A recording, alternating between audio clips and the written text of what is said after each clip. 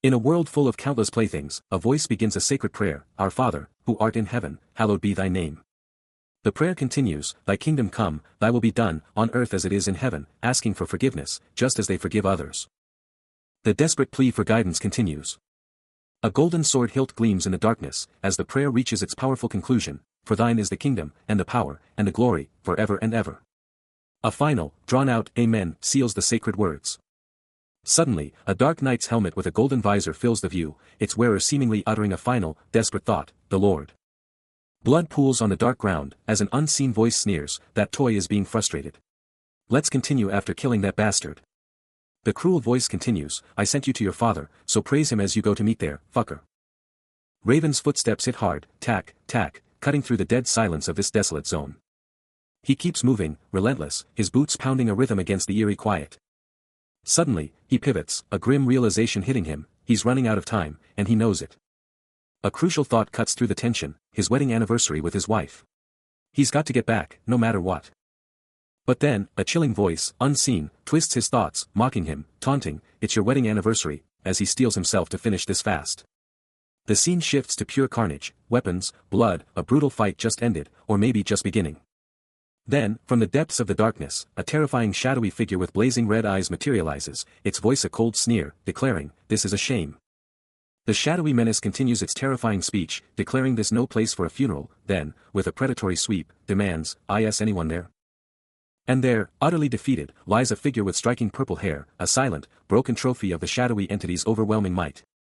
A purple-haired figure is caught in a moment of intense realization, her eyes wide with shock. Suddenly, a chilling voice cuts through the air, taunting, Oh, looks like a cute toy came here this time. It then questions the very nature of their location, is this the highest floor, or the ultimate tower?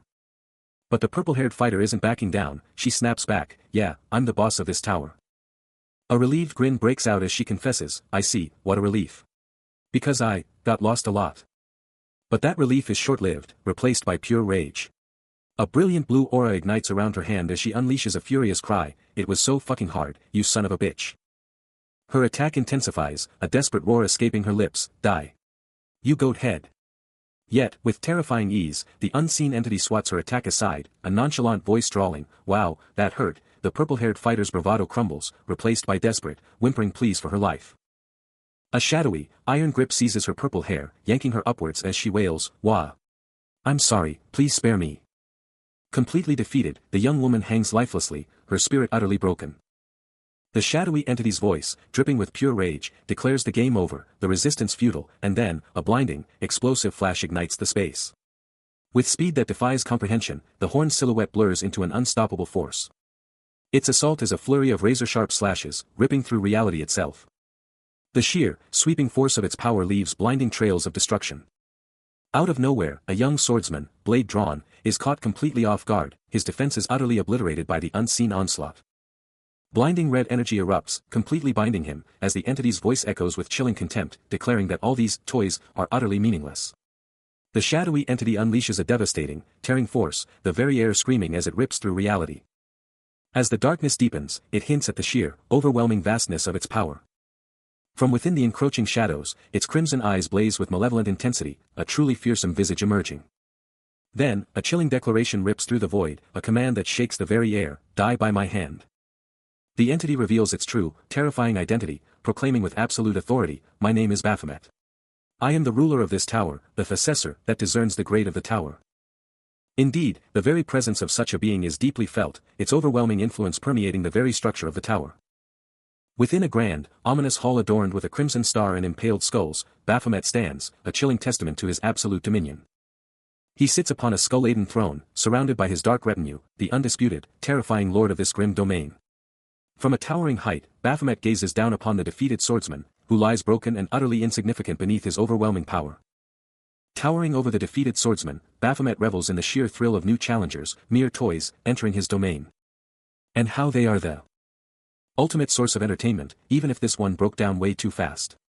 With a resounding thud, he shifts his gaze to a colossal, ornate door. Another thud reverberates as his monstrous hand slams against the glowing, red-tinged surface. He looms before it, a colossal figure of dark power. But even with all his power, this door's unique characteristic means it will never open for him. Trapped and seething, he rages internally, realizing he's stuck, unable to reach the world where his toys are waiting. He's forced to just sit there, waiting for some new toy to open the door, left to stew in his own boredom. The sheer thought of that boredom is unbearable. His eyes blaze red with pure rage as he screams, "This is all just absolute, infuriating bullshit." With a furious roar, he slams his hand against the unyielding wall. He slumps against the barrier, letting out a frustrated groan, "This place is just so incredibly boring." His hand still burns against the wall, a surge of power radiating out, as he demands to know why. He screams into the void, "Why am I the only one stuck here, unable to leave?" The raw frustration hangs heavy in the air, a silent scream of his unwanted prison. The very air still vibrates with the aftermath of a brutal confrontation, a deep, primal snarl tearing through the silence. Amidst the wreckage, a broken smartphone, its screen spiderwebbed, serves as a grim trophy of the entity's overwhelming might. His glowing crimson eyes lock onto the device, a chilling realization dawning, "Wait, isn't this from the toy I just annihilated?" A wicked, knowing smirk stretches across his features, as a brilliant, terrifying plan ignites in his mind. His maniacal laughter rips through the air, a terrifying symphony of triumph, foreshadowing chaos. Elsewhere, a relentless hunter, pushing past all limits, bursts into his ultimate goal, roaring, "Yes! The top floor at last!" His eyes blaze with fierce ambition, directly confronting the unseen, "Show yourself. Are you the boss of this tower?" With every fiber of his being, he unleashes his ultimate declaration, "I'm taking you down. I will be the greatest hunter." Bloody and broken, a man begs for mercy, his face a canvas of despair. But Baphomet, the shadowy entity with eyes burning crimson, looms over him, demanding absolute submission. His pleas are useless. With a brutal, unseen force, he's slammed against the wall, a desperate cry escaping his lips. Dazed and broken, the defeated hunter spots a mysterious glowing object right beside him. But Baphomet, ever the manipulator, snatches the glowing item, his chained hand inspecting it with cold curiosity. His crimson eyes burn with a sinister curiosity, as he ponders the item's true power. Then, a chilling transformation. The defeated hunter's eyes blaze red, a disturbing smile twisting his lips, as he starts to reveal the item's secrets. Baphomet is stunned by the sudden, intelligent explanation, as the hunter reveals, this is a camera, for storing precious moments. His eyes snap back to normal, as he calmly holds the camera, the sinister influence seemingly vanished. He could even blast music, or get hooked on the government's new designer drug. While Baphomet just sat there, chilling, wondering what kind of crazy world his little toys would live in. And this whole thought process, he realized, had just sparked a whole new level of insight. Watching the hunter flawlessly operate the camera, Baphomet was like, "Whoa, he's actually crushing it without my help." His initial curiosity, though, had totally leveled up beyond just simple interest. With a sinister dark aura swirling around his hand, Baphomet casually asked, "Seriously, why don't you just peace out?" Then, in a flash, he brutally struck the hunter, sending him flying with a sickening splatter of blood, a chilling smile on his face as he muttered, "Oh, isn't this just fascinating?" This whole new level of messed up fun had become his absolute favorite pastime inside this twisted tower. After a moment of chilling reflection, Baphomet made a decision, he was gonna snag every single item his little toys had dropped. Baphomet, now amidst the spoils of his twisted games, snatches up a list of names, each one star-rated, pondering the masterpieces he's amassed. But then, dismissing one item as absolute garbage, he flings it away, a quick flash of regret for even touching the junk. But then, his gaze locks onto a small camera, a gadget he's never seen. His curiosity ignites, how does this thing even work? Clutching the camera, he unlocks its dark secret, gaining a terrifying window into the lives of his toys, sometimes even with 3 items. He sees their pain, their desperate fight, their utter helplessness, and he loves every second of it. The camera lays bare their deepest fears, their self-loathing, their conviction that they're the absolute worst, their lives a numb, endless spiral of despair. They're just numb, unable to stop, drowning in regret. Baphomet lived for the thrill of his toys visiting, but a new problem was brewing. But the more he learned about their world, his hunger to see a real world, beyond the illusions, just exploded. He knew that toys had a legend, a god who granted wishes. The light of this fake world blazes, and a clawed hand reaches out, pondering the very fabric of reality. He can't help but wonder if this god his pathetic toys keep talking about, would actually grant his wish too. Suddenly, a faint melody breaks the silence, coming from a discarded smartphone, just lying there on the grimy floor. A sharp click cuts through the air as he scoffs, a sarcastic "yeah, right," escaping his lips. Baphomet, perched on his throne, glares down at the phone, his voice dripping with pure disdain, "I'm so sick of you acting pathetic. You're just like me." But then, a deep, resonant hum rips through the air, making him shoot up from his throne, his focus instantly ripped away from that stupid phone. The entire tower starts to howl, a chilling, undeniable signal that someone is finally reaching the very top floor. A soft, golden light spills out from a slightly open, ornate door, confirming the epic showdown is about to begin. Back on his throne, Baphomet leans in, his crimson eyes burning with pure anticipation, absolutely ready to face down whoever just dared to invade his territory. He's beyond expecting anything now, knowing full well whatever shows up is just gonna get wrecked. Alright, he thinks, let's just get this over with, fast. After all, they're just here to give him the thrill of battle he lives for, then they're useless. Suddenly, massive, ornate doors begin to creak open, spilling an eerie light. And out steps Baphomet himself, his striking white hair dusted with falling ash. His crimson eyes blaze with an almost terrifying hunger. Deep within the shadowy hall, a monstrous, glowing red eye, massive and ancient, fixes its gaze. A deep, primal thrum echoes from the colossal eye. Its slitted pupil contracts, ready for the impending chaos. As the intruder plummets, Baphomet's inner monologue cuts through the silence, questioning if this was even a challenge, just spoils of war that barely made a ripple. The challenger, already broken from a brutal hit, plummets, their body twisting with a bone-shattering impact. Baphomet, having just unleashed pure devastation, watches with chilling apathy as the figure freefalls, the sheer power of his blow reverberating. His crimson eyes, burning with an inner fire, reveal nothing, just a cold, calculating gaze upon his defeated opponent. The challenger lies utterly crushed, debris scattered around them, as Baphomet's hand descends, a chilling thought dismissing them as, this toy. With a chillingly casual gesture, he hoists the lifeless body by the head, his eyes blazing with an even more terrifying crimson intensity. A blinding, electric blue aura explodes around him, surging with untamed power, as he winds up for the ultimate, annihilating strike.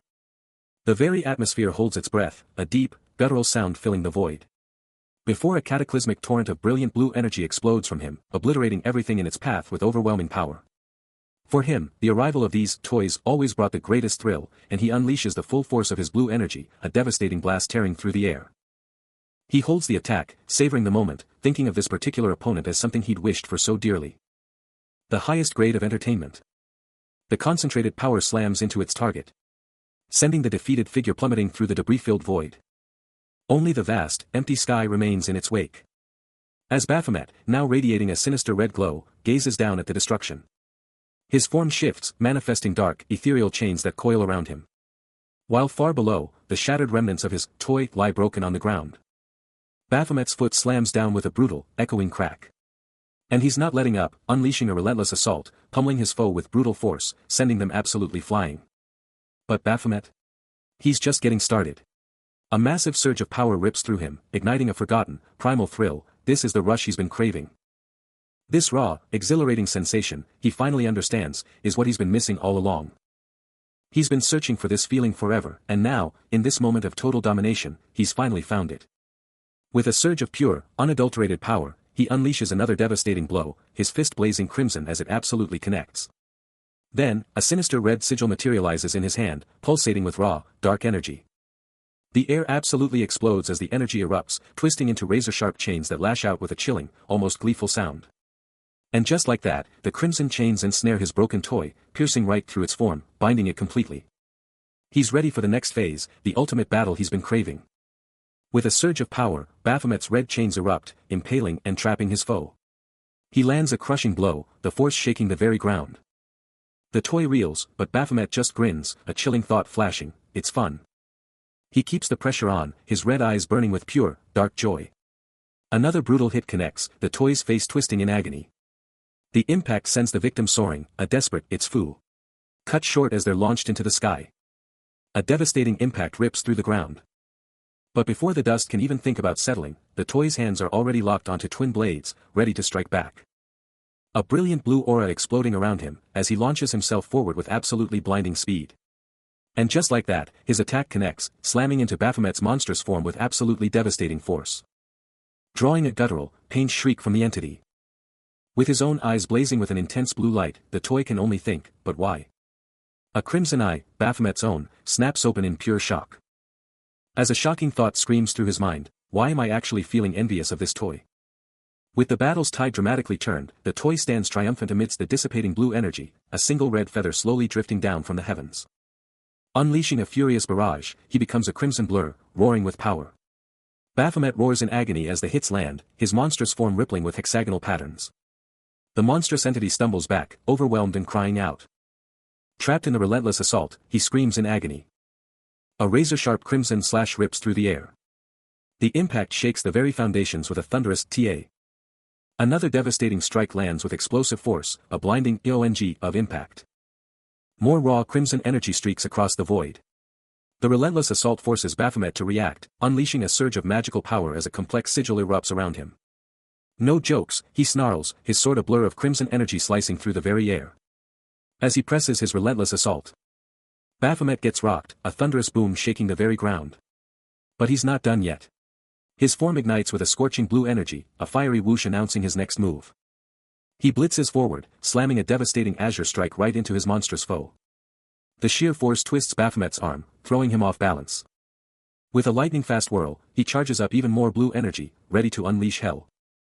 He unleashes a concentrated blast, a screaming torrent of blue power, absolutely engulfing Baphomet as it tears through him. The relentless power surge just keeps going, leaving brilliant azure trails in its wake. The blue energy assault was relentless, a torrent of power. That Baphomet could barely withstand, his mind screaming, that I. As the devastating impacts slammed into him.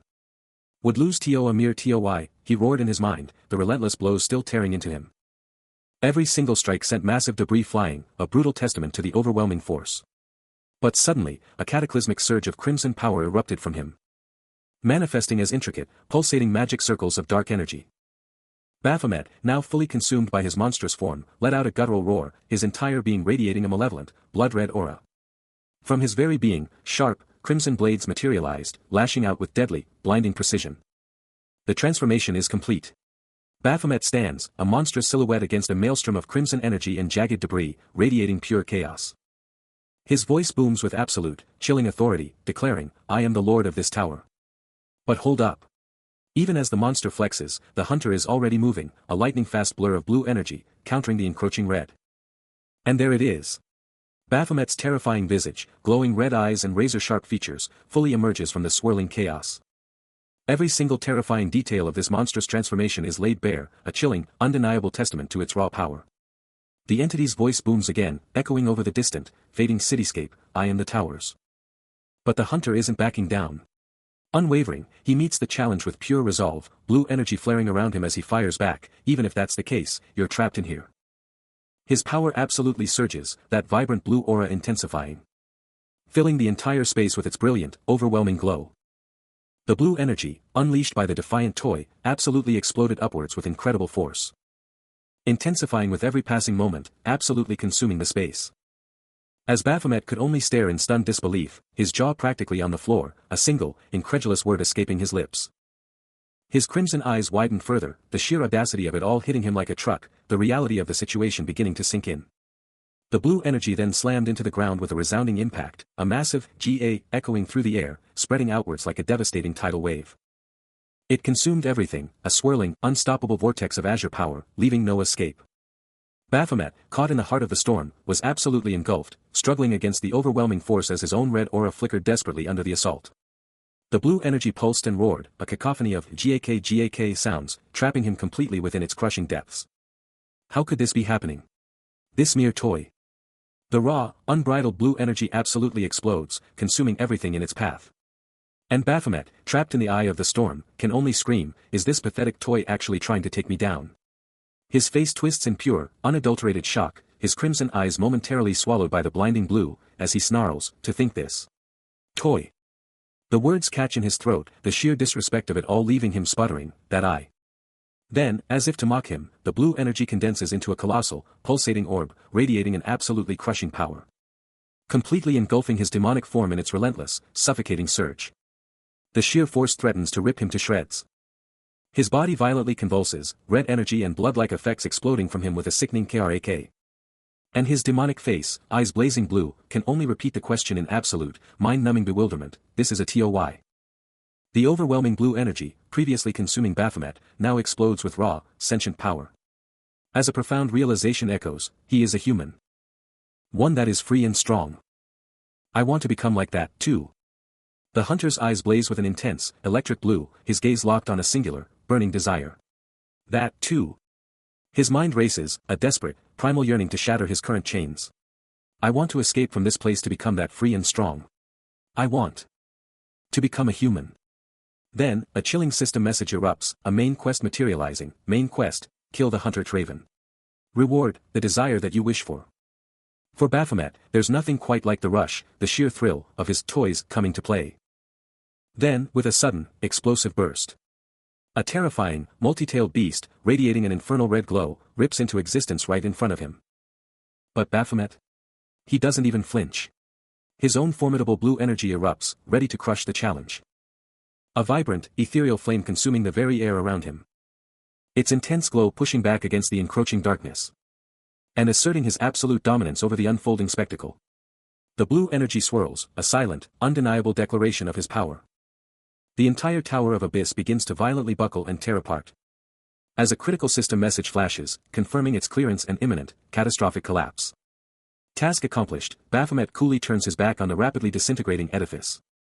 But from the swirling, abyssal darkness, a monstrous, shadowy form violently erupts, its eyes blazing with a malevolent, blood-red glow.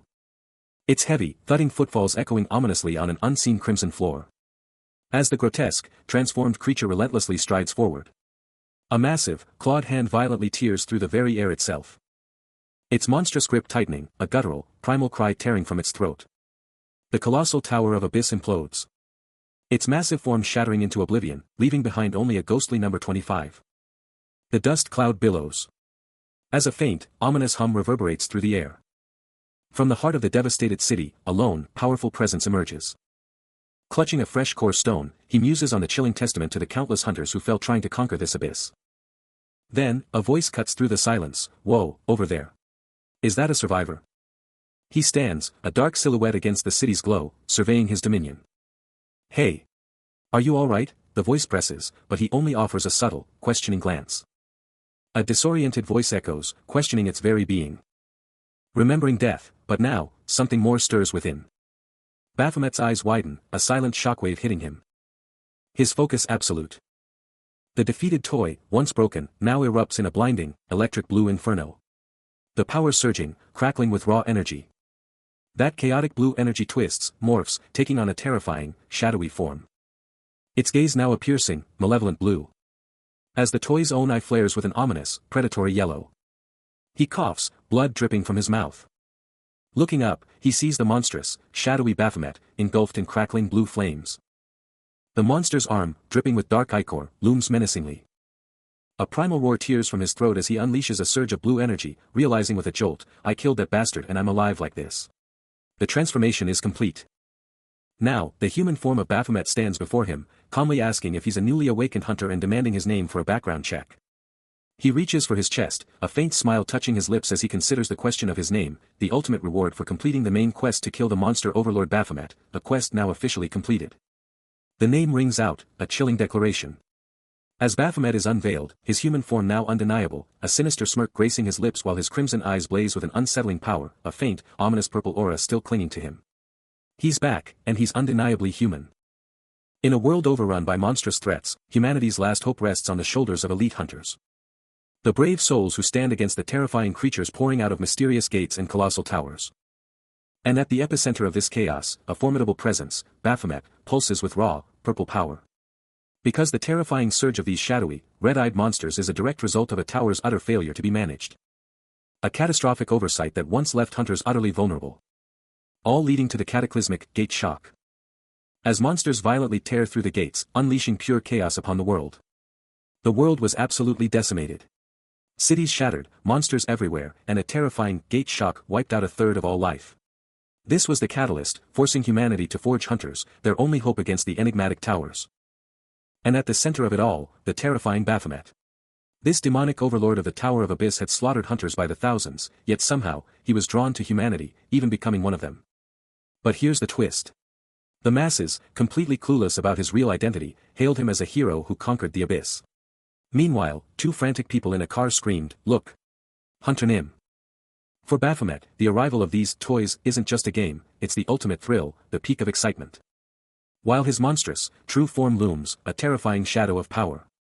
Everyone wanted to witness the heroic power he wielded, but this hunter was already a lost cause. Crushed and broken amidst the wreckage. He was tragically stripped of his abilities, falling from a tower ruler to the biggest con artist of the century. Suddenly, a voice shouts, "Hyung Nim, chow down," then teases, "Hyung Nim, bored yet? Wanna hear something epic? The shouts intensify, echoing, Hyung Nim. Hyung Nim. But Baphomet, chilling on his dark throne, just stares with an utterly bored expression. With an electric blue aura flaring around him, Baphomet is hailed by a voice filled with respect. Once the legendary idol of the underworld, he clawed his way up to become the undisputed backstreet leader. This was his territory, the absolute core of the dungeon quarry. Deep within the colossal quarry, countless figures worked tirelessly, their efforts reverberating through the stone. Suddenly, a fresh voice, bursting with youthful energy, declared their arrival as a newcomer, ready to dive into the action. Baphomet, a subtle smirk gracing his features, eyed the newcomer, commenting on their overflowing energy. The shorter newcomer, bowing slightly, humbly thanked an associate, who stood towering beside them. The associate, with a confident grin, immediately put the nervous newcomer at ease, inquiring about their experience, only to find they had none. Stepping into the colossal structure with an older associate, the new recruit's mind races. This isn't just some simple labor gig, this place is huge, and it's going to demand more than just brute strength. His associate just grins, confirming it's a goldmine that blew up just months ago. Then, Baphomet himself steps up, laying down the law, we hunters cleared this quarry, we conquered these monsters. He's in charge of areas C and D, and the new guy. He's getting thrown straight into area D. No C for him, though, because area D is where the real treasure, the rare gems, are hidden. Suddenly, a booming voice cuts through the air, yelling for everyone to clear out, because Hyung Nim is coming through. The new recruit's eyes widen, a confused expression plastered across his face, as he processes the question, did they just call me Hyung Nim? He's asking if it's even okay to spill the beans, but his buddy is already telling him to steer clear of those guys. Because let's be real, they're just nasty delinquents who've snuck into the mining zone. We're talking about straight-up evil bullies who'll never let up on anyone they don't like. Baphomet, with a chilling stare, singles out that one guy.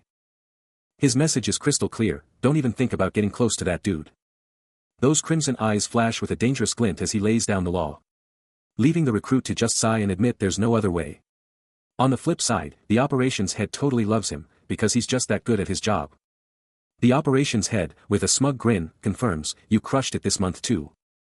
While the operations head was busy praising, the hunter was on the ground, and a subordinate passed him an envelope, making him scoff at the archaic way of getting paid. Then, the hunter went straight to Baphomet, trying to be slick, asking if he liked the retro payment, but Baphomet just gave a cold nod. Baphomet, with eyes like daggers, just confirmed the money went that way again, leaving the hunter hanging. Back with his crew, the hunter just barked, work hard, and they snapped to it. Later, the hunter was practically begging, promising to buy Baphomet something yummy, desperate to get back in his good graces. But Baphomet wasn't having any of it, shutting him down cold and asking who he thought he was to give orders. Still trying, the hunter switched gears, asking about the bathhouse, desperate for any kind of connection. But the real question, the one he was dying to ask, was about the cash. Where did Baphomet stash all his hard-earned money? Elsewhere, a new face popped up, flashing a huge grin, and waving hello. The defeated toy faces Baphomet, a chilling aura radiating from the boss, setting the stage for an intense confrontation. Out of nowhere, a devastating blow connects, rocking the defeated toy with raw force. Baphomet sneers, his words dripping with disdain, mocking the defeated toy as a clueless idiot, promising that the real story would drop when he decided. The defeated toy collapses, groveling on the floor, his apologies a desperate, broken chorus. Trembling uncontrollably, he pleads for mercy, just one chance to escape the boss's fury. His face a mask of pure terror and desperation, he braces for the inevitable. But Baphomet's patience snaps. With a lightning-fast, brutal grip, he hoists the defeated toy by the throat, choking the life out of him. As the defeated toy gasps for air, Baphomet's voice drops to a deadly growl, furious that he would even think to ask about the money's destination. Gasping, the defeated toy finally spills the beans, admitting that every last cent is going to some quack doctor. He remembers hitting rock bottom, utterly broken after being tortured like some plaything. Injured and desperate, he'd gone to some shady doctor, but with no cash, a voice had chillingly asked. So you're broke? No money to pay? The doctor found this troubling, then dropped the bombshell offer. Pay with your body. Dr. Lee's words had sealed his grim fate. And when he finally snapped back to reality, he was already slaving away at the quarry, every single coin going straight back to that shady doctor. His body was wrecked, but at least the debt was getting paid. For Baphomet, this whole story was actually a relief. He'd been getting seriously annoyed with how hard it was to go out and handle things himself. His face was everywhere after that show, but then, things started getting seriously annoying at the quarry. He'd just be trying to work, and then, bam, he'd hear it, hey, con artist. You turned out to be a total. A whole crew of guys would just mock him, oh, a famous guy, huh. Tell us your secret. A few people recognized him, but he just brushed them off. Again and again, he just kept ignoring them. But as the harassment kept coming, something snapped. His eyes went dark, and the bullies instantly regretted everything. Then, it hit him, he couldn't just stand there anymore. Being called a con artist really gets under your skin, right? Well, one of those jerks learned that lesson the hard way, spitting blood as he stumbled back. With a brutal kick, he absolutely wrecked them. He recounts how he'd brutally take down anyone who dared to challenge him. Even drawing in others eager to test his might. He crushed every opponent in his way. And before long, a crew started forming around him, hailing him as Hyungnim. They looked up to him, seeking his command. Forcing him into the role of a delinquent gang leader, a path he never truly wanted. But this wasn't his destiny, not the world he was meant for. Not the thrilling life he'd always dreamed of. His eye flares crimson, a chilling testament to his grim present. Just as his inner turmoil boiled over, a dark, crimson energy exploded outwards, hinting at a terrifying transformation. Then, with a terrifying, primal scream, he erupted into a monstrous, horned beast, eyes blazing with pure, crimson malice. A helpless bystander could only let out a blood-curdling scream, begging for someone, anyone, to save them from the nightmare unfolding. The beast's roar echoed, a chilling promise of violence, as it prepared to unleash its fury. A blur of motion. The monster charged, a whirlwind of raw power. But just as the monster was about to strike, a shadowy blur, crackling with electric blue energy, flashed in, intercepting the blow. The blue energy ripped through the air, a devastating counterstrike that cut through everything. It was Baphomet, his gloved hand gripping his blade, delivering a final, glowing blue strike that sealed the deal. Standing victorious over the monstrous form, a guttural growl rips from the defeated creature as the man's blade pulses with an ethereal blue light, sealing its fate. The monster reverts, and the defeated toy, now human, drops to his knees on the blood-soaked ground, frantically asking if the other hunter is okay, then shouting that the area isn't cleared, before a choked, "Thank you," escapes him. He stays on his hands and knees, eyes glued to the man walking away. His voice reverberating, a chilling echo of a past warning, "I told you. You can't go that way." The defeated toy's eyes snap wide open in a silent, gut-wrenching realization, as the words hit him, like that. He grapples with the true nature of power, not the pathetic kind used to beat up humans. And demands to know the reason for his own weakness, a monstrous shadow clawing at his hand as his eyes burn red. "I lost my powers, because I became human." He screams internally at the profound irony, why would I have ever tried to become a human? The thought solidifies, a bitter comparison to the man who just saved him, like that guy. A strong and evil human. But even after Baphomet's departure, his imposing presence still echoes in the defeated toy's thoughts, a chillingly cool figure that outshines everything else. He flashes back to a time when he'd casually dismissed hunters, thinking they were nothing special. But then the question hits him, were those guys just normal people before they awakened, just like he was? He remembers a time when he was so cocky, thinking he could take on anyone, that they'd all be a piece of cake. They weren't totally wrong back then, but seeing real strong, cool hunters. That changes everything. He thinks about the top floors, where tons of hunters aren't even C rank or higher, but they're still crushing it. But honestly, living on the top floor isn't something he's even jealous of. He figures they're just getting something for nothing, pure luck. And after all the dungeon money, that tourist visa thing is just. Exactly. Only people who don't get the value of money would ever call that free. A voice cuts through the air, playfully asking if he's lost in some pleasant thought. A subtle, almost hidden smile graces Baphomet's face, a truly rare sight to behold. His crew, a tight-knit group in their work gear, are locked onto him, observing every move. He's caught off guard, questioning if he actually cracked a smile, his words trailing off. He simply states, almost sheepishly, that he was just. One of the guys cuts in, finishing his sentence, claiming it's all because they're so hilarious. Baphomet touches his cheek, a small, surprised sound escaping him as the realization hits. Two of the subordinates look up, their faces split into expectant grins, clearly up to something. Then, with a burst of excitement, they spill the beans about their bet, demanding to know who he thought was the funniest, having successfully made their Hyungnim crack a smile. He thinks, first takes all, as a powerful sensation begins to stir within him. Right, this is a feeling he's felt before, he muses, the thought echoing in the vastness of his mind. It was that feeling when he used to play with his toys in the tower, a memory from a distant, powerful past. Pure, unadulterated enjoyment. But now, he can feel that same thrill even without fighting, because he's become human. A massive, genuine grin breaks across his face. Someone just dropped a bombshell question, "Yo, Hyungnim, seriously, you don't have a name?" His eyes narrow, and you can practically see the gears turning as he dives into a memory. Flashback. He's telling some blonde dude he had a name once, but it's gone now, and the kid's just like, whoa, that's actually kinda awesome. And then, the blonde kid, all smiles, just offers up his own name, spilling the tea about how his parents put their whole heart into it, even if it never got its moment in the sun. He even hyped it up, saying his parents would be stoked if someone as good-looking and awesome as him took on their carefully chosen name. He reached out, asking for the name, a silent vow that he'd make it his own. Now, engulfed in a blazing inferno of power, he finally declares, "My name is Cha."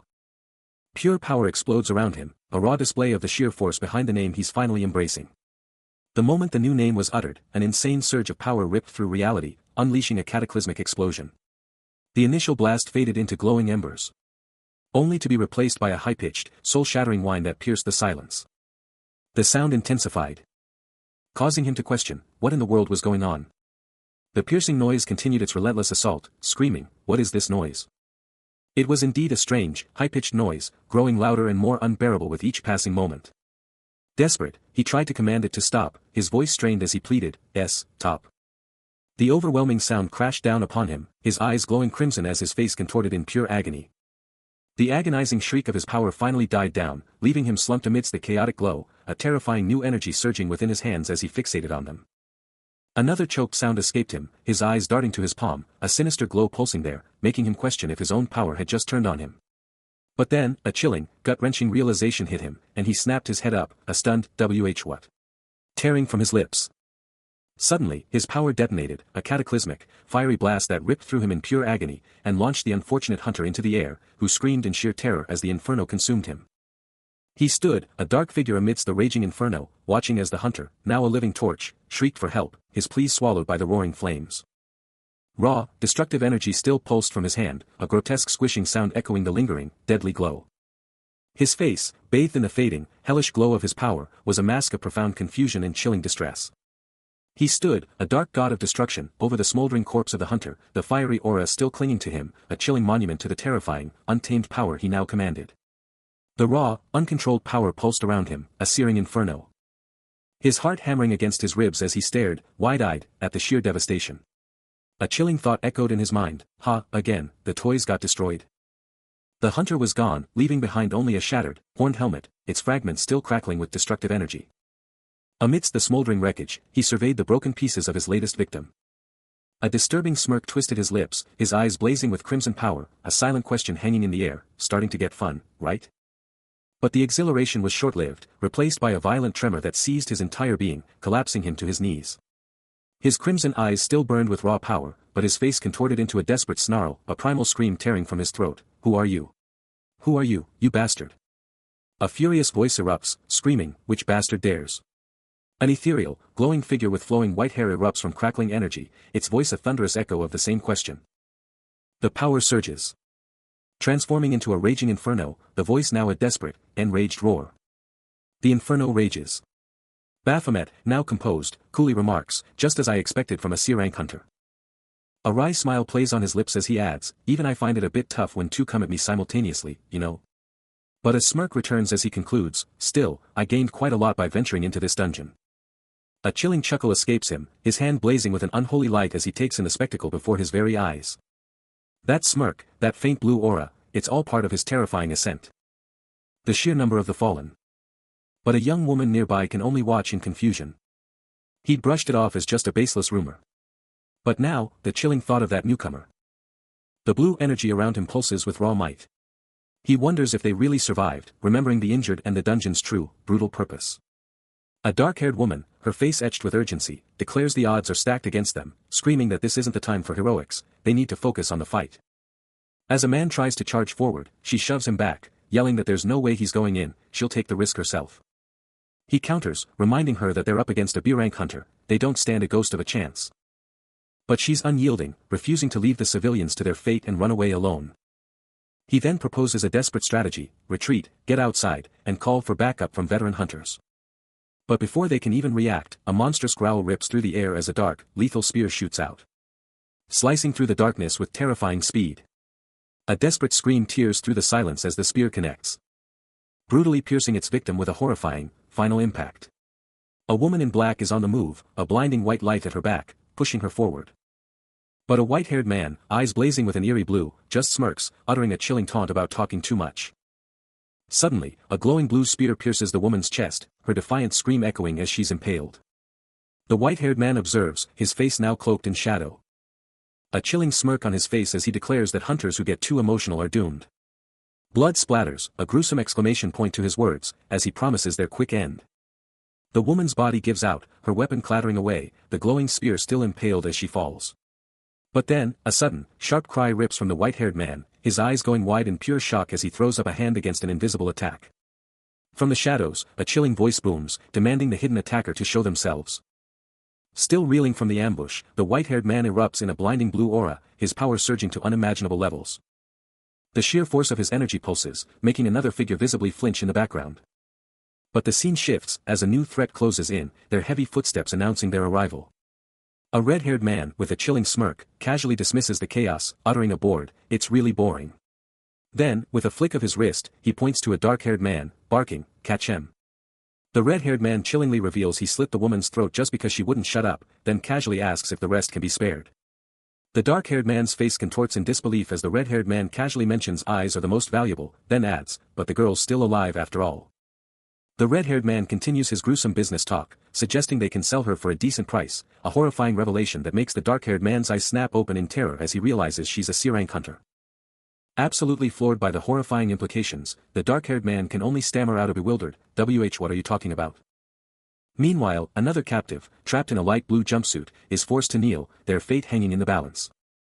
The red-haired man, Baphomet, just keeps dropping truth bombs, revealing that his previous story was only half the picture, the rest a total lie. He then clarifies, yeah, they played the part of robbing hunters. The woman, absolutely petrified, is still on her knees, her eyes bugging out, completely speechless with fear. Baphomet just flashes that evil smirk, totally unbothered by the chaos he's unleashed. Her face is just pure terror, those wide eyes screaming everything she can't say. Then, a blood-curdling scream rips through the air, a desperate cry for help that chills you to the bone. Baphomet looms over the screaming woman, totally unfazed, as Char-defeated Toy just stands there, watching the whole messed-up scene unfold. Then, in a chillingly calm move, Baphomet's ringed hand reaches out to light a cigarette for the dark-haired man, a silent, menacing gesture after all his twisted confessions. A chilling scream rips through the air. Baphomet, wielding a sinister blade, casually contemplates the rare equipment he's acquired. He scoffs at its market value, deciding it's better to just use it, as a desperate hand reaches out, begging for a miracle. The blade gleams with dark intent as the desperate cries grow louder, a voice pleading for mercy, but Baphomet just coldly explains these weapons are a trap, draining their user's strength. The dark-haired man is frozen, his face a mask of pure anguish, as the red-haired woman beside him sobs uncontrollably, her fear radiating off her. Baphomet's voice slices through the tension, dripping with cruel mockery, daring them to believe in rescue, then crushing their hope by declaring no one has ever been saved. He doubles down on his chilling taunts, declaring that even a glimmer of hope would drain their entire life's luck in an instant. Then, a sudden, dark energy explodes. Unseen by the terrified captives, the white-haired man stands silently, observing the unfolding horror from behind, a chillingly calm witness to the torment. A sickening, wet thud reverberates, a brutal sound confirming a grim fate. A guttural cry rips from him, the sheer force of the impact rocking his entire world. He clutches his chest, gasping, as searing pain threatens to consume him. Meanwhile, Baphomet stands victorious, his dark blade glinting over the defeated C-rank hunter, her body utterly broken.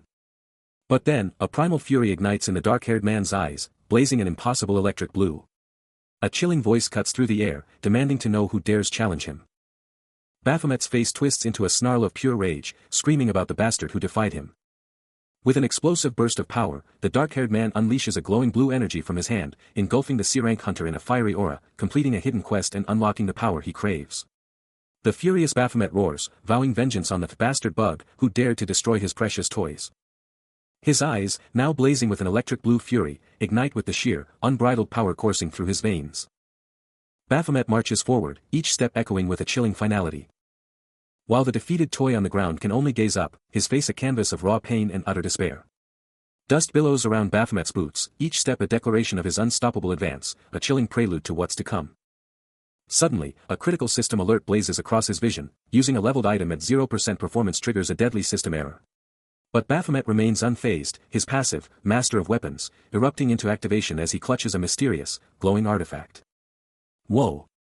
A system alert blazes to life, revealing that weapon theft just auto-triggered, all thanks to the insane passive, Master of Weapons. Then, BAM. A blinding, jagged streak of blue energy rips through the void. Its raw power momentarily blasting light into the oppressive space.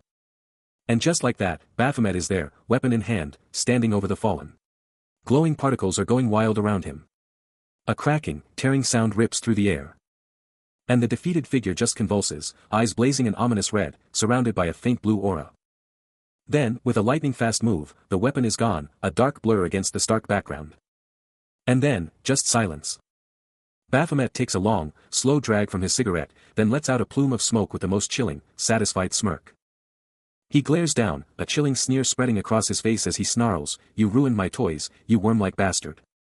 A sinister red glow pulses from his hand, underscoring his deadly resolve. His gaze still fixed below, a chilling curiosity sparks in his eyes as he echoes, "Toys?" He looms over the scene, a massive, wicked weapon now clutched in his hand, as three terrified figures gaze up from below, their doom imminent. A slight turn of his head, and his eyes gleam with a predatory glint as he muses, "Survivors?" A truly disturbing grin stretches across his features as he begins to utter, "You said."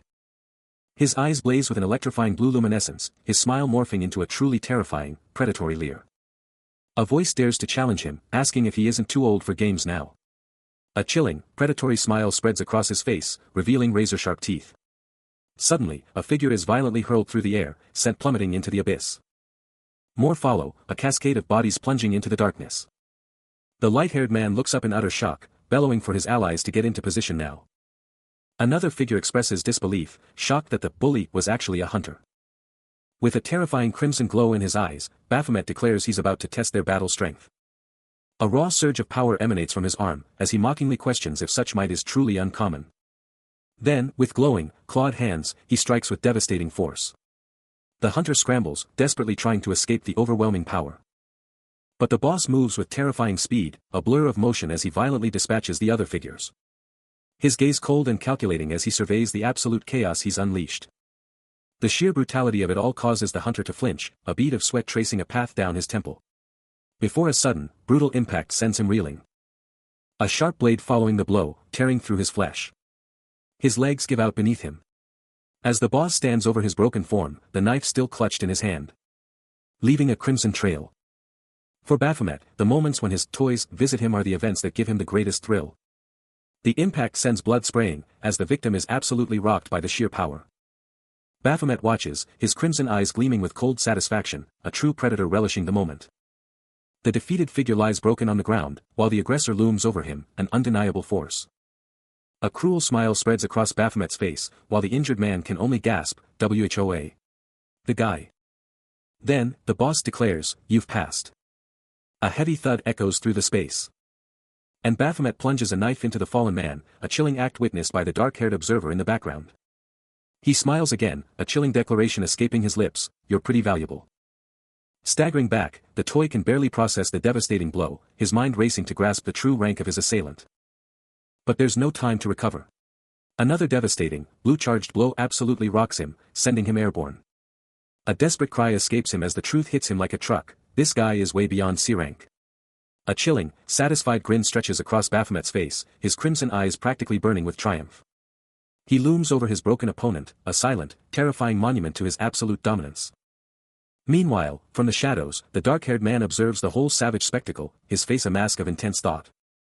The burning question remains, why would a hunter of this level be masquerading as some low-level thug? Then, Baphomet turns to the battered figure, a chillingly casual apology in his voice as he regrets their meeting. Battered but unbroken, the toy stares back, his eyes burning with defiance. Defiance met with cold reality, Baphomet's voice cuts through the air, mocking his foe's futile resistance. With a sinister grin, he unleashes a blinding, energy-charged strike, sealing his victim's fate. The energy explodes, a crimson blur of pure destructive force. A blinding white slash rips through reality, closing the distance with impossible speed. Until it connects with a devastating crack, sending the toy flying back, utterly stunned. His face contorts in agony, a raw scream of pain and disbelief. He's violently launched, his body twisting uncontrollably from the sheer force. He spins helplessly, a ragdoll tossed by the antagonist's brutal might. Blasted. The hunter is sent absolutely flying, his body consumed by a blinding, explosive flash of white and blue energy. legs flailing wildly as he rockets skyward, completely out of control. Meanwhile, Baphomet just watches, his crimson eyes absolutely glowing with pure, cold amusement, uttering that the moments when toys show up are the only things that give him a real thrill. He just scoffs at the idea of anyone handling him, flat out saying, "You can't handle me." His weapon, he explains, is specifically designed to counter those who just rely on brute strength, a perfect tool for the bastards who think their muscles are enough. Still spinning like a top, the hunter's body starts to plummet, leaving a gruesome trail of blood in his wake. He slams into the unforgiving ground, dust and debris exploding outwards as he crumples into a broken heap.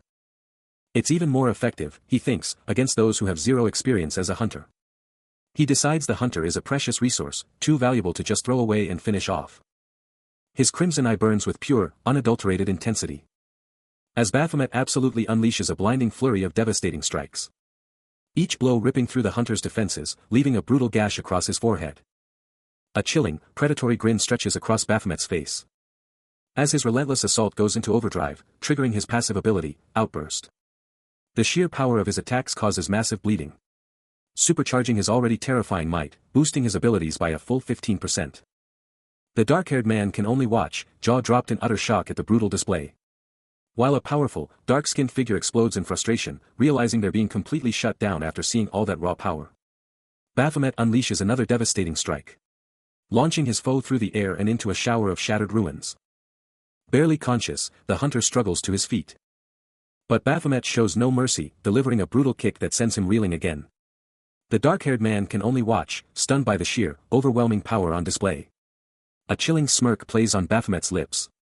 The observer's eyes snap wide. As Baphomet pulls out a wicked weapon, bringing it down with terrifying force. His gaze is locked, unable to tear away from the horrifying spectacle. Baphomet's fist explodes against defeated Toy's face, a bone-jarring hit that should have ended it, but the guy just stands there. Baphomet can't believe it. Is this dude seriously not even flinching? A chilling smirk spreads across Baphomet's face as he mocks his opponent, daring to ask if he actually thinks his body is better, scoffing at the ridiculous idea. Defeated Toy unleashes a desperate, all-out attack, a massive vortex of dark power erupting around him, but Baphomet just watches, completely calm, knowing this is exactly what he wanted.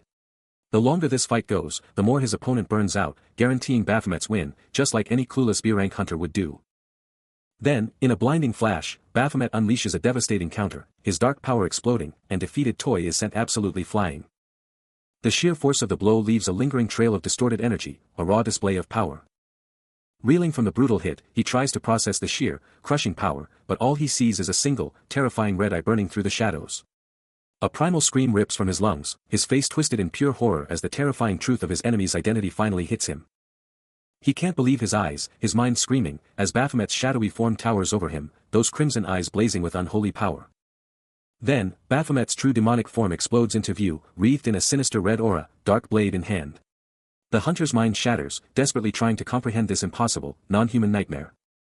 His vision blurs, the world reduced to a terrifying reflection in a monstrous hand as a glowing red symbol manifests, radiating raw power. Crimson light ignites in Baphomet's eyes, the same ominous symbol flaring on his chest as his power absolutely surges. He extends his hand, the glowing symbol intensifying with lethal intent. The red energy expands, projecting outward as a concentrated, destructive force. Toy's face contorts in pure terror and agony, already streaked with his own blood.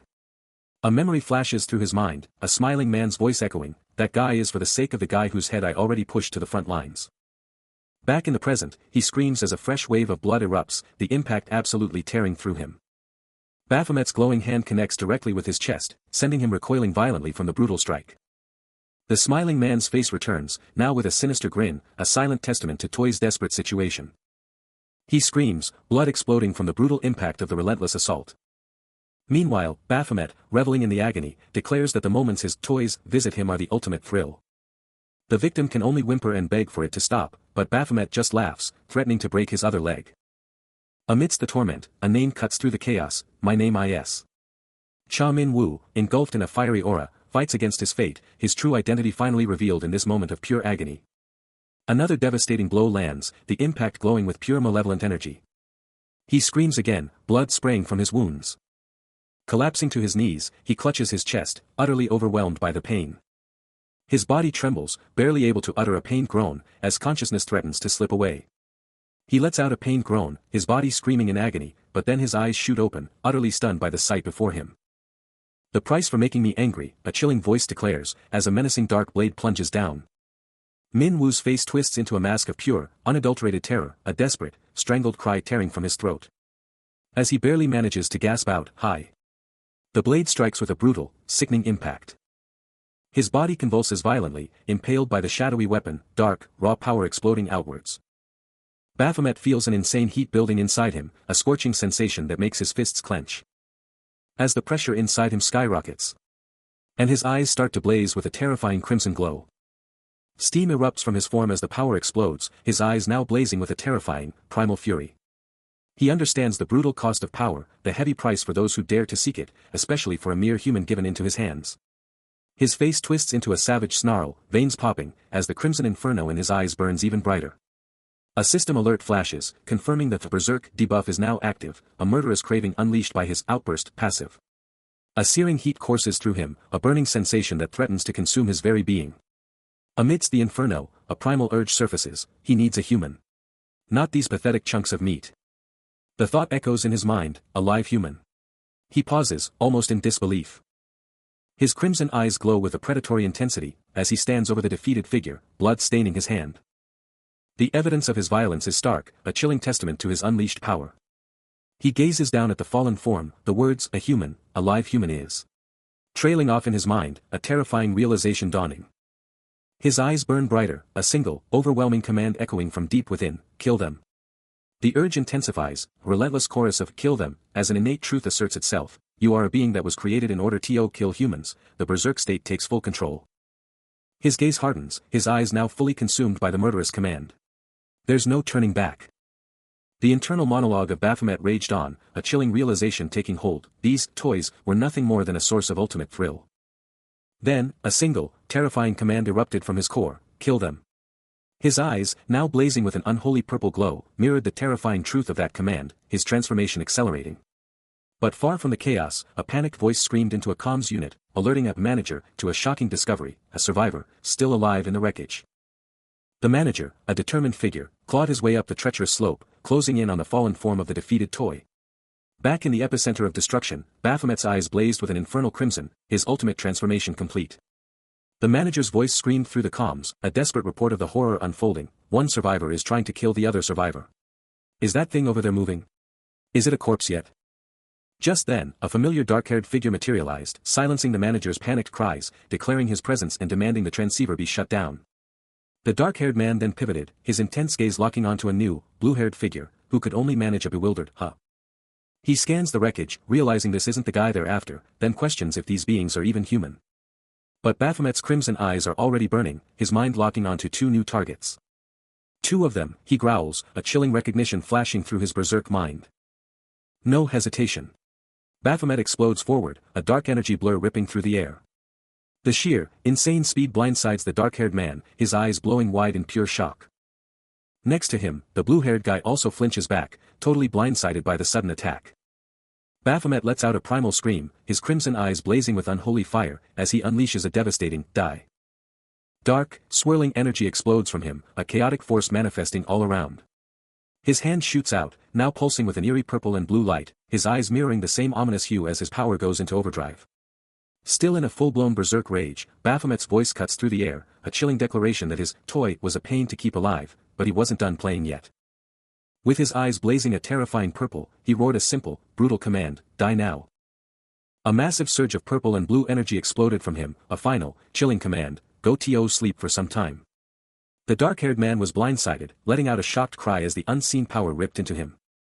He was launched through the air, body contorting, the blue-haired individual also getting absolutely rocked by the blast. The blue-haired individual barely managed to brace, the force hitting him with a sickening thump. Both men, now just shadows in the aftermath, fought to stay upright, reeling from the sheer power of the attack. His mind racing, the dark-haired man couldn't believe what had just hit them.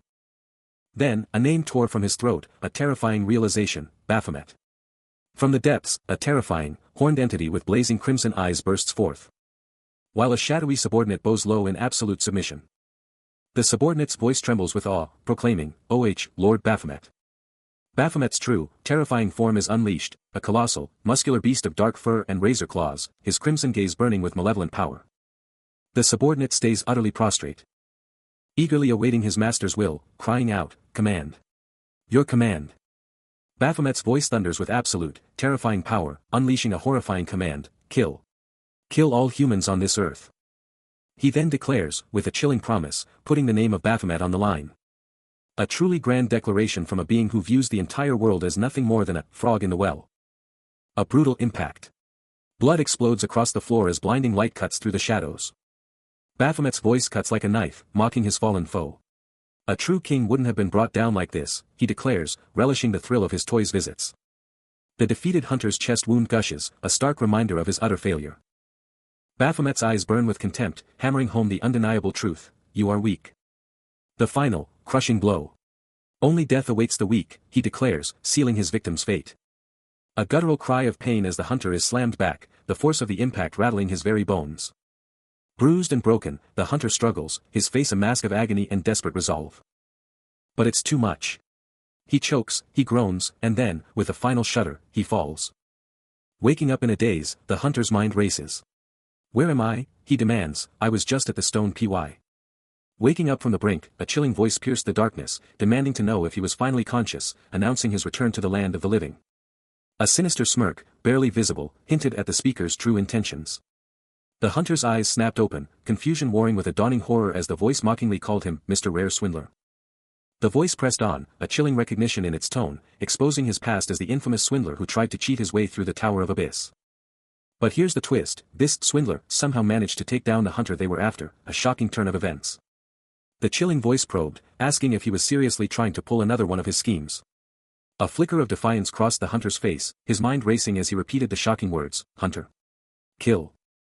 His thoughts raced. Was this guy talking about the very same punk whose limbs he had absolutely pulverized, the one he left in pieces?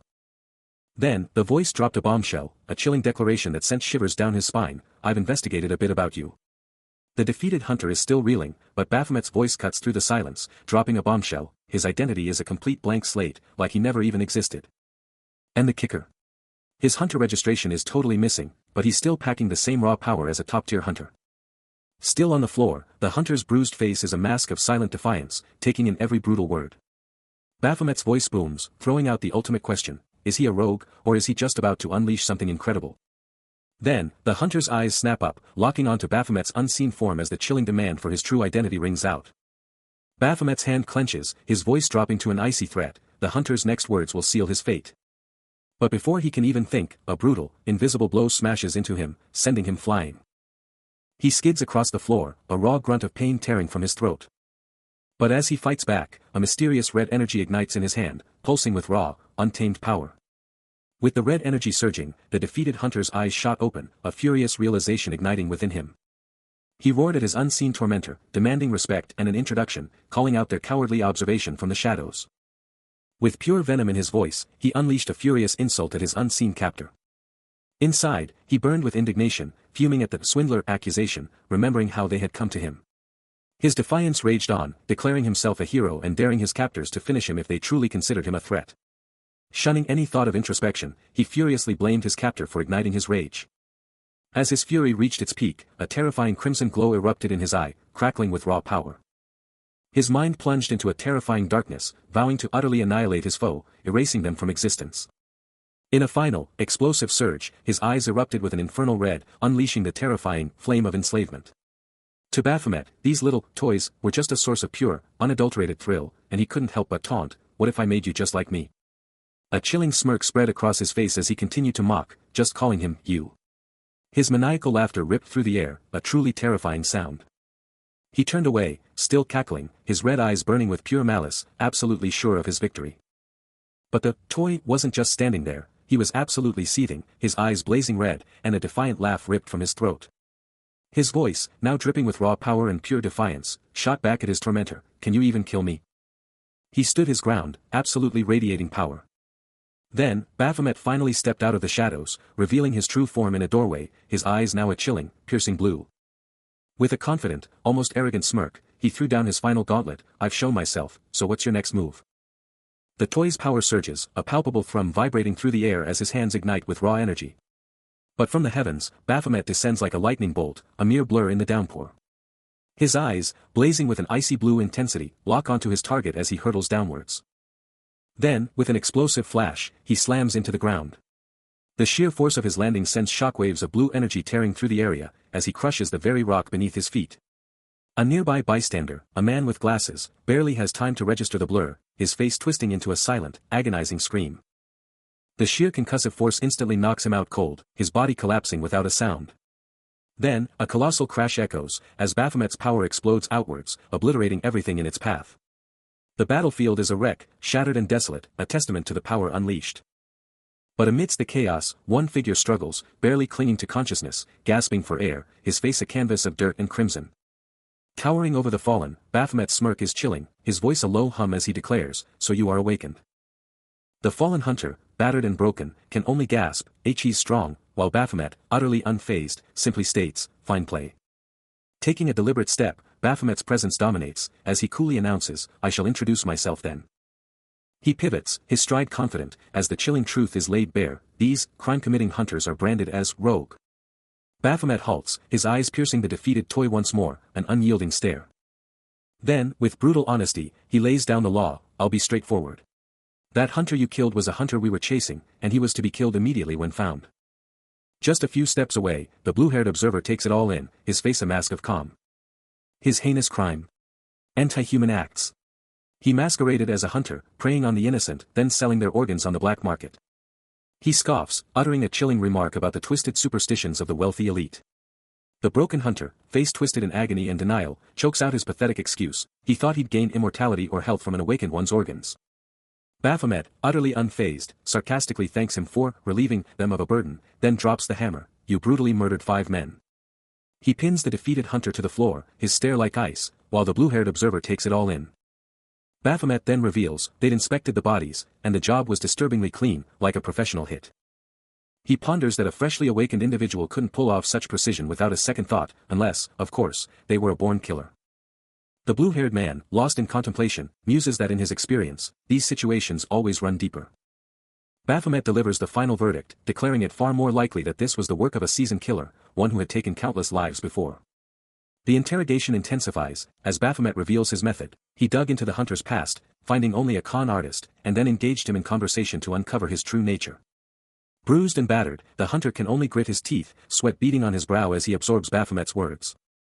But inside, a storm rages, as he mentally screams, "This is pissing me off." Baphomet then drops a bombshell, proposing to reveal his true impression of the hunter, who, in turn, is consumed by the memory of his arduous struggle to even achieve humanity. With a cold gaze, Baphomet pronounces him dangerous, a judgment that ignites a defiant spark within the hunter, making him wonder if he truly can't stand against such a formidable opponent. Baphomet warns that if unchecked, the hunter would become an unstoppable criminal, prompting the hunter to bitterly wish he had been on the same line from the very start. His mind races with a desperate desire, wishing for a more free body, and then, a chilling thought emerges, that guy too would. Baphomet's gaze drops, a silent judgment forming, as he contemplates, "I think this should." While the hunter's inner fury boils over, "This guy too." A fierce resolve ignites in the hunter's eyes as he vows, "They would all be under my feet." But Baphomet's chilling verdict is already sealed, needs to be cut. As the chilling verdict echoes, his hand reaches out, a silent declaration of absolute power. The defeated hunter recoils, his face twisted in a desperate, silent scream of pure terror. A single, raw expletive explodes from him, a testament to his utter despair and rage. The world blurs around him, the crushing weight of his new reality slamming into him with brutal force. And time skips forward until our hunter stands before the towering, imposing structure of the Hunter's Central Administration headquarters. Inside, the bustling offices hum with activity, a hive of hunters and staff navigating the maze of cubicles. A clerk, with a practiced, almost automated smile, chirps, "Yes, thank you," then adds a formal, almost chilling, blessing for the hunter's infinite development. She then cuts straight to the chase, asking about the payment method for a rental gun, her expression perfectly neutral. A digital display flashes, loudly announcing token number 122. Signaling the next in line. A polite voice from behind a counter offers assistance. The female clerk smiles warmly, as Baphomet stands before her, his expression unreadable. His dark eyes hold a subtle intensity, a hint of something deeper beneath his calm demeanor. A faint smirk plays on his lips, as if amused by an unseen thought. A low chuckle escapes him, a sound that carries a hint of malice. His grin widens, a chilling question hanging in the air, "Are you scared?" In a darker setting, Baphomet points a finger down at a kneeling man, who is warned by an associate that even they cannot act recklessly. The kneeling man now lies prone on the floor, as Baphomet leans in, confessing a personal liking for him. His gaze sharpens, as he suggests the man could handle any issue if he were more instinctive. The moments when mere toys visit him. That's when he gets his greatest thrill. Meanwhile, a blue-haired individual is told to become a hunter for Rogue. The green-haired clerk, headset on, pushes him to offer his natural hunting talent to Rogue, and he confirms his intention to register as a hunter, prompting the clerk to demand his ID and hunter aptitude record. The clerk then reveals they'll tweak his public identity and even get help from other institutions for his aptitude test. The blue-haired man takes it all in, simply saying, "Thanks." Next, he's told he has to register a username, because while secret code names let hunters live normal lives, you can't register without one. The clerk then asks if he's got a code name ready or if he wants some suggestions. While the world spins with hidden agendas, Baphomet grins, knowing countless secret businesses are drawing eyes, yet expertly evading detection. A guttural "KHO" escapes him, as he savors the chance he's been given. He promises that those who dared give him this opening will rue the day, because he's about to become an unstoppable force, stronger than anyone could imagine. With a sinister smirk, he proclaims his ultimate goal, to make them all quake in terror at the sound of his name. A monstrous maw, all teeth and fury, lunges. It sinks its fangs deep into Cha Min-woo's shoulder, a brutal strike that sends blood flying. The beast then violently hurls him, its assault absolutely relentless. But just as it moves in for the kill, a hand flashes out, a blur of pure speed. A bone-shattering crunch rips through the air. The creature is utterly annihilated, exploding into a gruesome spray of blood and glowing energy. Cha Min-woo is left broken on the ground, two more of those terrifying wolves now circling his helpless form. And there, standing over the fallen hunter, is Baphomet, with the blue-haired individual right by his side, taking in the grim aftermath. A colossal, clawed paw slams down, radiating an unholy blue glow. As the very forest pulses with an otherworldly light. From the shadows, a monstrous, white wolf beast materializes, its eyes blazing with frigid blue energy. Just as it lunges for the helpless victim, a mysterious hooded figure bursts onto the scene. A single, sharp command ripping through the air. The beast freezes mid-air, its terrifying form shattering into a dazzling explosion of blue light. The hooded figure's hand ignites with raw power. Then he unleashes a chilling decree, "Come." His arm rising, the blue energy surging as he demands, "Come forth." He stands, a silent observer to the power he's unleashed. Before him, the spectral white beast materializes, radiating an ominous glow in the murky void. They're not coming," he remarks, a hint of disappointment in his voice. Then, with blinding speed, a razor-sharp, glowing claw erupts from the creature, tearing through the air in a devastating strike. Its cold, reptilian gaze locks onto its target. Cha Min-woo is utterly defenseless, sprawled on the ground as the monstrous entity looms. Another surge of raw power explodes from the beast. As it relentlessly pummels the helpless man, blood spraying with each brutal blow. Baphomet stares at the electric blue power surging from his hand, a stark reminder that his true strength is still locked away, leaving him wondering, why? Boom! A hidden quest pops up, get angry on behalf of a human. And the reward? The strength that you desire. Talk about a power-up. But Baphomet isn't just hyped, he's questioning everything. The strength I desire? Huh. He's a human now, after all his time in the tower. So why does this system keep making demands? He shoves those deep thoughts aside for now, the immediate mystery of the system's relentless demands taking center stage. He strides forward, knowing that just thinking about it won't get him the answers he needs. With a powerful clench of his fist, he makes his decision, strength. He's going to get it, no matter what. He thinks, even if his powers disappeared, he'd just get them back, stronger than ever. Because he's already used to building from the ground up. A chilling laugh echoes, a declaration of his unstoppable will. But then, a voice cuts through the silence, daring to question if he's really Baphomet. His crimson eyes ignite with a terrifying red glow, a silent, deadly warning. His face contorts in a mix of shock and fury, as he snarls, "Who dares speak to me?" Elsewhere, a man in glasses looks utterly baffled, muttering if this is all just for attention. The voice on the phone rages on, demanding to know what kind of crazy person would steal the tower boss's name. Baphomet, confused, asks what's happening, only to learn it's the team manager on the line. Seizing the team manager's arm, Baphomet snaps, "I told you not to draw aggro." The team manager is still reeling, forced to track down every whisper, every rumor painting him as a con artist, all thanks to Baphomet's already infamous reputation. And if that wasn't enough, the shocking truth about the Tower of Abyss has dropped, exposing Hunter Raven as the true conqueror. A sudden, jarring sound punctuates his words as he reveals the grim truth: things have spiraled out of control because South Korea's top hunter sacrificed everything, even his life, just to take down Baphomet. A tense silence hangs heavy, as he finally states the obvious, they're in deep, and they need a plan to fix this mess. But Baphomet isn't having any of it, firing back, are you seriously suggesting I should have tiptoed around everyone?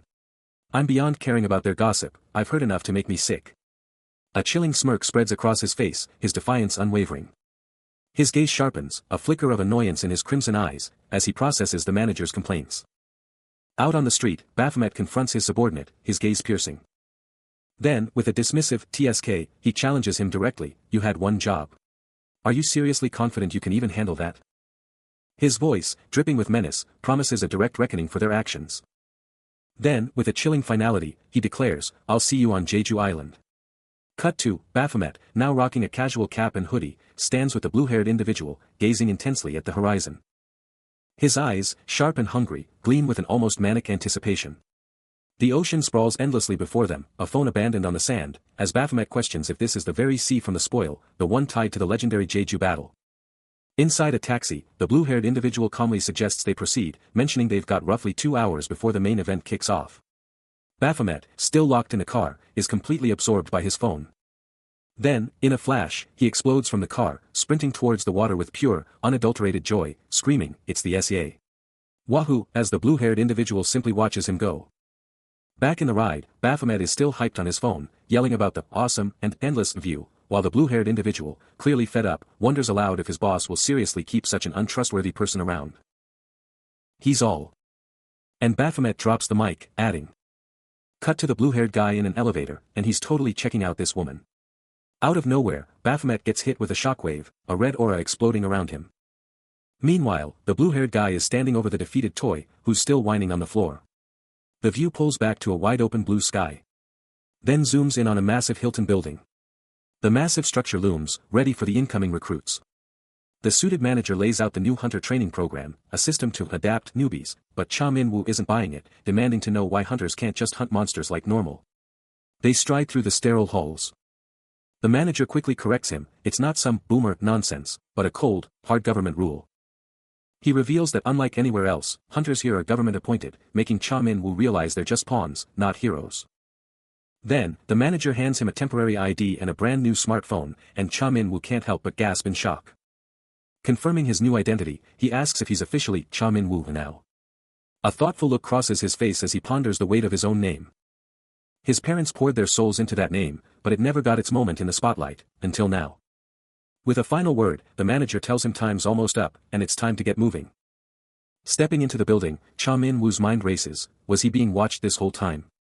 But he shakes it off, knowing the truth will reveal itself inside. The manager's cryptic words still ring in his ears, a promise of what's to come. As he surveys the scene, the manager's true meaning dawns on him. Suddenly, a sharp-suited figure in glasses steps forward, declaring himself the event manager for this new hunter orientation. His name? Ma Song-un. Cha Min-woo's jaw drops, this is the orientation they sent him to. He's in a massive, brightly lit hall, packed with other new hunters and endless food stations, this is not what he signed up for. Then, Ma Song-un locks eyes with Cha Min-woo, calling him out on his past with rogue. He's trying to keep it on the down low, telling the other guy to chill because someone could totally hear them, especially since he's part of the Central Hunter Management Office.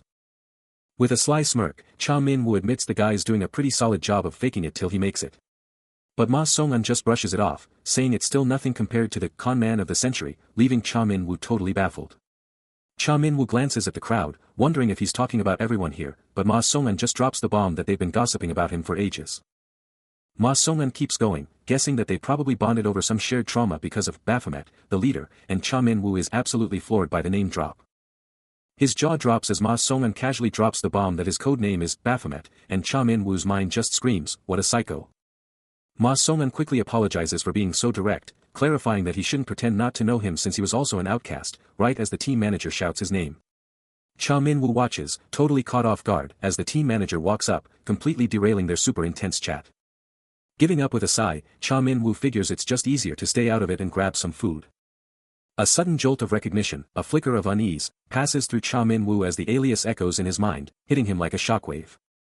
Meanwhile, a woman at the table presses him, demanding to know what he was discussing with the hunter, to which he casually replies that it was nothing much, just talk about schedules and other trivial matters, trying to play it cool. Unsatisfied, she continues, wondering aloud if someone like him shouldn't be banned by the government, her voice dripping with suspicion.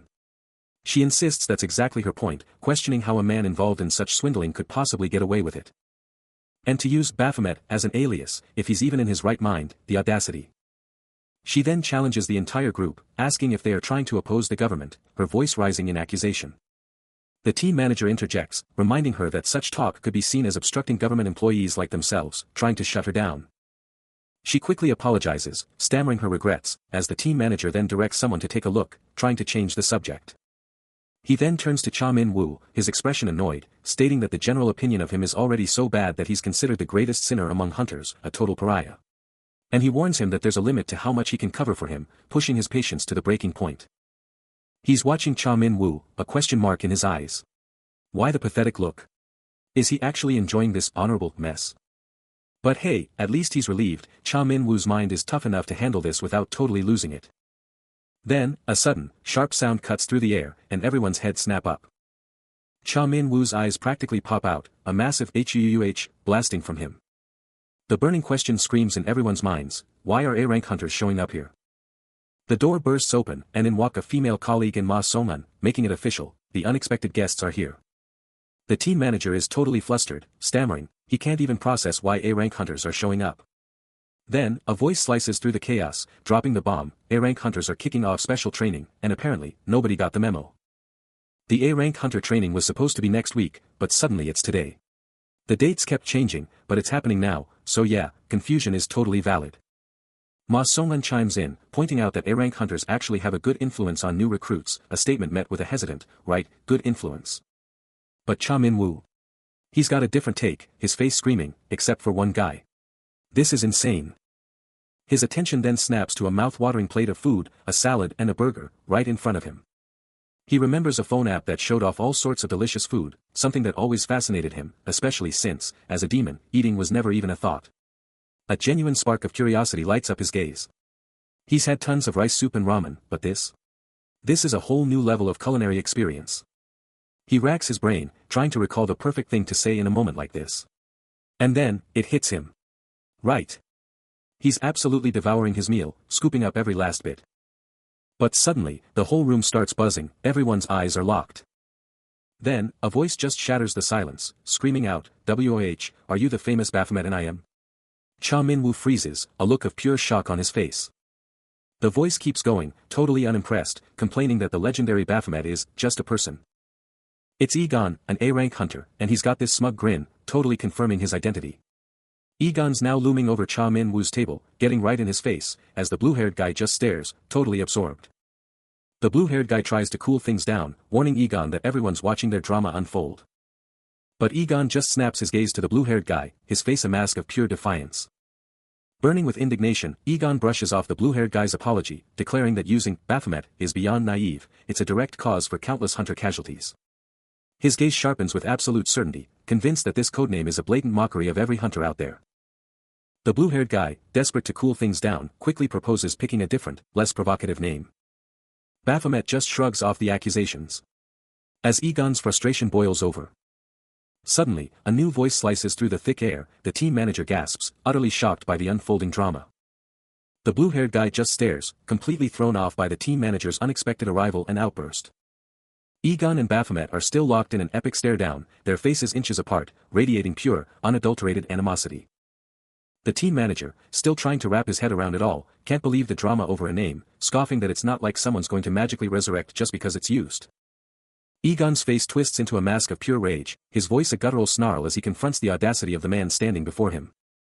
He unleashes a torrent of accusations, demanding to know why Baphomet didn't act sooner if he truly cared for his comrades, calling him out for just flaunting his own pathetic weakness. His hand clenches into a white-knuckled fist, the air crackling with raw, unbridled tension. The team manager, completely blindsided by the sheer ferocity of the argument, can only stammer in utter bewilderment. Baphomet, the absolute provocateur, just smirks, mockingly understanding as he twists the knife, implying Egon simply wasn't skilled enough. His face remains infuriatingly composed, a chilling, mocking smile etched onto his features. Egon's eye flares with an ominous, golden light, his voice dropping to a dangerously calm tone as he asks if he's offended him. His face contorts, crackling with raw, explosive energy, as a powerful buff skill, boosting his physical abilities, erupts into effect. Baphomet's mind flashes back, a chilling memory of someone's demise. A surge of raw power, veins popping, muscles tensing. As a voice booms, recognizing the sheer force of Ji-hwan's devastating punches. Now, with a shocking new white hair, Baphomet grins, confessing those hits were even tough for him to block. He presses on, a smirk playing on his lips, declaring that kind of power is an easy pass for the A-rank exam. But his mind quickly darkens, recalling another tragic end, Raven's demise. Suddenly, the mind games are over. Baphomet's fist explodes into Egon's face, a brutal paikate ripping through the air. Egon staggers, his mind a whirlwind, a split-second decision, dodge or block. His amber eyes blaze with raw power, a chilling realization, blood will spill no matter what he does. Fighting here is against the rules. Baphomet declares, his voice cutting through the tension. As he violently grabs a dark-haired man by the collar. The man's eyes snap open in pure terror, his face contorted in a desperate plea. Baphomet's gaze sharpens, a sudden jolt of recognition hitting him as he mutters, "It's a face I've." The blue-haired individual beside him gasps, a shocking revelation hitting them both at once, that hunter. What? Who is that? The captive's face is still a mask of fear as Baphomet's mind races, the truth slamming into him, it's his brother. The shocking truth is laid bare, confirming the identity of the legendary hunter's kin, Hunter Raven's younger brother. And there he is. The legendary Ji-hwan, Raven's younger brother, with his piercing gaze and iconic white hair, steps into the spotlight. Wait, Raven had a younger brother? A man with piercing amber eyes locks his gaze forward, a hint of worry flashing across his face. This is Griffin, and he's not messing around, keeping his expression dead serious. Meanwhile, a white-haired guy with a fresh scar on his cheek snaps his head up in pure shock, instantly recognizing the older, gray-haired man in front of him, who just casually drops a long time no see. Raven then just waves him off, telling the scarred man, seriously, I didn't expect you at training. You're not even a hunter, are you? He then pivots to a blue-haired guy standing close by, as the scarred man totally loses it, yelling, "Aw! What are you doing? Everyone's watching. Do you even know who I am?" Griffin, still watching the whole scene unfold, can't help but agree with the scarred man's outburst. The burning question remains, if his brother had just handled Baphomet earlier, if he'd been stronger, he could have cleared that tower without. Raven, now totally fuming, snaps at the scarred man, his voice cutting through the air. Hold on, you can't pull that stunt here. Ma Song-un, the event manager, tries to cool things down, telling everyone to chill out because there's no need for this drama. And everyone's watching. Then, he snaps at someone off-screen, why'd you even let him in? His voice gets intense as he fires back, seriously, as part of the Hunter Intelligence Management team, isn't it your job to deal with these guys? A wave of pure frustration hits him. And he lets out a huge sigh, rubbing his temples, totally stressed out by everything. His face turns serious. A cunning smile creeping onto his face as he plots his next move. He then turns to Ji-hwan, asking directly, "Hey, Mr. Hunter. Got a minute to chat?" Ji-hwan, caught off guard, shoots back with a bit of an attitude, "What? Why would I even?" Caught off guard by the sudden confrontation, Ji-hwan stands frozen, a silent challenge in his eyes, as Ma Song-un's patience snaps, his voice cutting through the tension. Shifting gears from the heated exchange, a fresh wave of participants strides forward, their determined steps marking the start of something new. And at the forefront, the enigmatic Baphomet cuts a striking figure, his stride confident as he leads the charge. Meanwhile, Egon's sharp gaze scans the surroundings, his expression hinting at a deeper understanding of the unfolding events. Their path leads to an imposing edifice, a sleek, modern marvel that promises to be the stage for their next challenge. With the new recruits assembled, a commanding voice cuts through the air, signaling the official start of their journey. The host steps forward, revealing, "I'm Han Yu-young, and I'm here to guide you through the mysteries of the system." Han Yu-young kicks off the orientation, hitting them with the big question, "Can you all see that blue system window when you wake up, right?" Her voice booming across the massive hall, she keeps dropping knowledge bombs on the eager new recruits. But in the crowd, Baphomet's mind is racing, realizing that for hunters struggling with the system window, the system management team has already hooked them up with a program to simplify everything. Out of nowhere, Egon explodes, grabbing Baphomet by the collar and hoisting him up, yelling, "I told you to hit me once." Baphomet's face twists in anguish, a wave of self-blame washing over him as he thinks, if I just hadn't gotten involved, none of this would be happening. It's all on me.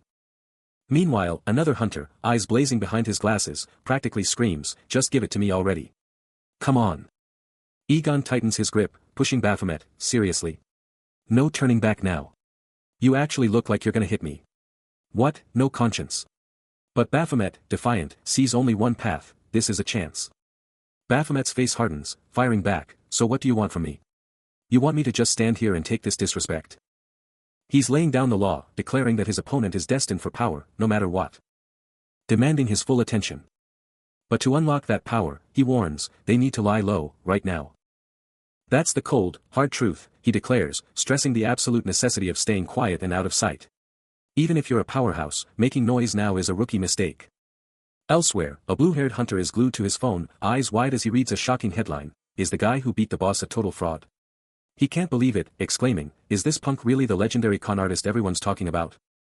Close by, Ma Song-un is fuming, demanding to know who this guy thinks he is, just waltzing in here, and raging that these fakers are making legitimate ranked hunters look bad. Egon's fuse is officially blown. He's winding up a devastating punch, roaring that he came here to train in peace, but this fly has pushed him over the edge. Kwang! The punch lands, sending Ma Song-un recoiling in pure shock. The shadowy entity's chilling thoughts reverberated, declaring that the visits from his toys were the ultimate thrill. He absolutely seethed, questioning if he should just beat it until it puked. A bone-chilling dread seized the two men, their faces twisting in pure, unadulterated shock. The team manager nervously asked about the rumored A-rank friendly match, but Ma Song-un, clearly still reeling, exploded in disbelief at the sheer nerve of the guy acting like he owned the place. With a sharp turn, Egon stormed off, leaving the other two scrambling to keep up. This wasn't just a one-off thing, the problem was way bigger than anyone thought. He balled his fist, absolutely certain that his own two hands were all he needed to shut them down. Leaning against a vending machine, he cynically thought that you couldn't just hurt someone without putting in some cash first, jackpot. Then, a sudden thought struck him, remembering those punks who'd blabbed about an A-rank friendly match. The sheer, unadulterated thrill of new toys arriving, that's what Baphomet lives for. He muses, as the scene dramatically shifts to a brightly lit arena where a match has just wrapped up. Ma Song-un and the team manager are absolutely fuming, their faces etched with pure frustration as a blue-haired hunter stands there, victorious. This guy, muscles still absolutely pumped from the fight, just radiates pure, unshakable confidence. And just like that, the scoreboard lights up, confirming the absolute truth, Leon wins. What a beast. He gives a respectful nod, humble as ever, saying he still can't quite beat his senior, but definitely picked up some new tricks. Then, the senior, Egon himself, turns to face him, and you can hear the respect in his voice as he admits Leon's skills have seriously leveled up. Egon then turns to the roaring crowd, his voice booming across the entire arena, declaring his 10 consecutive wins and daring anyone, to challenge him next. As the crowd buzzes with excitement, Ma Song-un and the team manager can only exchange worried, frustrated glances, absolutely dreading Egon's relentless, aggressive streak. Griffin throws down the gauntlet, challenging Ji-hwan directly. Coolly, Ji-hwan lays down the law from his perch, declaring the first to snag an arm takes the victory. Then, with a knowing look, he adds, a sharp reminder of the rules already in play. Ji-hwan spells out the ultimate goal, snatching that blue cloth from Griffin is the only path to glory. A confident smirk spreads across Griffin's face, the challenge accepted, the game is on. Elsewhere, Ma Song-un and the team manager watch, the strict rules of no skills and the manager's power to halt any non-serious bout hanging in the air. Ma Song-un can't believe they're at it again. A sly grin spreads across Ma Song-un's face as he ponders, the potential ripple effect of this high-stakes showdown. Two fresh faces, clearly new to the game, point out the combatants, labeling them the newbies. One of the young women can't help but gush, totally captivated by Hunter Griffin's undeniable good looks. Ji-hwan is locked and loaded, but a new face in the crowd can't help but comment on his skyrocketing popularity. And from behind the fence, Ma Song-un drops a thought bomb, Griffin's a total Hunter superstar, but seriously, how old is this guy? He's got that team leader vibe. The team manager, ever the realist, chimes in, pretty sure he's still in his second year of middle school. The trio keeps their eyes glued to the action. Then, out of nowhere, a collective shout of pure shock erupts as the challenge kicks off. Boom! Griffin's a lightning bolt, instantly locking Ji-hwan down. His hand a blur, snatching that blue cloth right off Ji-hwan's waist. Mission accomplished. Griffin's face is pure swagger as he coolly asks, so, should I even bother checking if your skills got any better? Ji-hwan hits the deck, utterly defeated, while Griffin just stands there, the undisputed champ, challenge over in a blink. The challenge was on, and Ji-hwan was ready to throw down, coiling back for a massive hit.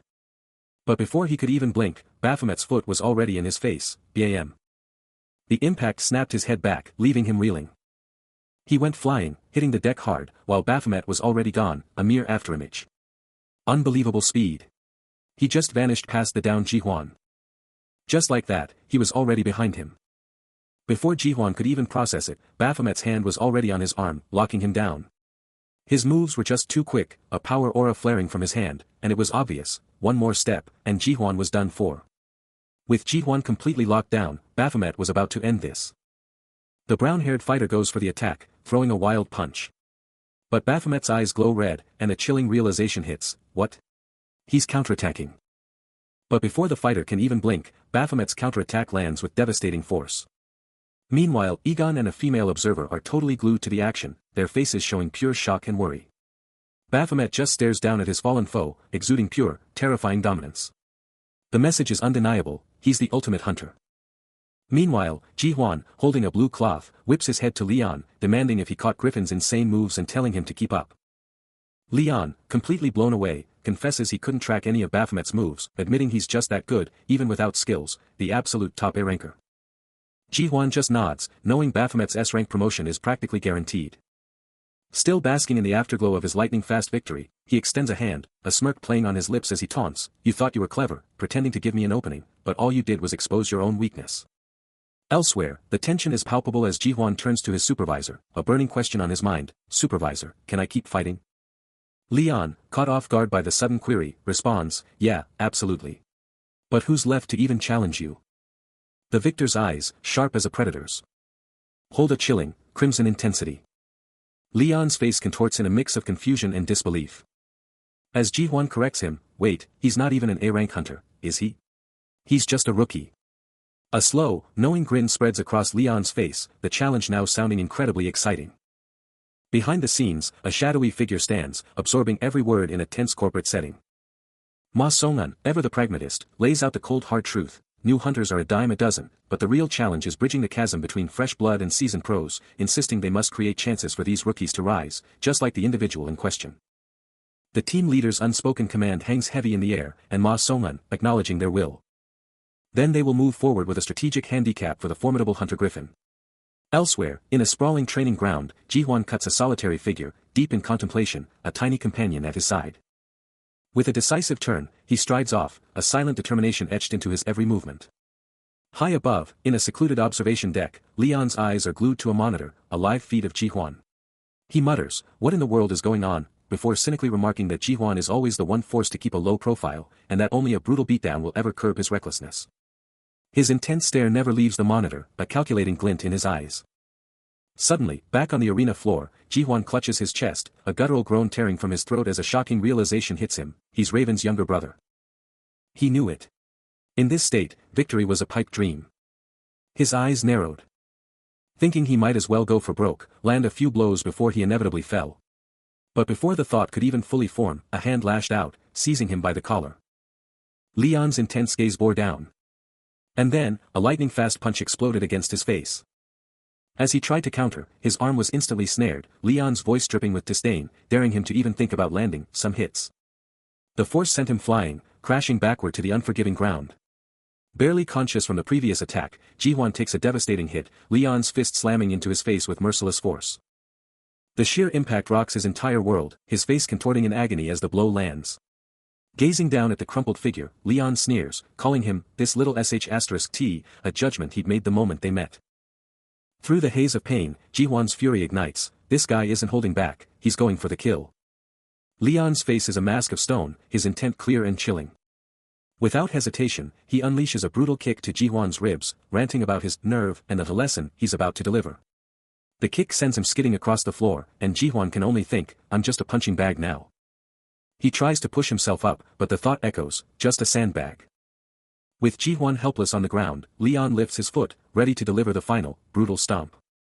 Ji-hwan's face is a mask of pure agony, the brutal hits from before still electrifying his nerves. But before he can even breathe, Leon is already towering over him, a chilling taunt ripping through the air: "Let's just get one high. No mercy." Leon's leg snaps out like a whip, slamming into Ji-hwan with another devastating kick. The impact sends Ji-hwan flying, his body slamming back down with a sickening thud. But Leon isn't done. His foot is already arcing down for another brutal strike. And connects with Ji-hwan's head with a sickening crack, snapping his head back violently. Ji-hwan's body crumples, a broken heap on the cold ground, utterly defeated. Through the blinding pain, a chilling realization dawns on him: Leon isn't fighting, he's just playing with him. Leon just stands there, a cold, dismissive gaze fixed on his broken opponent, practically sneering as he wonders how his past self would have even bothered with such a pathetic foe. He's taking a beating, but his tormentor just scoffs, finding it a total pity. That if he wasn't handicapped, he could have seen his real skills. Another punch connects, snapping his head back hard. Leon yanks him closer by the collar, demanding to know how he feels when he goes all out. Another brutal impact rocks his jaw. As his attacker wonders just how strong he really is, desperate to see it. A flush of excitement spreads across Leon's face, his fist clenching in pure anticipation. Then, a sharp knee connects with Ji-hwan's midsection, driving him hard against the wall with a sickening crunch. Despite the pain, his eyes glow with an unwavering resolve, a fierce glare meeting the challenge head-on. Ji-hwan, still reeling, could only manage a stunned, single-word question as his opponent held him tight. Leon abruptly called off the fight, claiming it was pointless, leaving Egon to shout his confusion from the sidelines, while Ji-hwan, surprisingly calm, just asked if it was really over. The fight was officially over, and Ji-hwan simply nodded, understanding it was a special match. Leon then threw out a challenge, asking if anyone else wanted a friendly match, but Ji-hwan, surprisingly, just shook his head. But then, a fire ignited in his eyes, and Ji-hwan roared, demanding to continue the fight. But then, Egon cut in, scoffing that even 100 weaklings couldn't touch an A-rank hunter, shutting down any further talk as pure garbage. Leon, now looking sharp in a suit, pondered Egon's harsh truth, admitting his current weakness, but a nagging doubt lingered: why did he feel so much stronger than he actually was? The question hung heavy, a silent challenge across the land: just how long would this power gap last? A chilling voice cuts through the silence, first questioning its own being, then the entire planet. But back in the arena, a sinister smile creeps onto Leon's face, his crimson eyes burning with pure, dark satisfaction. And just like that, a monstrous, shadowy entity flickers into existence, its glowing red eyes reflecting his own terrifying power. Leon remains perfectly calm, his expression unreadable, a chilling contrast to the raw power he's just unleashed. Ji-hwan's eyes snap wide open in sheer terror, the sudden, crushing surge of energy completely overwhelming him. Before he can even blink, the shadowy entity strikes, blasting him backward with an unimaginable force. The impact rips through his entire body, a brutal shockwave tearing him apart. He's sent flying helplessly through the air, a mere toy against this overwhelming, terrifying power. His body tumbles downward, lost in a terrifying, endless void. High above the fray, Raven, Han Yu-young, and the team manager witness the unfolding disaster, a bewildered "huh," echoing their shock. Mid-flight, Ji-hwan's eyes snap wide open, a silent "ah" of pure realization as the devastating impact hits him. Then, a deafening, metallic clang rips through the air. As a massive window explodes into a blinding shower of light and razor-sharp shards. Down below, two women in swimsuits are caught completely off guard, their heads snapping up at the chaos above. Their startled expressions morph into outright terror as one screams, "Kyah! What the heck is that?" The blue-haired woman's eyes are saucers, the horrifying truth dawning on her. He didn't just fall. That's a person. Meanwhile, a chillingly detached voice echoes, "What a pity." And in a moment of utter disbelief, another voice laments, "I didn't expect to be taken out like this with just one move." While Baphomet was already sizing up his defeated foe, confident he'd soon be bowing down, Ji-hwan was sent spiraling into a watery abyss, utterly bewildered and screaming about his inability to swim. The brutal impact knocked the wind right out of him, leaving him choking for air as the crushing water swallowed him whole. His fight was fading fast, and his mind was already starting to check out. Down, down, down he went, the surface light shrinking to a pinprick. But he wasn't alone in the plunge, a blonde woman was also free-falling through the murky depths. From the crushing darkness, Ji-hwan's eyes snapped open, fixated on the distant, shimmering light above. He plunged further into the glowing blue abyss, his body growing heavier, consciousness slipping away. His vision blurred, a question forming in his fading mind: what was this place? Then, a shock, a torrent of blonde hair appeared. Through the shimmering water, a pair of piercing blue eyes locked onto him, an intense gaze cutting through the gloom. A woman, in a simple blue top, drifted gracefully beside him, her form glowing in the ethereal underwater light. Suddenly, Baphomet is plunged into a watery abyss, falling alongside a mysterious woman with blonde hair and piercing blue eyes. Her hand reaches out, a silent scream for help. And he looks up, his face a mask of intense focus. But her eyes are locked downwards, pure terror etched on her face. As the crushing pressure of the deep starts to break him, he's at his limit. But even as he struggles, he extends a hand towards her. While she screams, gasping for air, pleading for him to save her. A shocking sound erupts. And it brings back the memory of how long it's been since the blonde woman made that heroic leap to save him. Meanwhile, the blonde woman, with her purple-haired friend, hears a firm agreement: "You're right." Their gaze is locked onto the water's surface. As faint, glowing lines start to ripple just beneath it. Both women are utterly stunned, gasping in unison as the purple-haired woman shouts, "What?" The blonde woman's mind races, her inner voice screaming, "Oh my gosh! What is that?" A frantic cry for help rings out. I think something went wrong. Call for help, then a massive crash. Then, a mysterious numerical sequence flashes, counting, number. And, number 8. Until it culminates in a powerful declaration, number 18. A horned warrior, spear ready, emerges. Suddenly, the horned figure is taken aback, demanding, huh? What do you mean you don't just sleep and go and get ready for work? Meanwhile, a blonde, muscular companion looks utterly bewildered, as the horned figure declares, yeah, work, leaving the blonde to stammer, what, work? The horned figure then drops the bombshell, are you still half asleep? It's time to get hunted by humans. Crimson eyes ablaze, a powerful dark-haired figure clutches a blonde individual in an intense, almost desperate embrace. But then, a sudden jolt of confusion rips through him, a bewildered, escaping as the vision shatters. A lone tear streaks down his face, the raw emotion of the dream refusing to let go. He rakes a hand through his dark hair, the now human figure desperate to escape the haunting vision, but the blonde individual from his dream still lingers, a ghost in his mind. He reflects on the bizarre events since his transformation, constantly plagued by these dreadful visions after becoming human, but this last dream? It felt like a premonition. His mind drifts to a mysterious, sleek object, a metallic enigma hinting at a forgotten past. Elsewhere, the blonde individual drifts, unconscious in the water, her blue eyes shut, a picture of serene vulnerability. Her legs trail gracefully beneath the surface. His mind snaps back to her, a sudden realization, foreigner, he wonders, remembering that when he was drowning, this exact individual was there. He glares down, a chilling warning in his tone, demanding they stop staring while he's still being nice. But a fierce purple-haired woman fires back, vowing to bury him in the dirt. His eyes snap shut, a beat of silence before he suddenly finds himself flat on his back. A dark-haired woman kneels, her touch a soft contrast as he groans, his eyes fluttering open. Above him, the purple-haired woman and her companion loom, the former exclaiming with a mix of annoyance and confusion, what is up with these girls? Then, her demeanor flips, turning to him with intense worry as she profusely apologizes, claiming an issue on their end and frantically asking if anyone's injured. He stares up, a flicker of recognition in his eyes as he identifies her as the Art Guild CEO, the legendary hunter Echidna. Echidna, taken aback by his immediate identification, quickly adds, she had no clue he was even there, still worried about his condition. On high, the blue-haired individual shouts, lunging forward as Echidna snatches at her, pulling the young woman into their grasp. Yes, I'm coming, she responds, a single, precious strand of hair clutched between her fingers. A triumphant smile spreading across her face, clearly pleased with her success. Moments later, in a secluded room, the blue-haired individual locks eyes with Echidna, the blonde woman a silent observer. As Echidna launches into an explanation, their guild's on a group retreat, hunters have been at this hotel since yesterday, and they're having a pool. He takes it all in, a flicker of surprise crossing his face at the mention of a new hunter being trained by a guild.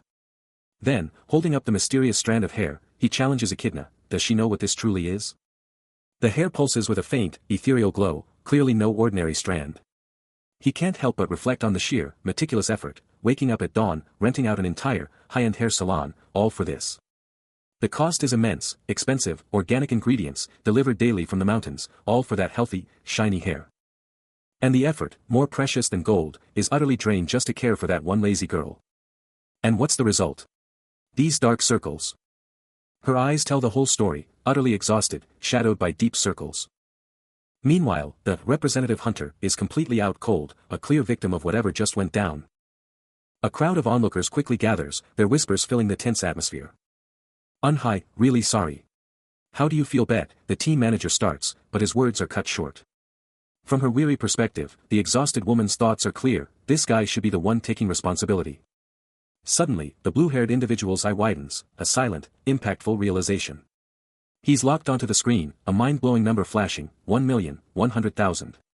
Unhai, right there with him, can't believe her eyes, demanding to know if it's even real. His jaw drops, a stunned what, ripping from him as he processes the massive screw-up, realizing he totally underestimated Hunter Giovanna, a hunter notorious for her money obsession. That clash with the blonde hunter? Way bigger deal than anyone thought, especially with her ties to the Cario Guild. Unhai whips around, dead serious, demanding if he honestly thinks any of this adds up. He snaps his head up, a fresh question burning, demanding to know who this mystery hunter is and if she's even worth the insane price tag. The team manager, stepping in, confirms they're talking about that line of hunters, then hits him with a blunt, you seriously don't know her? Unhai watches as the team manager drops the bombshell, her codename is Valkyrie, a name that hits like a truck. Valkyrie isn't just a hunter, she's also the undisputed popularity queen, crushing the competition by a mile, her entire being radiating with raw, glowing power.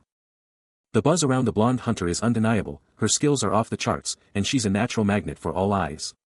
She's not just a hunter, she's the #1 commercial model, a total celebrity who turns everything she touches into gold, selling out products like hotcakes. But as the hype builds, a red-haired woman scoffs, calling it all nonsense, while Unhai just takes it all in.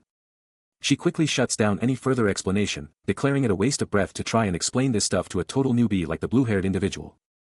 Then, she zeroes in on Baphomet, calling him out as a fresh face in the game and cutting straight to the chase. She's here to recruit the hunter they've been playing nice with. She keeps pushing, laying out her terms. If he wants a chill hunter life, he can just pay them back, even if it's in tiny chunks. But then, the offer takes a dark turn, as she suggests the payment might be too steep right away, then drops a bombshell: he could pay with his body, by taking a job. No money? No problem, just pay with your body. But beneath the surface, a dark, emerging trauma still grips him. Back in the present, the recruiter absolutely loses it, yelling, "Fuck. You think I'm a freaking recruiter? Are you done speak?" She's not holding back, her frustration boiling over as she declares, "If you really want to find out who's to blame, you should have asked how this even went down." Then, she points a finger directly at the blue-haired guy, blaming him and his crew for not taking proper precautions. And just to twist the knife, she throws in, looking at Baphomet, "Oh, and don't forget the guy who sent me flying with his kick." Baphomet just stares, completely unfazed. Unhai, totally confused, blurts out, "Hunter Griffin? Why is he even here?" The recruiter, panicking, cuts her off, "We cannot afford to be on bad terms with Hunter Griffin." The recruiter's mind races, the gravity of the situation hitting her hard as she mutters, "Griffin, the leader of the Nebula Guild, going against them would be a disaster." Finally, she confronts him directly, demanding, "Hunter Griffin. You're the one who said you kicked him and sent him flying. Is that true?" His answer is a chilling, yes. The red-haired recruiter, trying to play it cool, spins the recent brawl as just a friendly spar between veteran and rookie hunters. But the blue-haired guy isn't buying it, asking if their beef changes anything, which makes her blurt out an apology. She then pivots to the blue-haired individual and Unhai, asking for their input, admitting their bad blood, and quickly saying she's sorry. The bottom line? They're taking care of the compensation, no matter what. Meanwhile, Griffin, the man himself, watches the whole thing with a sly grin, Ji Hwan and the blonde woman right there with him, his silent presence practically screaming power plays. The high-stakes talks are going down in a sleek, modern setting. The bigwigs are sweating over this incident, realizing they can't just throw money at it because of some government rule. Running out of plays, the recruiter drops a bombshell alternative: exclusive tower rights. The idea of exclusive tower rights is then put front and center. It's a game changer, a system letting a guild hog multiple towers, raking in insane cash from constantly regenerating monsters and their magic stones, as long as the tower isn't fully cleared. This exclusive tower rights system. It's basically a golden goose, printing money. Because any hunter not in the guild with rights has to leave the tower uncleared and hand over all their loot. Sure, some hunters whine that the system is absurd, but who cares? If you're jealous, just join a strong guild yourself. Then, the recruiter drops the bomb: "We've got a tower that's been untouched for a year and a half. You get the rights. What's your move?" Baphomet, ever the strategist, responds, "Can't make that call solo, so I'll run it by my guild first." The recruiter, with her crew behind her, locks eyes on the hunter group, her face giving nothing away. Baphomet lays it out, while Raven, the blue-haired guy, Ji Hwan, the blonde, Egon, Leon, and Unhai hang on his every word, the tension thick in the air. The recruiter lets out a subtle ahem, her patience clearly wearing thin. With a decisive nod, the recruiter seals the deal. "All right, we're taking that offer." The event manager, ecstatic, throws up a double thumbs up, shouting, "That's a wonderful choice." But a blonde woman's piercing blue eye tells a different story, a flicker of deep worry crossing her face. Her eyes lock onto Baphomet, sprawled out cold on the floor, and she drops to his side, a desperate mumble escaping her lips as Egon watches, grim-faced. Unfazed by the chaos, the recruiter coolly states, "Good. Let's just head inside." But a shocked voice cuts through the air, "Wait, are those guys from Central Management? What the hell are they doing here?" A sharp voice cuts off the question, "We'll explain later." Elsewhere, the blue-haired individual, Ji Hwan, Raven, Unhai, and Leon are frozen, their expressions a mix of shock and worry as heavy footsteps approach. The blonde woman's face falls further, her eyes fixed on the ground, consumed by silent dread. Her eyes, wide with concern, lock onto the unfolding chaos. A sharp gasp escaping her lips as she finally processes the gravity of the situation. "Huh." Two figures in dark suits step forward, one immediately launching into a formal apology. "We also want to apologize to the hunter," he continues, bowing slightly as he takes full responsibility for the massive oversight. We should have prepared for something like this beforehand. This was a lack of foresight on our part, and we're truly sorry for that. As the apologies finally wrap up, Baphomet and Ji Huan stand side by side, their gazes sharp, taking in every detail. The massive Carlton building towers over them. As Baphomet turns to walk away, a cynical thought echoing in his mind. A hunter obsessed with money, there really are all kinds of hunters, huh? He pauses, a hand reaching out, a sudden, nagging question about the blonde woman's earlier gesture popping into his head. By the way, that foolish lady, why did she wink at me? Suddenly, Ji Huan explodes into action, grabbing Leon in a vice-like grip, shutting him down instantly with a powerful exclamation. He's flashing back, a voice from the past ringing in his ears, taunting him about his inability to sense its presence. The memory hits hard, the crimson-eyed figure's voice cutting through, demanding answers. How did he pull off that cloth switch? He gasps, reliving the moment, as the other guy just drops. The crimson-eyed figure just watches, a chilling, unreadable expression on his face. His eyes narrow. Then a sudden jolt, and he's clutching his arm. Now, back to reality. The indoor pool is absolutely stunning, a picture of luxury and calm. Suddenly, a blue object bobs in the water, making a soft splash. Ji Huan, lost in thought, connects the dots, realizing that whole cloth question was actually about a new hunter. He recalls a crucial detail, a subtle cue only the most seasoned warriors would ever catch. But then, a chilling question echoes in his mind, who exactly are you? Ji Huan's resolve is absolute, his eyes burning with defiance. Baphomet's stare is piercing, a predatory glint in his gaze. He taunts, hey, let me ask you something. Do you enjoy seeing those emotions when you picked me, eh? Because I'm currently using the name of the hunter that killed your brother. Should hunters be so? Ji Huan's fury erupts, don't change the topic and answer my question. I mean, I would try to answer if you were speaking as a rational person, but you're just a toy that you use for such a petty reason. Baphomet's own rage ignites, you're saying I'm taking revenge for that trashy bastard. Then, a sudden shift, a vulnerable admission, I just wanted someone. Ji Huan, still seething, demands an answer, was that reply enough? Now you can answer. Hey. The taunting voice cuts through the silence, asking if he was still reeling from their last clash. Baphomet, ever the provocateur, stands there, radiating an unnerving calm. While Ji Huan, his face a mask of disbelief and fury, snaps back, what? So I'm right. Ji Huan's mind races, the sting of past humiliation fueling his outrage, as he blasts Baphomet for weaponizing his brother's killer's name. You're saying I'm taking revenge for that trash? Baphomet's inner thoughts expose a chilling truth, admitting his own raw, undeniable hatred for someone, and that he simply co-opted the name of Ji Huan's brother's killer because he craved a target. With a dismissive turn, the entity coolly states, that seems about right, right? Ji Huan's face contorts in disbelief, the horrifying realization dawning on him, a hunter trying to kill a hunter. You're saying I wanted to kill my brother. Baphomet's twisted logic unfolds, rationalizing his deeds by declaring hunters are like gods, free to take lives, and that despite his hidden intentions, a certain pair of eyes, sharing the same blood, were always watching. Ji Huan, his eyes burning with resolve, abruptly interjects, then let me change the question. He's hit with the memory of that raw killing aura. A power Baphomet declares only exists in the deepest dungeons or the highest towers. Wielded by the most elite monsters. Baphomet then drops a bombshell, questioning how a mere human could possess such a terrifying aura. Before revealing his chilling conclusion, it's a monster, hiding in plain sight. A wicked grin stretches across Baphomet's face, his laughter erupting. As Ji Huan is physically thrown back by the sheer, horrifying truth. The maniacal cackle reverberates, a dark symphony of triumph. As Baphomet savors every moment of his twisted reveal. Baphomet isn't letting up, a chilling smirk on his face as he twists the knife, calling Ji Huan a monster, just like his brother. Ji Huan can barely look at him, but Baphomet just pushes harder, asking what he'll do now that he's accepted his monstrous nature. He drops the bomb, hunters kill monsters on sight, a brutal reality check for Ji Huan. But Ji Huan isn't backing down. He turns, demanding to know, if he's a monster, does that mean they're locked in a death match? Baphomet doesn't even flinch. He snatches Ji Huan's collar, and chillingly agrees they're both in the same boat. His eyes blaze red, as he yanks Ji Huan in, making it clear their boat is a death trap. With a chilling grin, Baphomet can't wait for Ji Huan to unlock his true power. Ji Huan's eyes go wide, the full impact of Baphomet's twisted game hitting him hard. Baphomet's smirk is back, dropping one last chilling threat, telling Ji Huan to get stronger, or face the consequences. His eyes narrow, a terrifying declaration ripping through the air, you'll die by my hands. Egon's got Baphomet on the move, navigating the city streets, and the big question is, where are they even going? He's not holding back, telling Baphomet straight up that the net cafe/sauna life just isn't cutting it anymore. But then, Egon drops the bomb. He scored a new pad for Baphomet, a total victory celebration. After some quick tweaks, he unveils the ultimate new crib, a classic, traditional home. He points to the place, hyping up its awesome, nature-friendly vibes.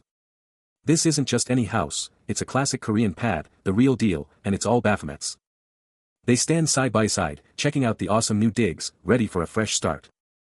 Checking out the new pad Egon hooked him up with, Baphomet is not impressed, straight up calling it really bad and yelling, "You found a shithole like this for me?" But Egon? Totally chill. He just shrugs it off, saying he knew this would happen and came ready for it. Then, Baphomet drops the bomb, admitting he actually digs the place. He doesn't want attention, so a quiet spot outside Seoul is the best and pretty nice after all. Strolling through the grounds, he even points out that the weeds are no biggie, and the huge size of the place is actually awesome.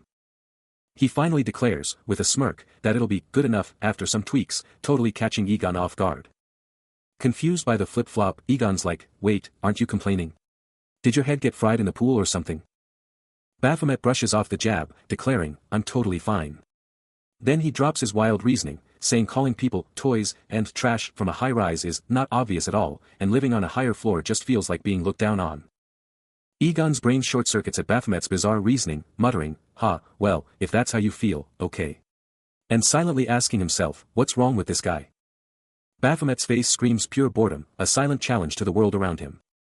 His companion, Ji-hwan, tries to cut through the tension, asking if anything went down after their orientation, but Baphomet just gives a dismissive hum.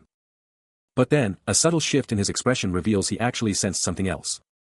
Someone, he reveals, was totally watching him. It was a constant, unnerving stare, a secret he chose to hold on to. Later, catching his reflection in a restroom mirror, he sees Ma Song-an standing silently right behind him. Ma Song-an's voice breaks the silence, confirming a new, young player has arrived, someone he sees as a valuable asset, and he's ready to play this game right. The manager keeps talking, eyes locked on Baphomet, with Ji-hwan just watching it all unfold. He then drops a bombshell. He also felt a constant, unsettling presence, like someone was watching their every move, a revelation that sparks an immediate, questioning reaction. Baphomet lives for the thrill, for the moments when his toys come to him, igniting his twisted excitement. Standing before Baphomet, Ma Song-an asks if it's time to start scouting, but Baphomet cuts him off, declaring their target has already arrived. Ma Song-an then adds, knowing he's pushing him right after orientation. But insists no one else can handle this mission better. He clarifies the setup, one mentor for every 4 new hunters, guiding them into real combat. And this time, it's all about keeping an eye on one person. Just as a blonde-haired figure steps into view, Ma Song-an asks if anyone's shown up, and Baphomet starts to drop the codename, but Ma Song-an cuts him off, he's here. The new hunter has arrived. Baphomet's gaze sharpens, a silent question burning in his thoughts. He pivots and strides off, leaving the rest to handle the new arrival. Meanwhile, Ma Song-an's mind is reeling, stunned that he's about to mentor someone so famous. Baphomet reveled in the game, finding ultimate satisfaction in the moments when his toys came to him, delivering the ultimate thrill. Ma Song-an, ever the pro, accepted the honor of his new task, but you could hear the surprise in his voice. Baphomet laid down the rules for their target, this one was not to be killed on sight. Ma Song-an, catching on, asked about this hunting business. He knew it wasn't just about chasing prey, but about luring someone into a trap. He pressed on, figuring if someone was pulling the strings from the shadows, manipulating everything, then his mission was clear, find intel on that mentor and take down the mastermind.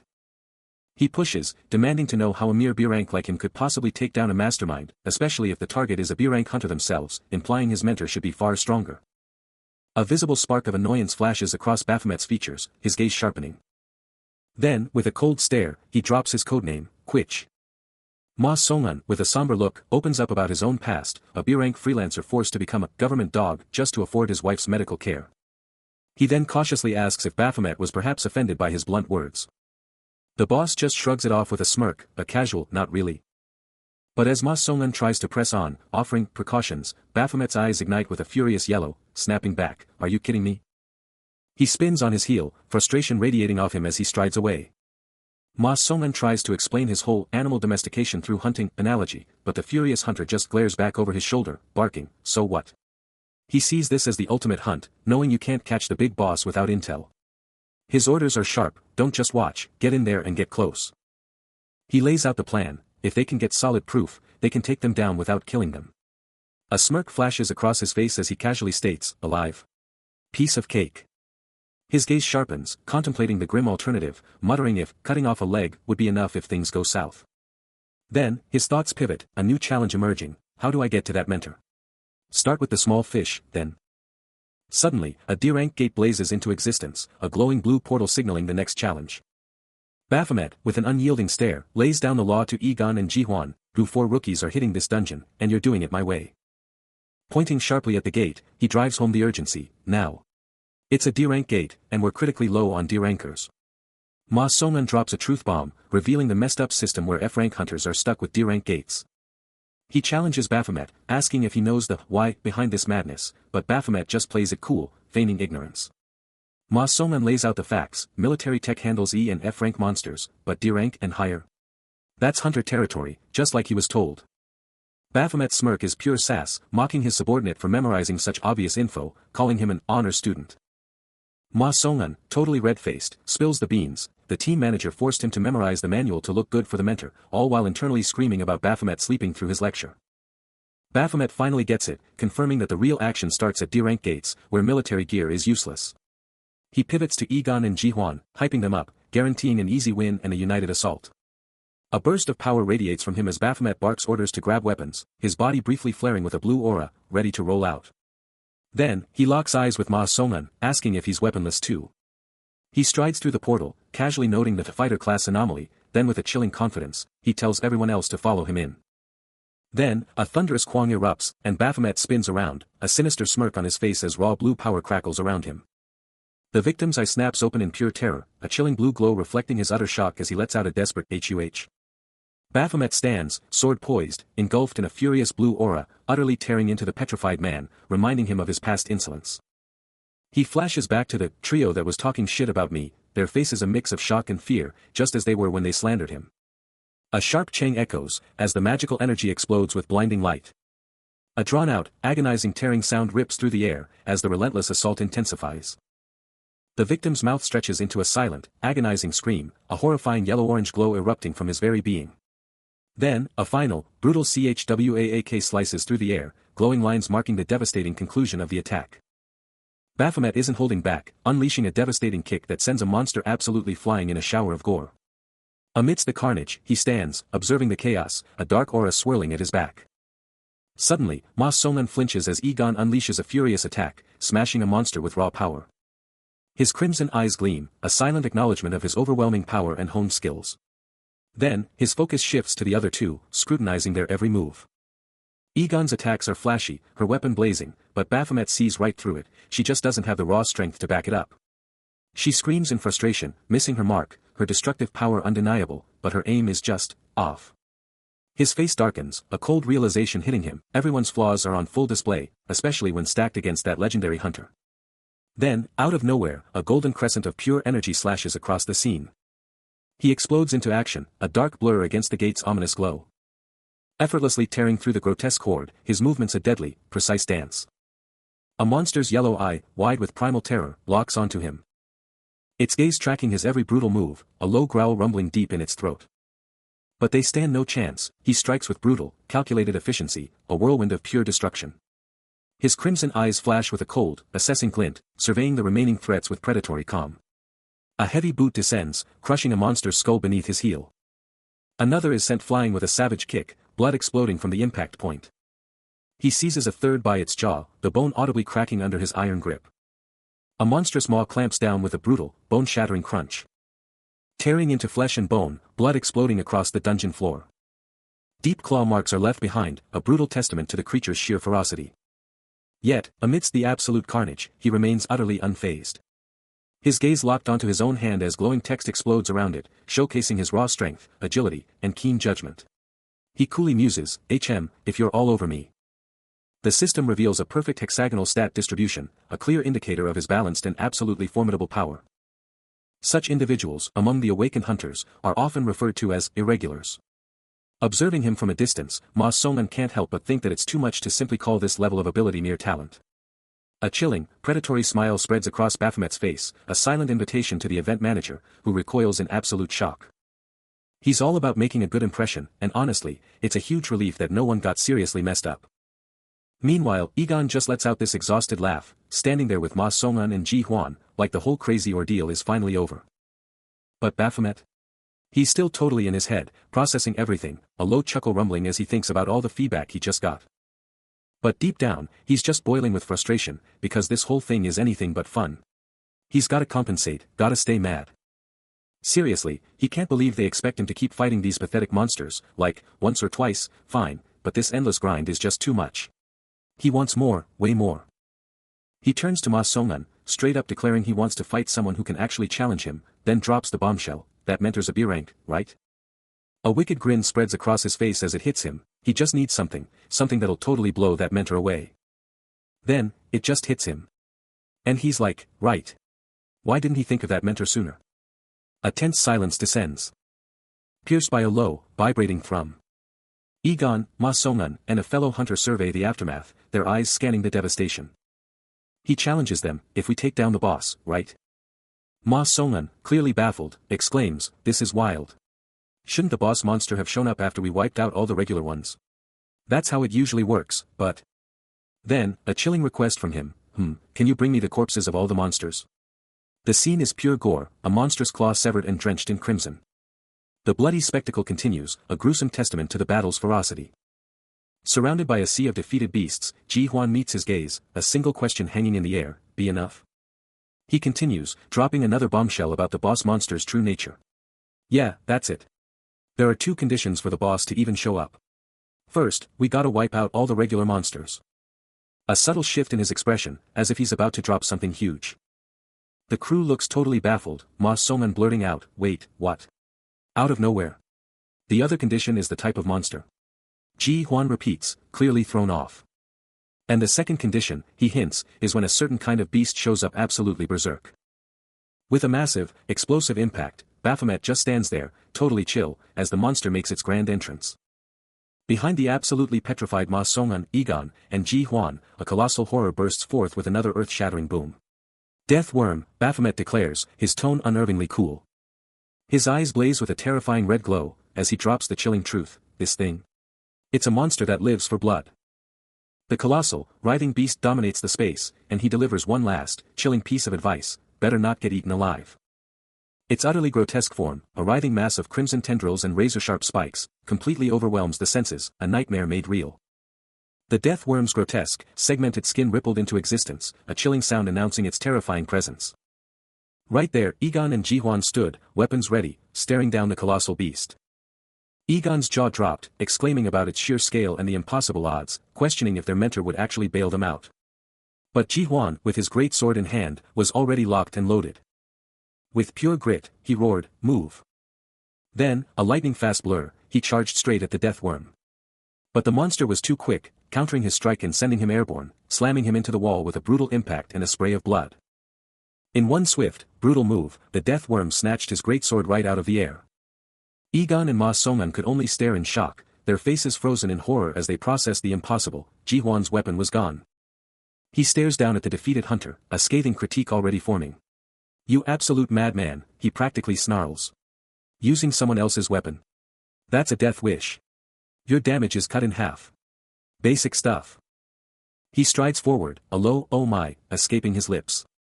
A dangerous smirk spreads across his face as he glances up, the tower's boss practically buzzing with excitement, refusing to let such a promising talent slip away. Ji Hwan remains utterly impaled, a shocking sight that leaves everything in question. Then, in a flash, a colossal, glowing white blade materializes, Baphomet bringing it down with devastating speed. Egon and Ma Songun can only stare, utterly baffled. What was that move? One gasps. Baphomet's gaze intensifies, a crimson glow in his eyes. A grim acceptance settles over him. Guess it's time for it to die, he murmurs, almost to himself. The crimson prison holding Ji Hwan explodes, shards of raw energy blasting outwards. Ji Hwan's eyes snap open, a raw, crimson agony tearing through him as Baphomet's strike connects. Quang! The prison shatters, a blinding white streak of energy tearing through the air. Click! The final barrier explodes, unleashing something far more sinister. From the shattered remnants, a colossal, scaled monstrosity erupts, its crimson eyes burning with ancient fury. But Baphomet remains unfazed, his stance resolute amidst the chaos he's unleashed. Puwak! The creature screams, its form erupting in a sickening spray of dark energy and gore. Its head dissolves into a gaping, shadowy void, yet those malevolent red eyes still burn, promising vengeance. Still radiating an immense, almost palpable energy, he stood poised, glowing particles swirling around his form, a testament to his raw power. Nearby, two figures recoiled in terror, their faces etched with profound fear, utterly overwhelmed by the spectacle. His crimson eye burned with an unyielding intensity, a silent testament to his laser-sharp focus and terrifying power. And across his face, the splatter of a dark, viscous substance confirmed the brutal, devastating impact of his recent assault. Then, a voice from beyond the veil, a chilling address, to Baphomet. He knows the score, power dictates loyalty, a lesson he mastered long ago. Suddenly, a voice cuts through the silence, young Nim. And just like that, Baphomet explodes with raw power, a crimson inferno engulfing everything in its path. His eyes ignite with a terrifying red glow, a testament to the overwhelming power he wields. The red energy pulses around him, a chilling display of his absolute dominance. This raw power, he understands, is the ultimate lesson he ever learned about humanity. A subordinate stares, jaw dropped, barely able to whisper, he took that thing out, in one shot. Next to him, another figure, equally blown away, remarks, seriously, how good is he? A stunning vision of a pink-haired beauty, blushing intensely, appears as if captivated, a mysterious gloved hand caressing her chin. The air crackles with an unspoken energy, a subtle hum filling the void. While Baphomet, a confident smirk gracing his features, revels in the aftermath of what he declares a perfect battle, an impossible feat he effortlessly conquered. A sharp-suited subordinate, witnessing the sheer dominance, declares with certainty, Hunter Baphomet's victory is already sealed. Baphomet, ever the enigma, merely offers a curt sound, a clear sign of his utter nonchalance. The subordinate, desperate for answers, demands an explanation, but Baphomet's huff only fuels the tension as the subordinate warns of the peril in getting closer to M. A chilling, wide smile spreads across Baphomet's face as he mockingly proclaims, from me. Congratulations. But his playful facade drops, replaced by a chillingly serious and calculating gaze, his crimson eyes burning with unspoken intent. The subordinate, completely blindsided and utterly stunned by Baphomet's cryptic declaration, can only shriek, what? Baphomet's eyes snap open, a jolt of realization hitting him as he whispers. Wait, he exclaims, a shockwave of disbelief hitting him, this shouldn't be happening. It's been ages since anyone qualified as an independent hunter this effortlessly. He then lays out the next steps, alright, I'll hand out the magic stones now. You absolutely earned them from all those monsters you took down. Turning to a brown-haired hunter, he instructs, head to the management office, and you can cash them. But he abruptly stops, a look of utter astonishment plastered across his features as he shouts, W8. The brown-haired hunter, completely unaware of his own immense strength, modestly declares, I'm really not that strong. A black-haired hunter chimes in, honestly, that boss was a total pushover. Baphomet, watching them, realizes, yeah. They could have handled that with ease. He studies their faces, a smirk playing on his lips as he muses, but their faces are screaming, that's impossible, aren't they? A sudden, sharp jolt of understanding hits him, as the full weight of what just happened crashes down. A formal voice cuts through the air, urging him to get checked out, insisting on a hospital visit if anything feels off. Then, a final, almost too polite send-off, wishing Baphomet luck and praising his effort, even if it was a quick stint. Beside Egon, Baphomet coolly declares the real practice over, his face giving nothing away as he gets ready to bounce. He just walks away, striding past the keep out tape, leaving the whole scene behind. But as he leaves, one burning question screams in his head, why? He's totally reeling from the situation, desperate to know how this whole mess even happened. His mind spirals inward, agonizing over what mistake he could have possibly made. One last, desperate thought flashes through his head, did he just completely miss the mark on the human way? His name, Hunter Baphomet, echoes. And he lets out a shocked exclamation. Across town, some guy tries his luck, asking for a number. Only to be met with a silent, expectant stare. Then, a frantic voice screams, what's going on? Back at the monitors, Ma Song-un coolly states he saw this coming. Because, let's be real, nothing ever goes according to plan. Baphomet, sword in hand, questions if he pushed too hard, if the mission was doomed from the start. Just as the thoughts swirled, a voice broke through, laying down the first, simple command. The order was crystal clear, a criminal, a C-rank target, needed immediate disposal, and Baphomet exploded into action, landing a brutal, lightning-fast kick. Back in the car, the manager, cool as ice, kept laying out the plan, spelling out the brutal method of execution. A simple task, they called it, ending with a terrifying blank check, do whatever he wanted. His eyes ignited with a terrifying crimson glow, a silent, deadly promise of what was to come. The mission's true horror was laid bare, take the body, clear the dungeon, and kill the boss. Ma Songun, on the phone, sealed the deal, confirming the body would vanish with the dungeon once it was cleared. With the mission locked in, Baphomet stood tall, electricity surging around him, his power unleashed. Walking through the shadows, his mind races, fixated on the twisted thrill he gets from his toys, and the burning question of whether to cash in his magic stones for an upgrade. A dismissive scoff escapes him, brushing off the thought of cheap and baked perks, his ambition clearly set on something far greater. His crimson eyes blaze, a raw, burning frustration escaping his lips as he curses the sheer audacity of the situation. Suddenly, from the depths of the shadows, the team manager's voice cuts through the tension, a chilling, taunting question echoing, "Aren't you mad?" The taunt ignites a fuse, and with a sudden, explosive fury, he smashes his fist into the wall, shattering the concrete. A primal, guttural scream rips from his throat, his fury absolutely unleashed. He throws his arm up, a desperate, raw gesture of pure frustration, his entire being vibrating with barely contained power. His voice cracks with unbridled fury, a primal roar echoing, "That bastard." Still reeling from the encounter, he strides away, his mind already racing. Meanwhile, the team manager drops a bombshell, "All right, listen up. We're hitting a D-rank dungeon today." Baphomet, ever the strategist, watches from the shadows, a thought burning in his mind. I'm too close to him to ask a question directly. Later, plotting his next move in a quiet cafe, he resolves, "Fine, I'll uncover his connection to this crime on my own." The team manager, ever the pragmatist, lays down a fundamental truth: to hunt effectively, you first have to understand your prey. He elaborates to his team, every single move, every bit of activity. Baphomet, surrounded by others but lost in thought, ponders his relationships, the people around him. There has to be a hidden connection to the crime in there somewhere. The urban sprawl stretches endlessly, towering structures piercing the clouds. As a polite goodbye rings out from a bustling storefront, Baphomet strides away, his presence a quiet storm. A sharp, frustrated bullshit tearing from his lips. He dug through every single connection, found absolutely nothing, and now, this whole chase felt utterly pointless. The crime's true link remained hidden, making this entire surveillance a dead end. Then, a sudden realization hits him: was this the real reason he was told to get close, to blend in naturally? A cold, metallic gleam promises a far more aggressive approach. He wastes no time, thinking he could simply sever a limb to begin his interrogation. His gaze sharpening as he considers the brutal efficiency of torturing his target just enough to uncover their connections. He stands over the subdued figure, blade poised. But a moment of hesitation, a flicker of internal conflict, stops him. He pulls back, realizing that such methods, while effective in his own domain, are not suited for this human world. He must adapt, he concludes, and approach things in a way that humans would understand. Turning his back on the scene and walking away. Bursting through the door, Baphomet's face contorts in pure shock. He sees someone bolt, disappearing into the distance, and can only manage a stunned, "What?" The city's concrete jungle looms large. No time to think, he's off. Pounding the pavement in hot pursuit. Sweat pouring down his face, pure panic in his eyes, he screams, "Where?" His voice raw with desperation, he shouts again, "Where? Which way you in?" Moments later, a woman with flowing light brown hair stands beside him, but Baphomet's distress is palpable.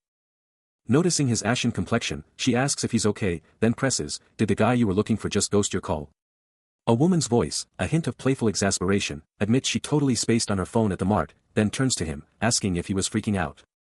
He pulls her into a tight embrace, a silent anchor, and she just melts into him, finding that instant calm. Her smile is pure relief, a quiet declaration that it's all good, she's totally fine. As they walk off, he can't help but look back, his worry still etched on his face as he demands, if she's really okay, not hurt anywhere. His face relaxes, a warm promise in his tone as he declares, they're heading home, and he's making something amazing to eat. A subtle, gentle smile plays on his lips, a rare moment of pure peace. But that sweet memory? It's ripped away, replaced by a brutal reality as his face twists into a raw, agonizing grimace, eyes clenched tight against the torment. He wraps up his report, the final word sealing the deal, ready to head back to the office after briefing headquarters. Suddenly, a notification blazes across his screen, demanding his immediate focus. The message, a cryptic 3 ways to fame query, leaves him utterly baffled. What could this even imply? While he's still processing, a sharp footfall snaps him back to reality. Meanwhile, another young man is absolutely shocked, his expression priceless. He's on a park bench, a woman by his side, lost in a flashback. Then, snapped back to reality, he blurts out, "Huh. You." A memory flashes, that one guy who saved him from getting absolutely wrecked by a car. He walks off, the sheer unlikelihood of that encounter hitting him hard. What are the odds? His hands moved, a glass in one, phone in the other, as the weight of the world, and recent revelations, crashed down. But then, a name, a question, slammed into his thoughts, Hunter Baphomet. Before he could even blink, Baphomet was there, closing the distance in an instant, his grip already on Yu Hyun's arm. A chilling smile spread across Baphomet's face as he dropped the bombshell, "Thank you. I heard you saved my wife." Baphomet pressed on, revealing unnerving details, the details of the accident, and the car's plate number. Yu Hyun, scrambling for an exit, stammered, "Well, it's getting late, and since our talk is over, let's go out," only for Baphomet to snap, "Wait." Suddenly, from the kitchen, Baphomet's wife, a woman with a gentle smile, chimed in, "Have dinner before you leave, Yu Hyun." Baphomet, with a subtle turn, reinforced the invitation, "Isn't he a coworker? I want to treat him to a meal at least." His wife beamed, a picture of hospitality. But the invitation only intensified Yu Hyun's inner chaos, his bandaged face twisting in a silent, gut-wrenching realization, the accident's memory hitting him like a truck all over again. He's scarfing it down, and the woman across the table is totally thrilled, even offering him seconds. But despite her sweet demeanor, he's totally quiet, feeling super awkward under her watchful eyes. A chill goes right through him, his eyes practically slits with suspicion, that bandage on his cheek a glaring reminder of what went down. But get this, her gaze is totally soft, like she genuinely cares. Her voice, totally rings in his head, asking if he wants anything else. That question just hangs there, and he's getting this super weird, unsettling vibe. He's just sitting there, totally zoned out, while she's bustling around the kitchen, clearing everything up. That creepy feeling he's had. It's getting stronger, totally confirming his gut instinct that something is seriously off with her. His eyes practically pop out as she spins around, dropping a bombshell question that totally shatters his thoughts, "Hunter work? Does it suit you well?" He's locked in, listening to Baphomet, actually kinda digging this unexpected dinner party, a total curveball from his usual grind. Baphomet keeps going, chilling him out, saying there's zero stress, because he brought him here, and he's got no regrets, period. No mentor vibes, but listen up, Baphomet drops some serious Hunter wisdom, warning that the toughest part always hits you out of nowhere. Then, out of nowhere, a plate just shatters. The sound ripping through the silence. He whips around, Baphomet's wife is down, food and shards everywhere, and he instantly shouts, "Are you okay?" She's quick to brush it off, apologizing for the mess, and tells them to just keep talking. He clocks her calm, and a thought hits him, she's totally a devoted wife. With a subtle smirk, she asks if he really believes that. The tension at dinner escalates as Baphomet drops a bombshell, "You can't help it, can you? You already lost her once before." He just sits there, cool as ice, watching the impact of his words. Then, with a sudden, almost casual shift, he blurts out, "Oh, right. The car's plate number you asked for. I remembered it." But then, the woman, with an unnerving stillness, delivers a shocking revelation, she already died long ago. They were always together, right from elementary school. Their bond just getting stronger through their teenage years. A married couple who always loved each other, destined to be together forever. Their hands, clasped and ringed, sealed that promise. But then, a new path opened up for him, where he was called an irregular, a term for those who broke all the rules. His wife, though, saw past all the power and titles. "I believe in you," she told him, her voice full of worry, "I'm not worried about your strength or power. I'm worried about you." He talked about raiding high-ranked dungeons and towers, about all the super valuable items that would make them rich fast, but her only response was a quiet, desperate plea, "Do you really have to do it? We don't need that much money," she insists, her voice tight with worry. As his wife laments that he gave up on making a name for himself as a hunter, asking if his work is great, then encouraging him to cheer up, saying he'll get used to it soon. "I only want you to come home safe." Ma Songun, however, finds no joy in it, admitting he never truly understood. He reflects on the difficulty of being an instructor, finding it tiring to meet rookies younger than himself, wondering when he'll be as good as his seniors. Then, remembering something, he mentions a device given to the hunters. His wife holds out a small, basic teleportation device, explaining it will take him to the designated evacuation point, insisting it would be better for him to have it than for her. He takes it, telling her to use it when in danger. Those peaceful days felt like they would last forever. But then, not long after, a devastating gate shock occurred. And in the midst of the chaos, he stands, eyes blazing crimson, surrounded by crackling purple energy, a true force unleashed.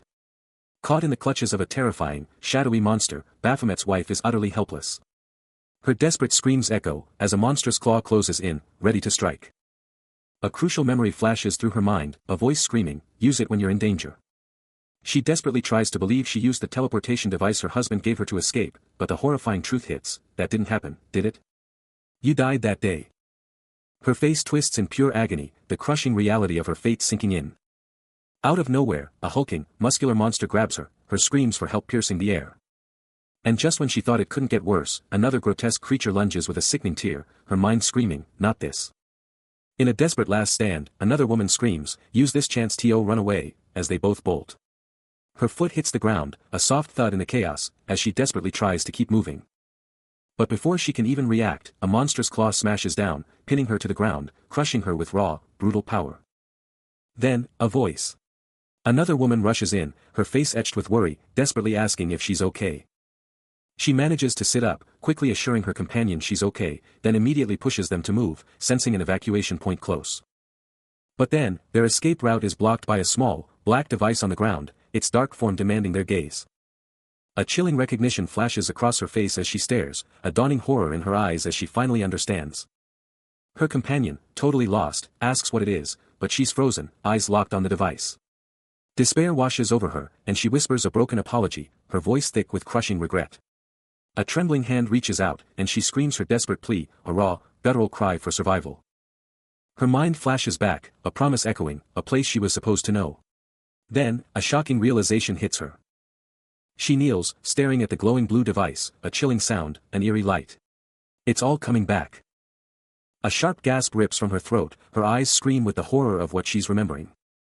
A monstrous cobra, glowing red, looms in her memory, a terrifying vision as she whispers a single, desperate word. The horrifying truth hits her, she died that day. But how is she still here, still breathing? Then, the ultimate question burns in her mind, what did her husband do to her? A flashback. A shadowy figure confirms a crucial detail, the car's license plate matches one from their very own store. After pulling some strings and getting the car renter's address, a favor granted because of his government ties, Baphomet moves with a determined gait through the gleaming corridor. He finally hits the spot, hand reaching for the knob, and you can feel the tension building. The door groans open, revealing a shadowy void, and it's like he's been here before. He pushes through, the silence deafening. Then, it hits him like a truck, a chilling revelation, and his face just drops. Elsewhere, Baphomet's wife is lost in her own world, gazing out a window, her mind a whirlwind of unsettling thoughts. The heavy burden of her past and the enigma of her husband's actions, it's all still consuming her. His eyes widen in utter shock. As the enigmatic Yu Hyun suddenly materializes, a chilling smirk gracing his features. I knew you'd show up for the hit-and-run driver, Yu Hyun taunts, she's practically obsessed with your wife. Baphomet's gaze hardens, the name hitting him like a physical blow. I don't even know, he grits out, barely containing his rage. Yu Hyun casually walks away, dropping a bombshell question, just how did you get tangled up in this whole mess? Baphomet's hand trembles, the horrifying truth clicking into place. But I know exactly what you gained from it. Later, he finds his wife, her face a mask of despair.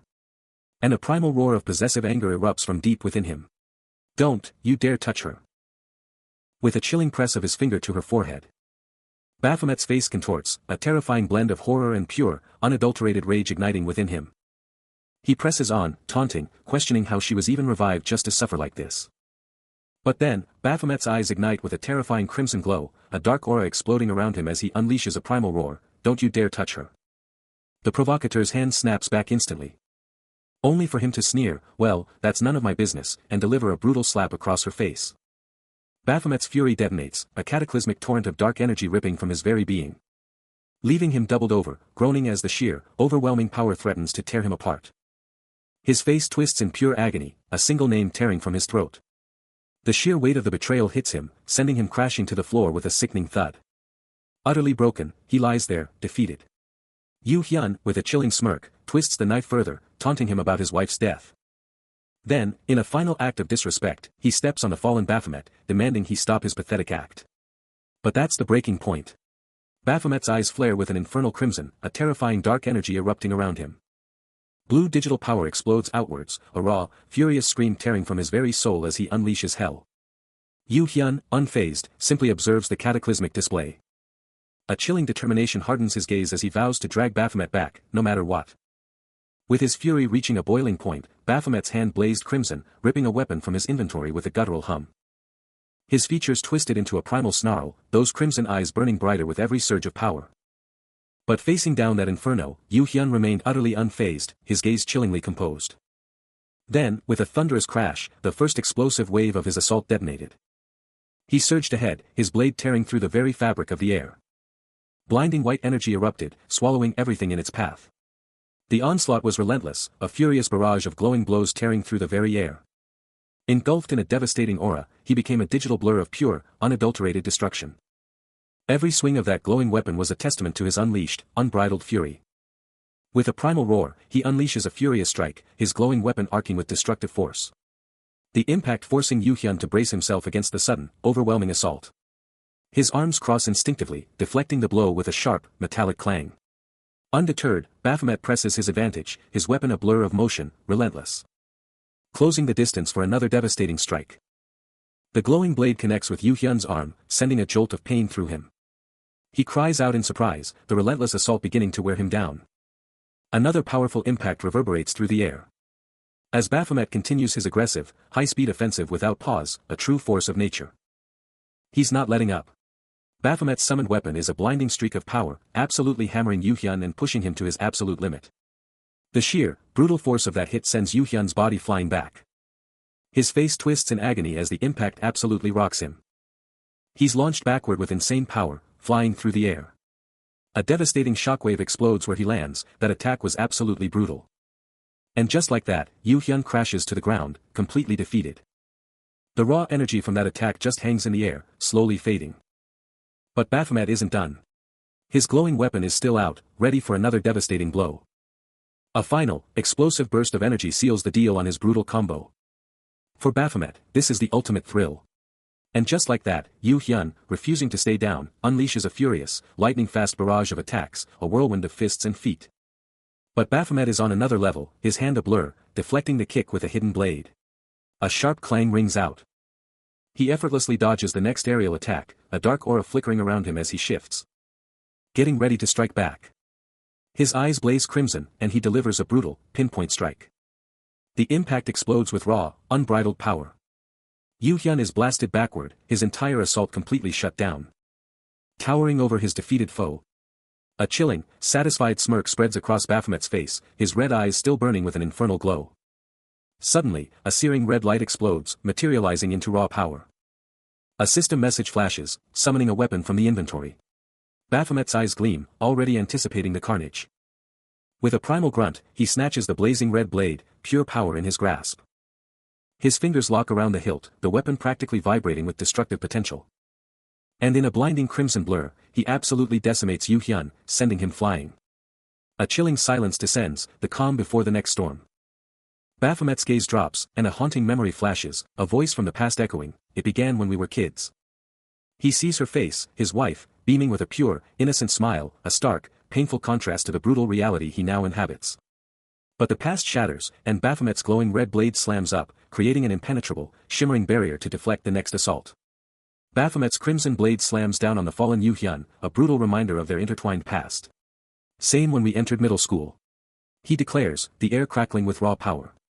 But then, a flicker of the past, his wife's worried face. A younger Baphomet, watching, silent. Her tears, a stark contrast to the present violence. The flashback shatters as Baphomet's weapon crashes into Yu Hyun again. "We were always together," he roars, the words laced with a chilling intensity. A sudden, crushing silence. Yu Hyun's mind reels, no. This can't be. The impossible reality setting in. Baphomet, a towering silhouette of power, stands victorious, his weapon still humming. And from the wreckage, Yu Hyun, barely conscious, forces out a single, desperate question, "Why re you here?" He remembers handing over that teleportation device, a literal lifeline for escape. But a dark, heavy expression crosses his face. As he grapples with the chilling thought that it might have been stolen. He scans the absolute devastation of the evacuation facility, and it hits him, they're all trapped inside. No one, he thinks, should ever be abandoned in a hellish situation like this, not even a single star. His eyes lock onto a pulsating red device on the ground, a chilling beacon of the peril ahead. His eyes ignite with an intense, piercing white glow. The horrifying truth slams into him, the evacuation facility is under a full-blown monster assault. Amidst the crumbling ruins, he lets out a desperate, urgent plea, demanding immediate aid from reinforcements. A sinister figure with light brown hair drops a bombshell, asking if Yu Hyun was always destined for death. But with a chilling grin, she corrects them, revealing they were always connected. Her voice drops, building the suspense, as she prepares to reveal more. A horrifying image of a blood-soaked, lifeless woman appears, as the entity declares, even in death, we'll be together. This is dark. A chilling voice booms, you've learned something you should never have known. Oh. Then, a holographic screen blazes to life, declaring a skill is being activated. The ominous voice continues its terrifying declaration, promising a reset, but only through death. The holographic screen locks in, revealing the skill's name, Windows of Heaven. This is huge. Baphomet's eyes go wide with pure shock as the entity finishes her terrifying declaration, tying his destiny directly to Yu Hyun. What does this mean?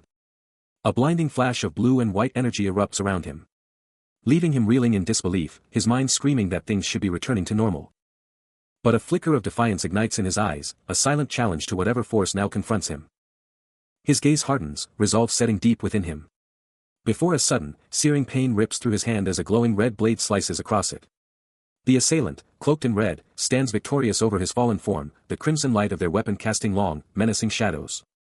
Baphomet just can't help but think about all the challengers who've tried to take him on before. Seriously, these toys showing up. That's when he gets his biggest kicks. He just shrugs them off as nothing but emotionally driven people, totally easy to beat, just like this poor, bleeding guy right here. And he's like, this fight was done the second his opponent lost control of their feelings. Then, with a sickening thud, the loser's legs just buckle, sending him crashing down. Baphomet just stares down at the guy, a total boss move showing off his insane power. But the defeated guy? He's still got some fight left, just letting out a furious curse. He's begging for a leg, then screams, "Who are you?" while Baphomet just watches the whole sad show.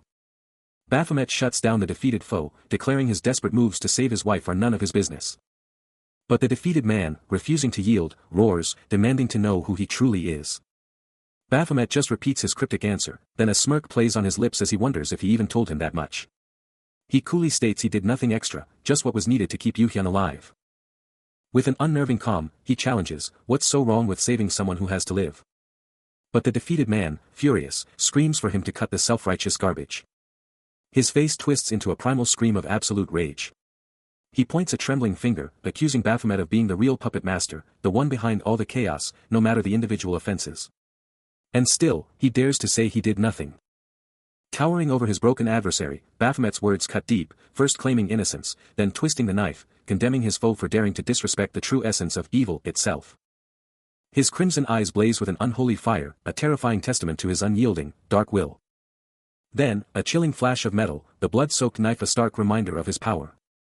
He looms over the shattered form, blood spreading like a dark halo, uttering the ultimate, bone-chilling threat, kill you. The victim lies utterly still, a grim tableau of absolute defeat. But a bloody hand spasms on the cold floor, a desperate flicker of life refusing to fade. Then, a primal instinct screams, the overwhelming, metallic stench of blood assaulting the senses. His eyes snap open in pure, unadulterated terror, his face a mask of agony as the brutal truth crashes down. Baphomet's eyes lock onto a flickering holographic display, data streams blazing across its surface. His focus is absolute, an intense energy radiating from him as he processes the incoming information. Then, a blood-red alert screams across the interface, emergency. Monsters have appeared due to a system error. Hunters in the vicinity should subjugate the monster immediately. Huh. What kind of bullsh, he snarls, disbelief warring with a primal surge of adrenaline. But before he can even finish, reality itself rips open, and a monstrous, fleshy horror bursts forth. Dark, gnarled tendrils and shadowy limbs twist and writhe, the colossal entity taking shape with terrifying speed. A shockwave of pure, destructive energy explodes around Baphomet, forcing a guttural cry from him. As he locks eyes with the emerging terror, a single, desperate name tearing from his throat. The grotesque, tree-like abomination stands fully revealed, its horrifying presence consuming everything. His hand, now drenched in blood, tightens into a fist as the horrifying truth hits him. His wife, battered and bleeding, a victim of the sudden, brutal attack. A monstrous, tree-like horror, radiating pure darkness, erupts into existence, its arrival marked by the sickening smell of fresh blood. Its terrifying roar echoing as it hungrily lunges, a clawed limb snatching at its helpless prey. Its gaping maw, a nightmare of glowing purple energy and countless fangs, promises utter destruction. She stumbles back, desperately trying to escape the creature's grasp.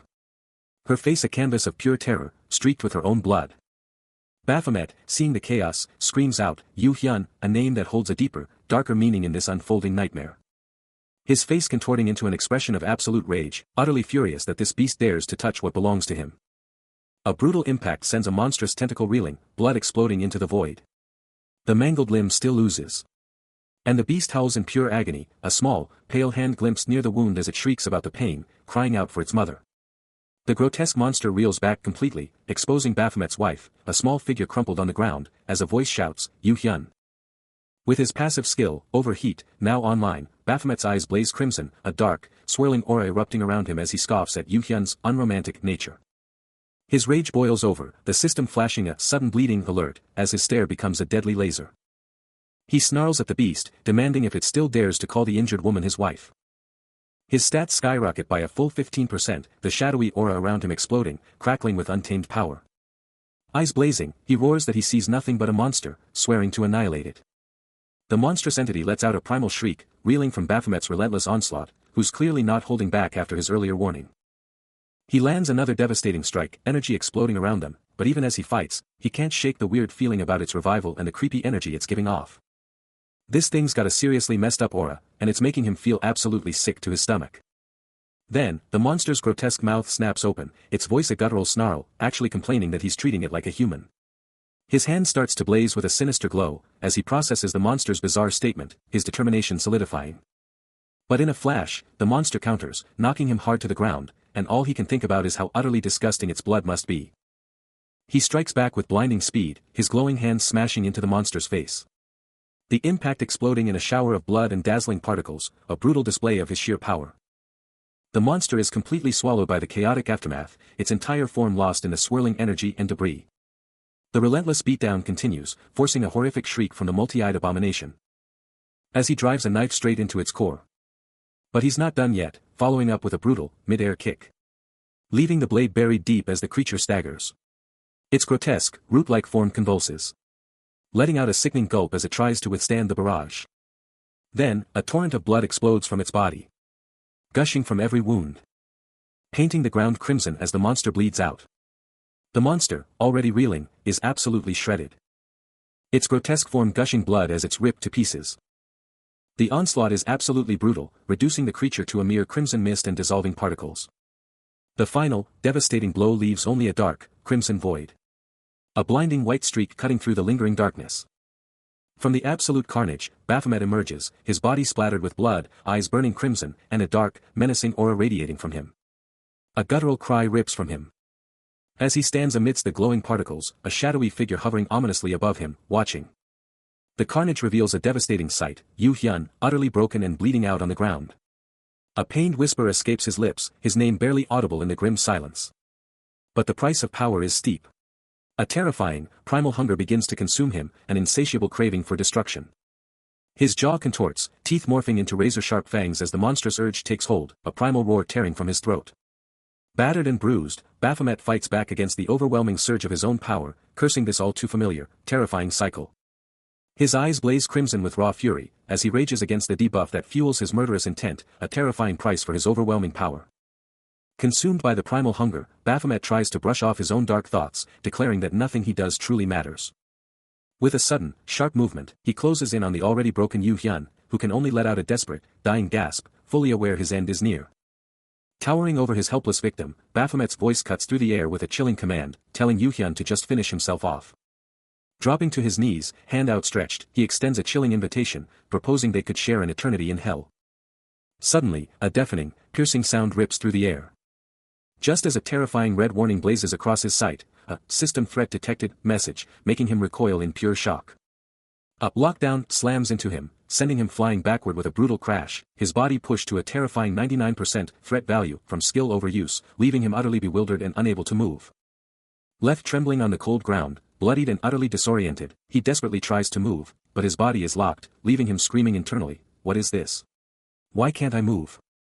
Locked down and seething, he glares at the ominous red system warning, absolutely furious that anyone would dare to halt his rampage. Forced to his knees, utterly immobilized, he screams internally at the invisible system, one thought burning through his rage, only you. If only this stupid system hadn't gotten in his way, he would have been unstoppable. He had planned everything, every single move, every step of his rise to power. It could have just looked the other way, let him do what he needed to do. All that was left was to feast on his victory, to devour the meal he'd so carefully set up. His bloody hand grips a metal bar, his voice dripping with venom, absolutely certain this interference is a personal attack. His rage absolutely explodes. As he roars at the sky, convinced the system is just out to utterly screw him over. Bloodied and seething, he glares at the system's taunt, which echoes with chilling possessiveness. Why would I? After all, I care about you most of all. What? He roars, his crimson eyes blazing with pure, unadulterated fury. Then, in an instant, he explodes into motion. A sickening crack rips through the air as Baphomet unleashes his wrath, slamming into the helpless Yu Hyun. Blood erupts, splattering across the terrified man's face, his scream caught in his throat. But Baphomet's expression is cold, hard, and utterly merciless. He closes his eyes, a chilling apology for Quartz barely a whisper. Then, with a devastating, bone-jarring impact, he strikes, snarling for his victim to stay down. But a sudden, searing internal shock makes him reel, glowing particles exploding from his form.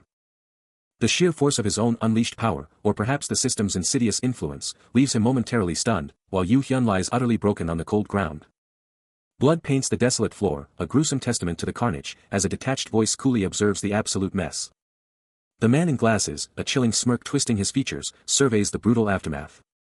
Nearby, an injured woman lies utterly unconscious, her body a bloodied, broken heap. He coolly muses that calling it unintentional would be a weak excuse, though messy, before assuring someone he'll handle the rest, while Baphomet, still reeling from the system's interference, grimly realizes he could have killed him. Yu Hyun, clinging to the edge of consciousness, struggles to grasp the shocking implications of his survival, realizing he couldn't be killed, which can only mean that team member rule is still active. He's still reeling, thinking about how the system window has been his only guide from the start, but then he snaps back. That's not the real problem. Suddenly, a voice breaks his concentration, demanding, "Excuse me? That blood all over you isn't yours, is it?" He seethes, "If I was just a little stronger, I would have ended him." His eyes blaze crimson, a chilling correction escaping his lips. Stronger? I would have killed him already. Later, he's on his phone, looking down at the injured woman, demanding, "Are you seriously hurt? I'll call an ambulance. Don't just lay there." Across town, the aftermath is being discussed, and someone asks, "So, how's Cha Min-woo doing?" A sharp-suited man with glasses, overseeing a scene with another agent, recounts, he wouldn't shut up about calling a Terminator and an ambulance. "Seriously, we need to teach these injured people to chill out." Then, with a contemplative look, he reveals, "But I decided not to help them anyway. All because of that system window message." The system window blazes to life, screaming an urgent alert, "Emergency. Monsters have appeared due to a system error. Hunters in the vicinity should subjugate the monster immediately." A chilling question hung in the air. How could a mere corpse be twisted into a monstrous entity, defying all known skills? The speaker pondered what dark secrets their investigation would unearth, then sharply pressed a subordinate, "Do you know anything, Quarter?" Baphomet remained stoic, his hands secured by heavy chains. The chilling interrogation pressed on, a voice dropping a bombshell, "Your dead wife became a monster. Who dared to revive her?" The man with glasses, a shadow of thought on his face, absorbed every word. A silent, agonizing acknowledgement was all Baphomet could offer. Finally, he broke his silence, admitting he'd only heard whispers of a special team hunting rogue hunters. Manager Han, the man with glasses, then fixed him with a piercing gaze, acknowledging his identity and delivering a stark warning, "You're on a treacherous, solitary road." Manager Han, clearly fed up with the games, declares his exhaustion from a lifetime of hunting down and punishing those he knows, then cuts straight to the chase, "Who's pulling your strings?" His gaze piercing, he challenges Baphomet, "Who's got your back? Because trading info for your wife? That's a felony, plain and simple." Then, the hammer drops, "What about those rookie hunters assigned to you? Male or female? Dead or just gone? The stakes are clear, give up those hunters for your wife, and you're looking at a major offense." The ominous car on the street outside seems to confirm the threat. Han's face is a mask of stone, his eyes locked on Baphomet, demanding an answer. But Baphomet stays silent, his face a blank slate, giving nothing away. Seeing Baphomet's stubborn silence, Han sighs, realizing he won't get anything more. "Fine," he says, "then, I will." A sharp click rings out, sealing the conversation's abrupt end. Trapped and tied in the back, Baphomet's eyes widen in shock as Manager Han's chilling words keep coming. Han's voice drops, a chilling calm before the storm, as he delivers the stark warning, "You'll have a hard time trying to catch that hunter." The words hit Baphomet like a physical blow, his face twisting in silent torment, while grotesque, shadowy entities manifest behind him, a terrifying glimpse into his fractured psyche. Oblivious to the terrifying entities swirling around her husband, Baphomet's wife clutches herself, her face a mask of pure terror beside the stoic Manager Han. Then, without warning, the vehicle lurches, tires screaming in protest as control is violently lost. A crash. The world explodes in a cacophony of twisted metal and shattering glass. From the mangled remains, Baphomet is violently ejected, his body skidding across the asphalt, utterly still. Out of nowhere, a bizarre, shadowy cat-like entity emerges, its purple eyes burning with an eerie glow as dark tendrils ripple around its form. But then, a sudden shift. A normal brown and white cat is just chilling, stretching out like it owns the place. It's checking out the city lights, making little tapping sounds as it plots its next move. Every paw placement is perfect, a silent, stealthy approach. From its perch, the cat scopes out a room below, totally locked onto something interesting. Inside, a cool circular rug is just chilling, with a mysterious square object right in the middle. Then, bam. The cat makes a perfect jump onto the square object, and it instantly lights up with a mysterious glow. One paw taps it, and the glowing surface responds. And just like that, an ID card pops up, revealing the name Cha Min-woo and a face we definitely recognize. The mysterious glowing object finally reveals its true form, an ID card. And on it, a familiar face, the name Min-woo, and the shocking details, class, war, and an age of just 2. The card's details are crystal clear, solidifying the identity of this mysterious figure. A crushing, suffocating pressure slams down, making every breath a struggle, as if the world itself is trying to squeeze the life out of him. Sweat pours down his face as he fights against the unseen force, his lungs screaming for oxygen. Suddenly, everything changes. He's in a sterile room, and a mysterious white-haired figure stands nearby, their back to him, radiating an unknown aura. He's totally disoriented, scanning the unfamiliar hospital room, and who is this person just standing there? He turns, and the white-haired woman, sharp in her glasses and blazer, speaks with a chillingly calm voice, commenting on his ridiculously fast awakening. Her face is perfectly composed, a subtle, knowing smirk playing on her lips. His eyes snap wide open in pure shock, instantly recognizing her unique way of speaking, because there's only one person who would ever call him that. Waking up in a daze, a chillingly familiar voice cuts through the silence. Long time no see, have you been well? He's trapped, held by the woman he knows, her smile never faltering as she purrs, looks like you're still as handsome as ever. Her voice, a silken trap, continues, a playful threat barely concealed, you'll pay with your. A searing wave of agony rips through him, his eyes snapping open in sheer terror as she delivers the final blow, body. A primal scream tears from his throat. His face twists into a mask of silent, desperate agony. Unfazed, the woman, now cradling a fluffy white cat, casually steps on something near him, her voice sickeningly sweet as she coos, oh my, Sasha. Then, with a sudden shift, she focuses on him again, a mock concern in her voice, is it okay for you to move your body? She adds, a smirk playing on her lips, must be tough, still being in lockdown. Scrambling on the floor, he snarls, FFUCK. Why is that quick doctor here? She just smirks, oh, because this is my hospital. And you owe me, remember? Still reeling, he shouts, I don't know. She casually drops another bombshell, I was surprised.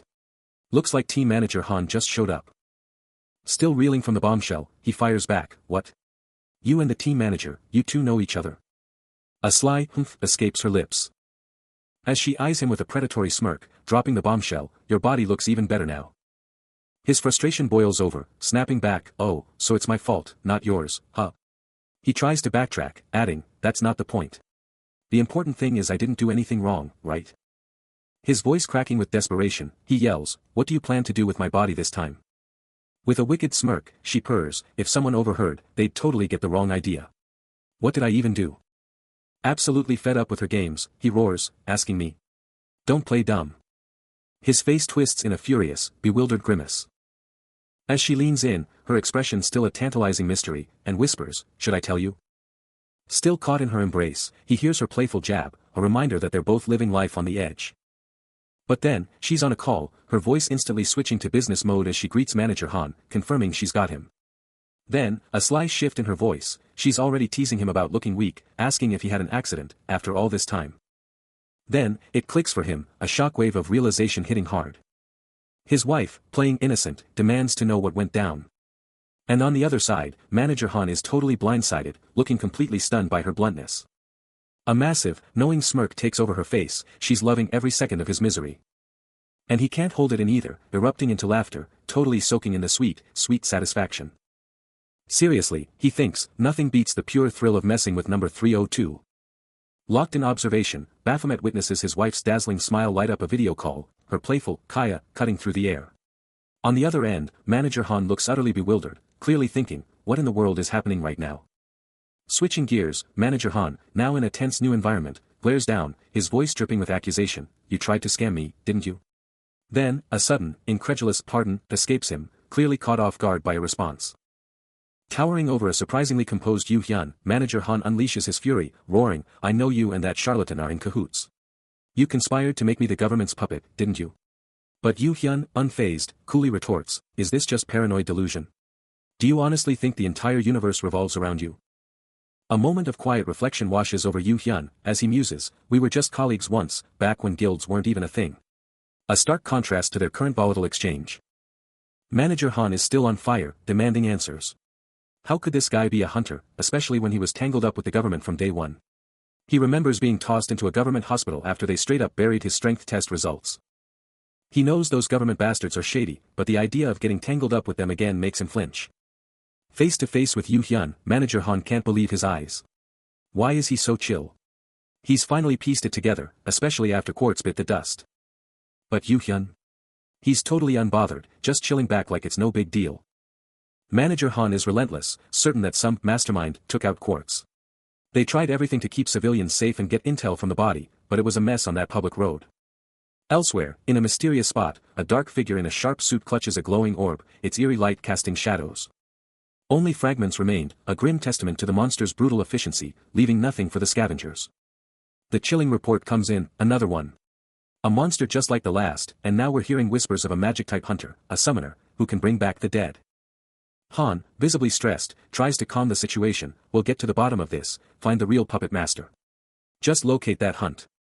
But the words catch in his throat, the air thick with unspoken frustration. Then, a roar of pure rage erupts, are you serious? I would have ended him myself rather than let him fall for nothing. Baphomet's eyes ignite with a terrifying red glow, his fury boiling over. His voice sharpens, a venomous accusation in every word, I busted my ass to get you what you wanted, and you. He slams his fist down, the glowing orb on the table pulsating with his rage, roaring, blew it? Han, looking utterly defeated, can only stammer, I truly feel sorry about the. Baphomet's mind is a whirlwind of calculations. Guild? Too dangerous. He has to do this alone. No one can be trusted at his current power level. Failure isn't an option, he has to get stronger. Manager Han, visibly shaken, confesses he couldn't even sense the mastermind's presence, realizing a powerful and dangerous hunter is lurking close by. But Baphomet is having none of it, snapping back that Manager Han's skills are clearly subpar. He presses on, declaring that if he were in charge, he'd have instantly spotted the danger, handled it, and reported it to his mentor without a hitch. His fury boiling over. Baphomet slams his hand down with a thunderous crash, roaring, you think this is a game? You're actually going to catch the mastermind? He lunges, grabbing Manager Han by the collar and yanking him close, eyes burning as he spits, a pathetic Birank. A shocked colleague gasps at the explosive scene, as Baphomet abruptly turns and storms off.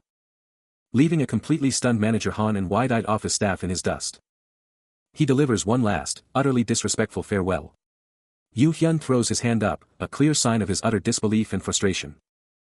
Manager Han, looking totally fed up, confronts him, demanding to know if they'd actually thrown down, as Yu Hyun just rages about that awful personality. He quickly clarifies they didn't actually throw punches, just blew off steam after seriously getting on each other's nerves. Manager Han, still trying to wrap his head around it, demands to know what it all means, and if the wild rumors he'd heard were actually legit. Then, he drops the bombshell, accusing Yu Hyun point-blank of stealing Cha Min-woo's cash all under the guise of treatment. Baphomet's wife's jaw drops, utterly stunned, as she wonders if she actually pulled off something like that. She desperately tries to defend herself, pleading that there's a reason for everything, even as Manager Han lays down the law, threatening to report it all to a public official. Then, out of nowhere, a young man, absolutely drenched in blood, was sent over. Baphomet's wife stares down at the bloodied figure on the stretcher, her voice laced with pure dread as she demands to know what they did after all that chaos. Yu Hyun can't help but think about the government's epic blunders, how they keep trying to force a hero, just like that one celebrity hunter everyone talked about on TV. But the fallout is undeniable, as Baphomet, Cha Min-woo himself, is left a bloody, broken mess, a brutal reminder of the recent clash. His wife, though, is hit with a sudden, chilling realization, the government totally botched it again, all in their greedy quest for a hero hunter. She snaps back, pointing out this isn't just some random event, but a recurring nightmare involving two hunters, and Manager Han, with a stern warning to watch her tone, reminds her he's just another government pawn. Then, with a dismissive wave, he shrugs off her accusations, saying he's not quite sure about any of it. She fires back, demanding to know if he's truly a government lapdog or a cunning wolf in sheep's clothing, a total Janus. Manager Han, completely unbothered, just drops a bombshell: this patient is a lost cause, it's a miracle they're even breathing. Then, abruptly changing gears, he demands to know what went down next. And the shocking answer to his question is laid bare as they both stare down at a brutally injured young man, unconscious on a gurney, a chilling consequence of the chaos. In a tense medical bay, a doctor hovers over a gurney, the air thick with anticipation. Her thoughts race: he needs to be strong enough for this treatment, but at this rate, it's not looking good. The young man lies there, battered and unconscious, a stark image of his brutal injuries. But just as despair sets in, a shocking red system message flashes into existence. It was her first time seeing a red system window, and its chilling message declared her failure to save the patient. Confusion hits hard: why is it red? It's always blue. The red color was a shocker, but the message itself? Even more mind-blowing. The system's chilling command: save him at all costs. And the terrifying consequence if she failed? She would die. Snapping her out of it. He can't believe it. Is she seriously saying the system, not some mission or alert? She doubles down, confirming it's all true. That's why she went all out, even hiring a PI and faking a debt just to keep an eye on him. But here's the kicker: even with that death threat, to her, it was like. Meanwhile, the guy they're talking about, a dark-haired young man, just strolls away. His journey takes him straight to. He's in clock down, and the manager is telling him to chill, to take that much-needed rest. But the manager's got his back, telling him clock down is just a hunter's vacation, a chance to finally chill out. Outside the building, the manager keeps talking, muttering about how clutch it was that he declared his status mid-battle. Inside an office, the manager just tells him to keep doing his thing. But there's a twist: this time it's not just monitoring, it's guarding too. Baphomet, looking bored, tries to wrap it up, saying he'll hit up the manager if more orders come in. But the manager cuts him off, pointing right at his ear, mid-sentence. He just asks, seriously, where'd you get those earrings? Yeah, those earrings Manager Han was so curious about. Still rocking them, no doubt. He's all about that peak performance, so a break is a must before the next big fight. And let's be real, he became a hunter just so he could chill and enjoy life like this. With a smirk that says it all, he's ready to devour everything in sight. And he wasn't kidding, calling out for 2 bowls of rice and 5 servings of meat like it's nothing. Later, still on his food quest, he's scrolling through his phone, probably planning his next dessert attack. Hitting the streets after that feast, he's just soaking up the city vibes, totally chill. Phone still in hand, he's just cruising, figuring out what adventure comes next. Then, boom. A baseball practice area catches his eye, and just like that, his next move is locked in. Bat and ball, ready to go, it's game on for some serious fun. He's going for the fences, screaming his ambition to dominate every single baseball field in Seoul. Crack. The bat connects, sending that ball into orbit. After all that action, he's chilling out, just kicking back and relaxing. But his chill session is totally wrecked by a blood-curdling scream, and his eyes snap wide open. Then, a terrifying voice booms out, demanding its legs back. And then, a single, terrifying red eye just glows in the dark, pulsating with pure menace. Baphomet finds himself in a totally wrecked room, watching this freaky monster reaching out from the ground, glowing with a creepy purple aura. The monster's shadowy hand snatches a screaming victim, demanding an arm as the poor soul cries out for salvation. Meanwhile, in a completely different vibe, a woman is absolutely belting it out into a mic, owning the stage. Shifting gears from the monstrous confrontation, Baphomet's found a moment of calm, chilling out while a dude shreds on guitar, setting a surprisingly chill vibe. Surrounded by his crew, the guitarist and a woman, it's a rare, peaceful moment before the real drama hits him. But hold up, completely separate from all that, a singer's got the mic in hand, ready to drop some serious vocals. Back to Baphomet, and he's absolutely fuming, his face a mask of pure rage as he curses his own weakness. He's looking down at himself, totally fed up, realizing this weak body is just no fun. He wonders if wanting to be human was a mistake, but then snaps back, thinking he can just power up again. But even that's not it, because going from the absolute peak to rock bottom is just plain awful, and he's absolutely hating every second of it. The system's chilling voice cuts through the silence, a stark question materializing before him, demanding an answer to his deepest emotions. His crimson eye flares with an unsettling, furious glow, a silent scream of the chaos raging inside. The question hangs, a digital dagger in the air, stark and unavoidable: are you sad? A raw, humorless laugh rips from his throat, as he clutches his head, his sanity teetering on the brink. He spins away from the oblivious figures behind him, his voice dripping with accusation, furious at being offered both the poison and the cure. His face twists in pure anguish and frustration, as he screams for the real reason behind this cruel game. The system's cold, unfeeling response flashes, insisting it's all for his own good. He scoffs, a bitter sound, knowing full well it just wants to mess with him. With a fierce resolve, his hand shoots out towards the glowing interface, triggering a protocol execution that will change everything. He's back in the system's grip, and it's dropping a bombshell. The protocol's been run billions of times already. Fail again, and he's rebuilding the whole damn thing from scratch. But elsewhere, a voice cuts through the tension, demanding, "Are you seriously gonna get in my way again?" Back in the digital realm, a powerful woman glows with an ethereal light, her focus absolute. Frustration boiling over, the young man snarls, "If that's your game, then just finish me off yourself." But the woman's resolve is ironclad, a fierce declaration escaping her lips, "I'll succeed this time." Baphomet, pushed to his absolute limit, lets out a guttural cry, "I said kill me." Suddenly, the system lights up, confirming a hacking program execution protocol is online, and then, a shocking message, "Congratulations, Miss Administrator." A single, urgent command flashes, immediately. Then, the entire system explodes into a dazzling display of glowing lines, data streams, and raw energy. A massive hack is underway. The hacking program execution protocol just went live, and the system is going absolutely wild. A massive, glowing orb and digital lines are tearing through reality. A massive crackle rips through the air, and Baphomet's eyes snap open, a look of pure shock on his face as he feels the insane power surge. He's pushing through the digital crowds, totally bewildered by this insane system event, wondering what the heck just happened. Then, out of nowhere, she shows up, and with a totally blank face, just says, "Sorry. What is going on?" She admits she's a bit late, but her eyes are locked on him, and you know there's more to it. But then, the vibe totally changes, and she's telling him not to get the wrong idea. She's like, "No hate here, just business," and then drops the bombshell that she's about to spill everything. With digital chaos erupting around them, she drops the ultimate bomb, she just took away all his power. Trapped in a glitching digital realm, Baphomet turns his back, unaware of the shocking truth about to unfold. But a chilling whisper cuts through the silence as his wife's face appears, transformed and terrifying, her eyes burning with an unholy red glow. She floats into view, a goddess of pure power with flowing white hair and an intricate, menacing outfit, her presence alone warping reality. Her feet don't even touch the ground, a chilling display of her absolute control. Her piercing gaze, cold and calculating, bores directly into his soul. Baphomet's jaw drops, his eyes wide with pure terror and disbelief, as the horrifying truth of her power dawns on him. Then, with a chillingly calm voice, she drops the bombshell. After a trillion attempts, she's finally ready to reveal her true intentions. Her voice booms, confessing to running trillions of experiments, and Baphomet can only gasp in utter shock. As she floats, radiating power, she lays out her twisted master plan, to see how a human vessel would adapt to her cruel experiments. Her radiant hand extends, she declares, "Every single experiment ended in your demise."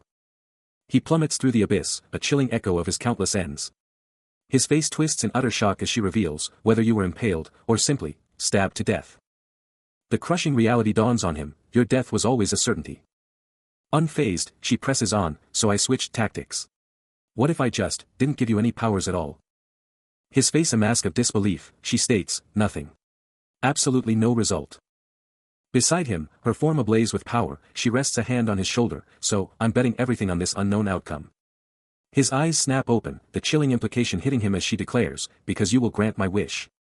The shocking revelations continue as Baphomet's wife coolly questions if he summoned her. But elsewhere, within a colossal tower, a terrifying, monstrous Baphomet stares up, his crimson eyes burning. His dark cloak billows dramatically amidst the swirling, ethereal purple energy. Suddenly, Baphomet appears in his human form, his face a mask of intense thought. He stares down, demanding answers. Did some god actually grant his wish? A dangerous smirk twists his lips, as he lets out a low, guttural sound. The chilling thought echoes, he slaughtered all those others. He pulls his wife into a possessive embrace, and she whispers a chilling truth, it had to be someone even stronger than her. She lets out a chilling chuckle, a smirk playing on her lips, as if she knew his next move all along, declaring she was just waiting for him to ask. Her presence looms, a silent, crushing weight, a challenge he can't ignore. Because some enemies, she thinks, were simply too powerful for his old self. Dark silhouettes rise, a brutal flashback to every time he fell short. He's free-falling through a dark abyss, every past loss dragging him deeper. But a voice cuts through the darkness, demanding he rise, to forge a power he can barely imagine. He needs to become an absolute force, stronger than he's ever dared to dream. The beast within him awakens, its crimson eyes blazing with raw, untamed power. Then, with a blinding flash, his eyes explode with dual colors, blue and red, a terrifying glimpse into his true, evolving power. He stands there, face unreadable, engulfed by the ethereal blue glow of his inner world. Then, a sudden jolt of realization makes him flinch, his eyes snapping wide open. He takes a decisive step forward, his footfall echoing in the silent, empty space. A vision of himself, clad in a long coat, walks away into the shimmering distance, a ghost of his past. Suddenly, a soft, familiar voice calls out to him, asking, "Raven," as his eyes ignite with an intense blue glow. The question hangs heavy in the air, as an unseen presence reminds him, he already knows the path to power. And as if on cue, his wife appears behind him, her arms gently wrapping around his chest, a comforting, yet unsettling embrace. Then, a monstrous, shadowy entity with glowing red eyes declares, his insatiable greed for more is the ultimate source of his power. The words resonate deep within him, confirming that this constant craving is the very wellspring of his true strength. A powerful voice booms, declaring that all shall cower in terror at the very sound of a name. While the system blazes with confirmation, Baphomet's skills are being supercharged by the administrator's grace, pushing his master of weapons skill to an insane level 7. His body, now fully integrated with the system, is immune to all debuffs and mysteries, and he's just unlocked a brand new skill. Every single one of his skills is back, just as powerful as they once were. Then, with a sudden flash, he materializes in the middle of a crowded city street, a faint sound effect hinting at his abrupt appearance. The surrounding crowd immediately reacts with utter bewilderment, their shocked exclamations filling the air.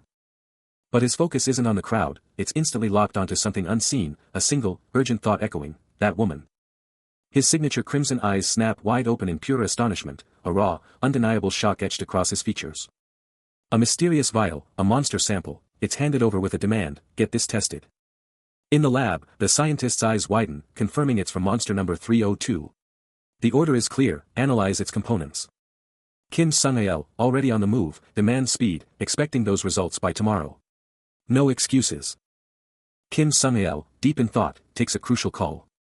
The scientist, flustered, apologizes for the holdup, lamenting the scarcity of monster samples and wondering if someone jumped the gun on a bet.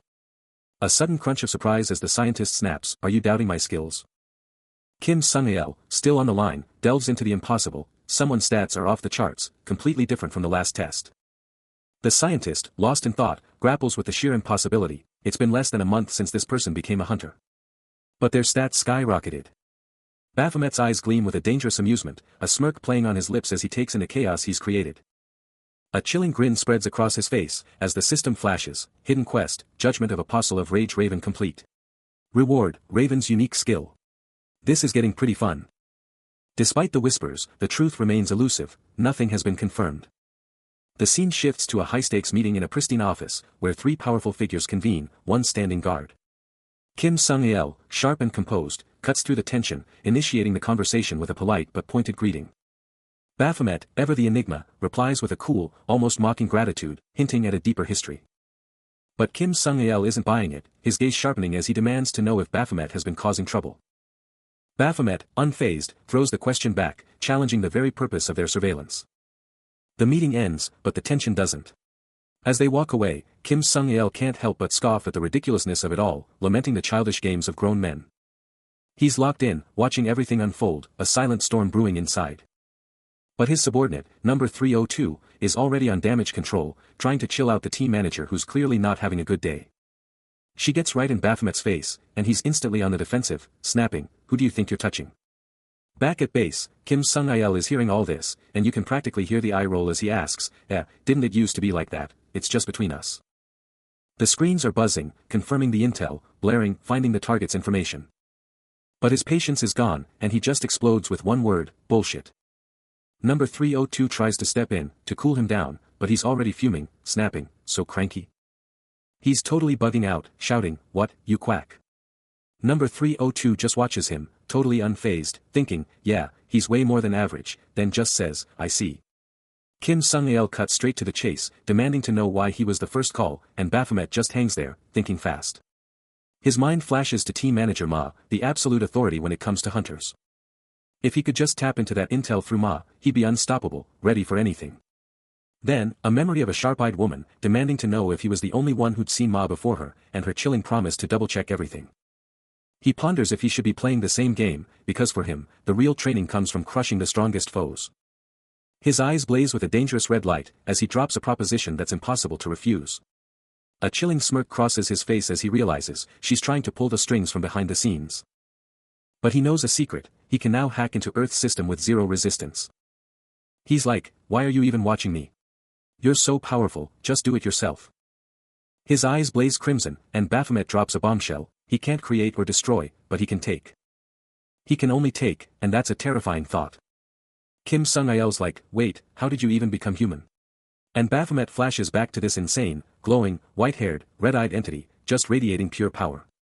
This is his true form, pure raw power. Was also about taking, he thinks, a chilling reminder of his core power. Back to reality, Kim Sung-il, cool as a cucumber, asks what's up with the waiting talk, and Baphomet just gives him a casual, ah. He clarifies he was just checking for progress, but then shrugs it off, reminding himself that criminals don't just regenerate.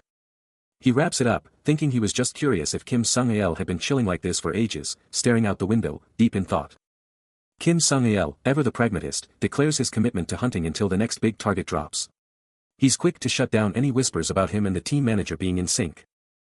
Letting out a heavy sigh as he confesses he's already thrown in the towel on that idea. Across town, Baphomet's mind races, fixated on the explosive growth of an irregular, pondering just how fast this power surge will escalate. His cunning mind already strategizes. Oblivious to the deeper game, Kim Sung-il makes his move, declaring he'll take on the swordsman once their true identity is unmasked. Back in his lair, Baphomet's eyes gleam with intent as he declares his price, a commission. A quick cut reveals a lone silhouette against an endless horizon, hinting at new possibilities. Then, a sleek, modern skyscraper dominates the cityscape, a symbol of power and influence.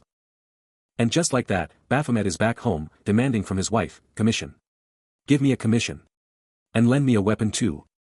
The discussion heats up as his wife challenges him, seriously, Baphomet? Still renting? Why not just buy a weapon that actually fits your style? She presses on, I mean, renting is just a money pit, right? So. But he's not having it, firing back, nah. Sticking with one weapon forever. That's boring. His wife just sighs, then pivots the conversation, look, only A-rank hunters and higher are even allowed to raid towers, okay? She lays out the rules, you need a full A-rank team commission, and even then, only government-affiliated hunters get in. He cuts her off, a smirk playing on his lips, I'm already part of one. She quickly corrects him, but I can't just say I'm part of some secret government guild. So you are in a guild, then? A calculating look settles on his features, as he processes her statement. Beneath an impossibly clear sky. A colossal tower, a labyrinth of steel and shadow, looms over the horizon, its presence undeniable, as a voice booms out. Announcing with authority, attention, hunters. We are the Dark Guild. At the forefront, an imposing armored figure, flanked by a fiery orange-haired woman and a stoic dark-haired man, commands attention as the declaration unfolds.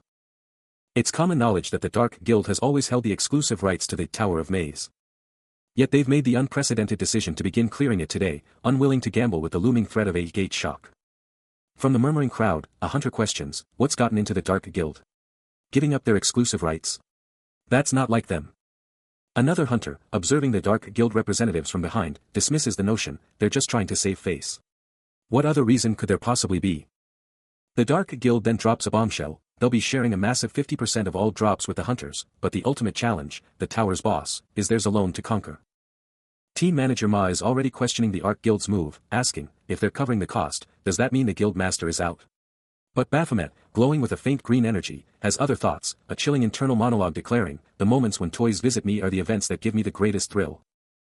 The chatter continues, with others asking, wait, isn't that other hunter way more popular than their guild master, and then, oh my god, will the hunted actually clear it? I'm a huge fan. Baphomet's wife gushes, her excitement visibly grating on him. His crimson eyes instantly narrow, a clear sign of his growing irritation. He turns away from them, a dismissive thought escaping him, should I just bail? I'm really not in the mood for a fight. A cryptic system prompt pops up, management office, but his internal monologue is far more direct, snapping, shut up. Seriously, don't talk to me. You all have nothing better to do. He doubles down on his apathy, yeah, I don't, his thought bubble fading out. Yet another internal message pops up, a stark reminder, but hey, at least you can finally get into a tower because of them.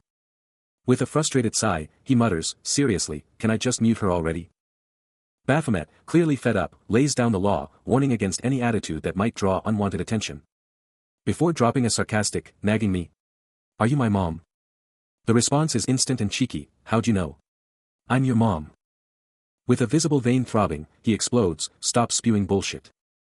No more talk.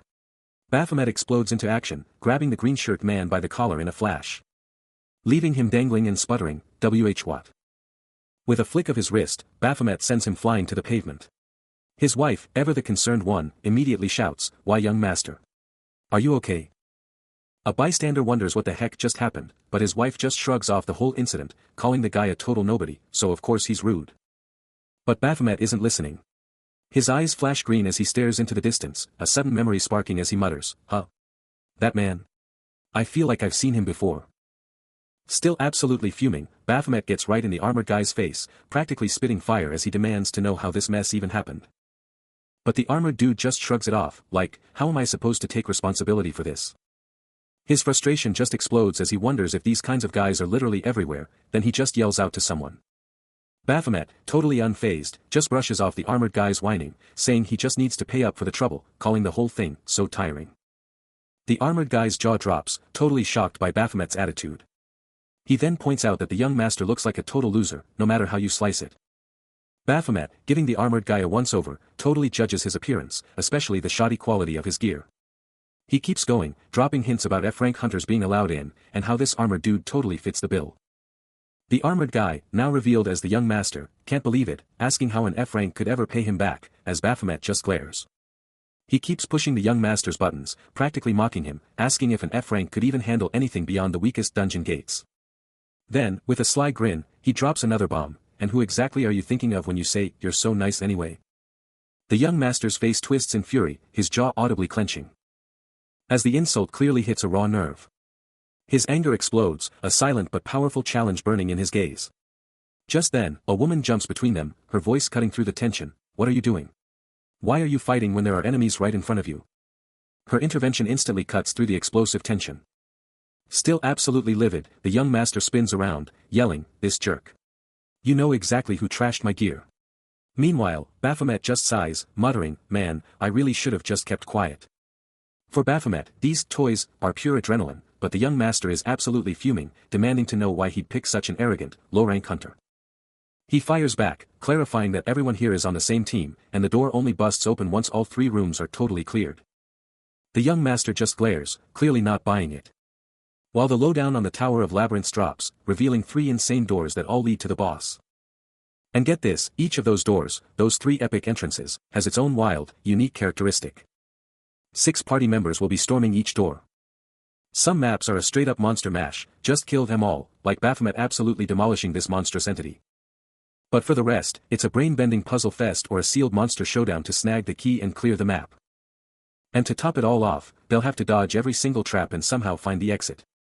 The next entrance, a menacing red door pulsating with raw power, screams danger. A new challenge, a new opponent, all waiting to be unleashed. The tension is palpable as they prepare, and his wife cuts through it with a crucial question: which room do they hit first? His response is blunt, he has no idea. This isn't just any dungeon, the tower's map randomly shifts every 24 hours after entry. There's no intel, no scouting, it's a total gamble whether they're walking into a monster pit or a death trap. It's a true maze, a labyrinth in every sense of the word. Then, it hits him like a truck, his eyes snapping wide open. He whispers, almost to himself, the name of a hunter from the Kellam Guild. But there's more. Another name surfaces, Hunter Pagan and Hunter Soul, both from the Thanurla Guild. A chill runs down his spine as he realizes, these aren't just random hunters. A hunter from the Defiance Guild steps up, confirming his status with a sharp yes. Baphomet, with his wife by his side, takes it all in. This is Hunter Baphomet, the man behind the infamous Sweet Pink Angel Guild, and his eyes are already sizing up the situation. The group, including Baphomet and his wife, keeps moving, advancing deeper into the unknown. Pushing onward, they become mere specks in the sprawling darkness. A dismissive escapes Baphomet, a clear sign he's not taking things too seriously. And his wife? She's right there with him, a sly smirk mirroring his own. But the other hunter isn't letting it go, demanding to know why Baphomet would register number 302 with any guild. Baphomet's response is pure gold: it was all just a ghost guild, a brilliant scam to siphon off government funds. He's still spilling the beans on his guild's shady setup when his wife cuts in, demanding, "Hold up, I got a question. What map are we even hitting?" He just shrugs it off, dropping the bombshell that it's literally just him and the head nurse running the whole operation. She's like, "Dude, did you even tell me about this before you pulled it off? But he just brushes it off, cool as a cucumber, saying, the government has zero authority over his little scheme anyway.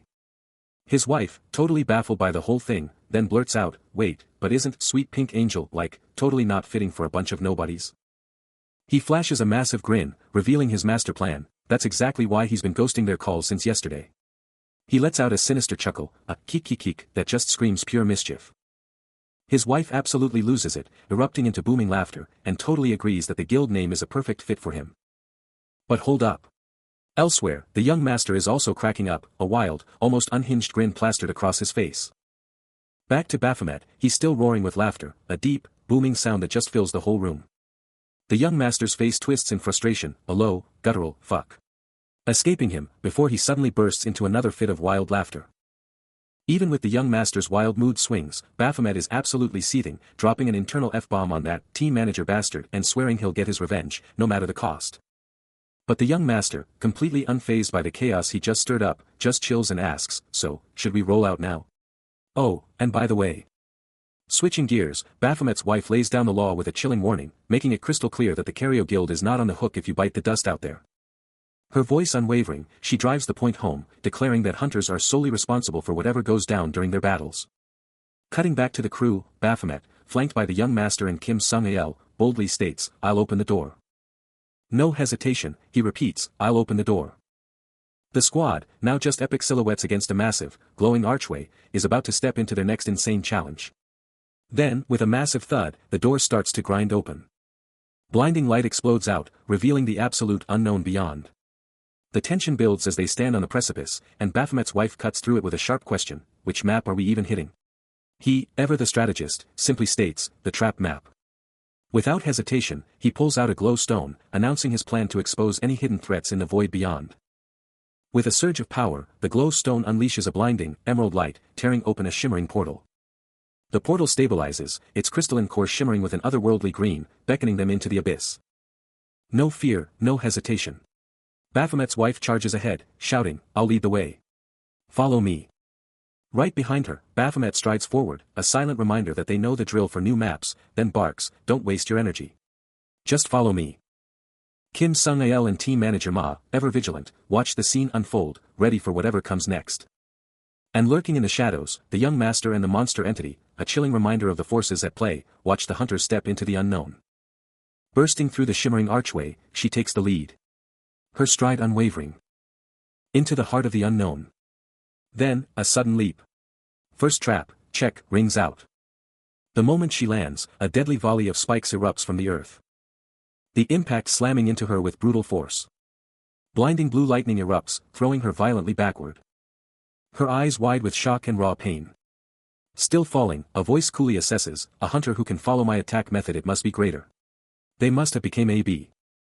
Stepping into the unknown, Baphomet's wife immediately hits him with the burning question, which map are we even attacking right now? He glances down, and it hits him like a truck, a shockwave of pure realization washes over his face. No time to waste. The hunter Baphomet bolts, unleashing his ruler Baphomet's advantage, skill, a game changer for any tower below legendary rank, revealing every attack and monster like a cheat code. His crimson eyes ignite with a fierce, glowing intensity as he downloads the intel, confirming that every single attack and monster, they're all laid bare before him. A warning blazes across his screen, but he just grins, already itching to put this insane new power to the ultimate test. A guard is absolutely floored, completely baffled by the insane speed of the dungeon clear. Just moments later, a voice booms out, first floor, done. The guard can only stutter in pure shock, as this impossible feat keeps happening.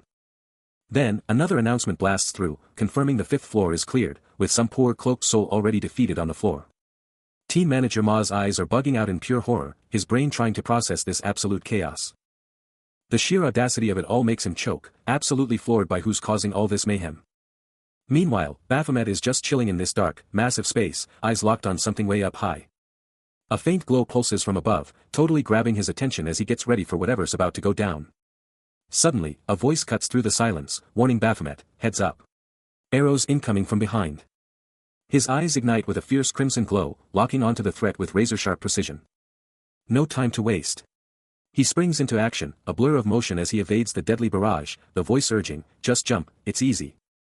But the danger isn't over. The voice barks, 50 meters to your right. More arrows incoming. He's already moving, a flash of green energy, the voice pushing him, move. Avoid them. Twisting, turning, a master of evasion. Then, his fist ignites with a fierce green glow, primed for a devastating counter. With his eyes now blazing green, he hears the next tactical tip, hey, distracting it works wonders too. Engulfed in a shimmering green aura, he unleashes another lightning-fast, powerful move. A figure in gleaming white armor is free-falling through an endless void. When suddenly, a lightning-fast arrow streaks in, targeting its head with deadly precision. But just as impact seems inevitable, a brilliant halo flares above its head, and the armored warrior effortlessly bats the arrow away with a glowing staff. Yet, the real threat isn't arrows. Suddenly, heavy chains materialize, snapping shut around its neck with an ominous clink. These aren't just any chains, they're exploiting its critical weakness, the neck. They rapidly extend, ensnaring the armored figure's entire form. Completely immobilized and helpless, the armored figure is now utterly at the mercy of its unseen tormentor. But then, from the depths, Baphomet himself emerges, his hands locked onto the chains, exerting incredible, raw power. His eyes blaze with a vibrant, emerald green energy, a clear sign of the raw power he's channeling into every fiber of his being. The glowing green chains, fully unleashed, coil and tighten with insane force. With a brutal crunch, they violently constrict the white armored construct, which struggles against their relentless grip. The magical bindings hold firm, their emerald glow pulsating with raw, untamed power. Then, with a sudden, explosive surge, the construct is violently slammed, its form twisting under the immense pressure. Observing the brutal results, he questions, "You're not an F rank, are you? Did you just show your rank?" He muses, it felt like you knew how to dodge everything. He snaps at a nearby guard, a clear warning in his tone, "You want to get fired for slacking off." Across the way, the young master, rocking pristine white armor, just shrugs off the guard's concerns, totally unfazed. Then, he just rolls his eyes, practically yelling, "Are we on a picnic? Get serious." He cuts Baphomet off, demanding they ditch the small talk, declaring they're heading to the 5th floor to regroup because everyone's wiped. But Baphomet just stares, a smirk playing on his lips, muttering about how much stronger he's gotten, even if it's only the 4th floor, and how annoying it is that he's part of ARC. The young master fires back, dripping with sarcasm, "Oh, so Hunter Pagan doesn't need a break? Your gear looks trashed." Baphomet explodes, absolutely furious, shouting that bastard was responsible and there's no way his top-tier gear could be wrecked by some F-rank scrub. But the young master drops a bombshell, revealing the armor was forged from the core of Balamet, the Tower of Sanctuary's boss, leaving Baphomet stunned by the revelation. It clicks for Baphomet, this F-rank hunter is packing more power than a boss. He's deep in thought, processing the bombshell they just dropped. But the young master? He's absolutely floored, eyes bugging out in pure shock. He's losing it, screaming about how some measly F-rank couldn't possibly have done this, his voice practically shattering the air. Then, a new voice cuts through the tension, dropping a name, Secretary Kong. Brushing off any more debate with the new arrival, the young master barks orders to move on to the next tower. But hold up. Secretary Kang's eagle eyes catch a critical detail, a symbol on the young master's gear, and she instantly knows it's Royal Goldies.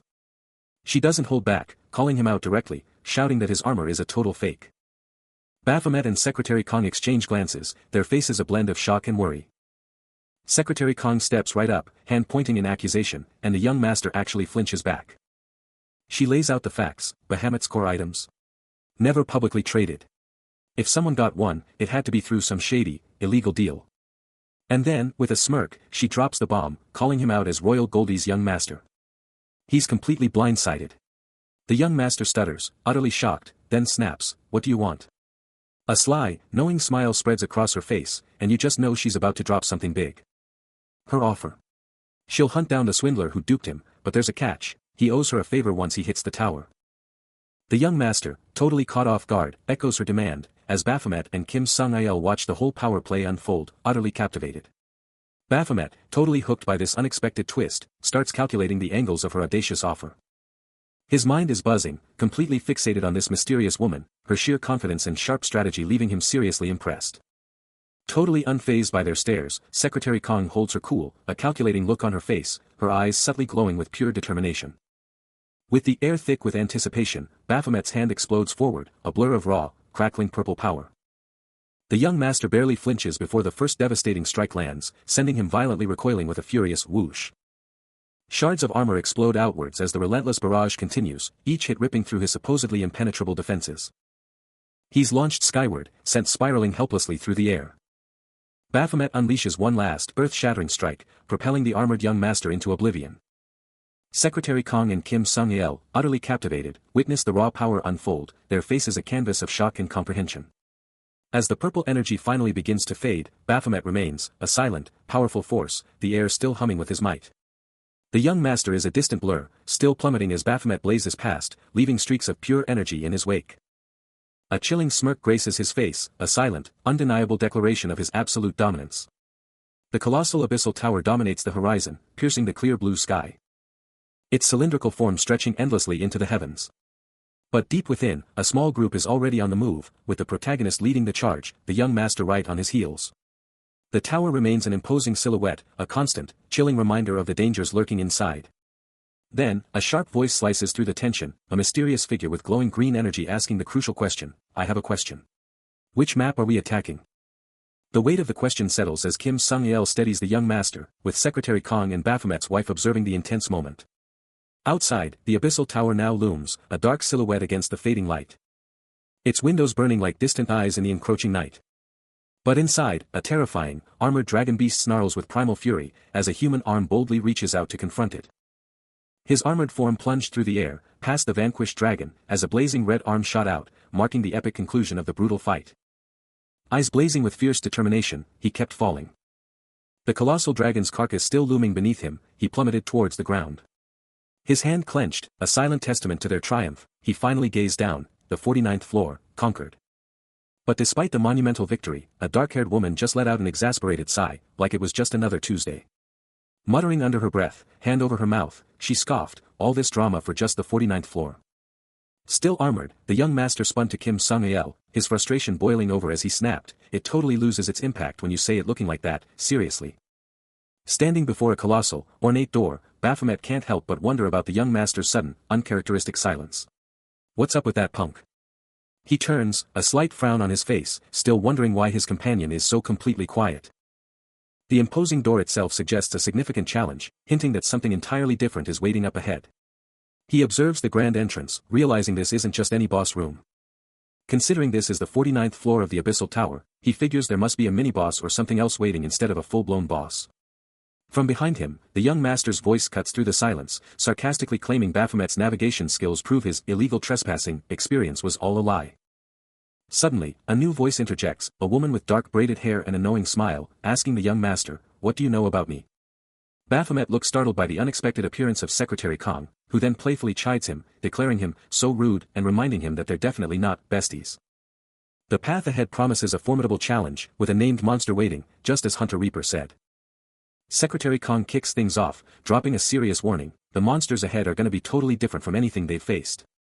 The trio stands before a massive, glowing archway, the epic entrance to the next stage. Her hand subtly clenches, showing just how serious she is. Her face gets super intense as she lays it out, this isn't a threat, it's straight up advice. The young master looks down, but Baphomet is locked on, hanging on her every word. She keeps going, dropping truth bombs about hunters being responsible for their own lives. But then hits them with the real talk, she doesn't want to see anyone die on her watch, promising to handle their cut of the loot. A tense silence hangs between the young master and her. Suddenly, Baphomet's face goes stone cold, and he drops the mic, I don't care. I'm going to the next room. He cuts straight to the chase, his eyes locked on the objective, demanding to know which map they're hitting next. Secretary Kong, with a grave look, echoes the warning, these monsters are on another level. Then, she presses for details on the hunter who came to fight, her worry palpable. But the young master pushes back, his pride showing, insisting he doesn't need to go in there. A charged look passes between him and Baphomet, the tension thick enough to cut with a knife. Secretary Kong doubles down on her warning, stressing the unknown dangers and hinting that stopping now might be their only option. Baphomet absorbs every word, his face a mask of calm. The young master's face twists in a grimace, the pressure clearly getting to him. But his pride takes over, and he roars that he cannot lose to an F rank, his determination now burning brighter than ever. The young master isn't backing down. He's all in, ready to charge ahead. No turning back now. The trio, Baphomet, Secretary Kong, and the young master, push deeper, and the darkness is closing in. The silence is deafening, the darkness absolute. Someone points out the eerie quiet, and the call goes out for a glow stone. Then, boom. Baphomet ignites the glow stone, and the light reveals their shocked faces, staring down at something incredible. A collective gasp rips through the air, as the unbelievable truth of their new environment hits them. The glow stone reveals it all, a massive chamber packed with gigantic, ancient stone chess pieces, standing like silent, towering sentinels. Is this just a bunch of stone statues? The question hangs heavy in the air, as they wonder what other secrets this bizarre room is hiding. Baphomet, always the pragmatist, warns the young master, telling him to keep his distance. He locks onto the massive figures, a chilling realization hitting him like a truck: these aren't just statues, they're chess pieces. But just as that thought clicks, a colossal rook smashes down with a thunderous quang, rocking the entire damn chamber. The young master and Secretary Kong are thrown back by the sheer force, their faces contorting in pure shock. As the dust barely begins to clear, he's already a blur, shifting into a defensive stance, ready for the next move. The young master's jaw drops in utter disbelief, while Secretary Kang's finger shoots out, a terrified gasp tearing from her throat as she points into the shadows. Suddenly, an unseen, chilling voice booms through the cavern, cold and utterly commanding, announcing, "It's your turn now." The very ground shakes as a colossal foot from one of the chess pieces starts to move, slowly but unstoppably advancing on their position. Confusion and sheer terror seize the young master and Secretary Kong, as the horrifying truth sinks in: these massive, stone giants are now hunting them. He challenges his companion, demanding to know if he's truly a chess master, declaring it's time to put his skills to the ultimate test. Suddenly, Baphomet's eyes widen in understanding, as he shouts, "I've got it." The attack method. Secretary Kong chimes in, declaring they just need to figure out the chess pieces' moves and stay ahead of them. The young master nods, affirming that by tracking the pieces, they can predict their every move, then dramatically points, exclaiming, "There." The three stand ready, eyes locked on his chosen spot, prepared to make their move. Secretary Kong sprints ahead, shouting, "Come this way. This is a safe area." The young master makes his move, and a voice from the shadows declares, as expected of the young master. But Baphomet's face hardens, as he declares, "That's wrong." Pure panic erupts on Secretary Kang's face, as she screams, "Young master." Just as they were processing the last revelation, a blinding light dropped from the ceiling, and both she and the young master could only look up, utterly baffled. But before they could even react, the light just disappeared, leaving the young master reaching into empty air, completely dumbfounded. But that was just the setup. A colossal chess rook materialized out of nowhere and crashed down, absolutely flattening the young master in an instant. The sheer brutality of the attack left Secretary Kong absolutely stunned, but Baphomet, as always, was chillingly unfazed. Meanwhile, the young master was on the ground, barely able to stammer out a sound, his face a mask of absolute horror. Then, a desperate, panicked shout ripped through the air, screaming her name. But she was frozen, her eyes now blazing with an unnatural green glow, her mind completely blown by the sheer chaos unfolding.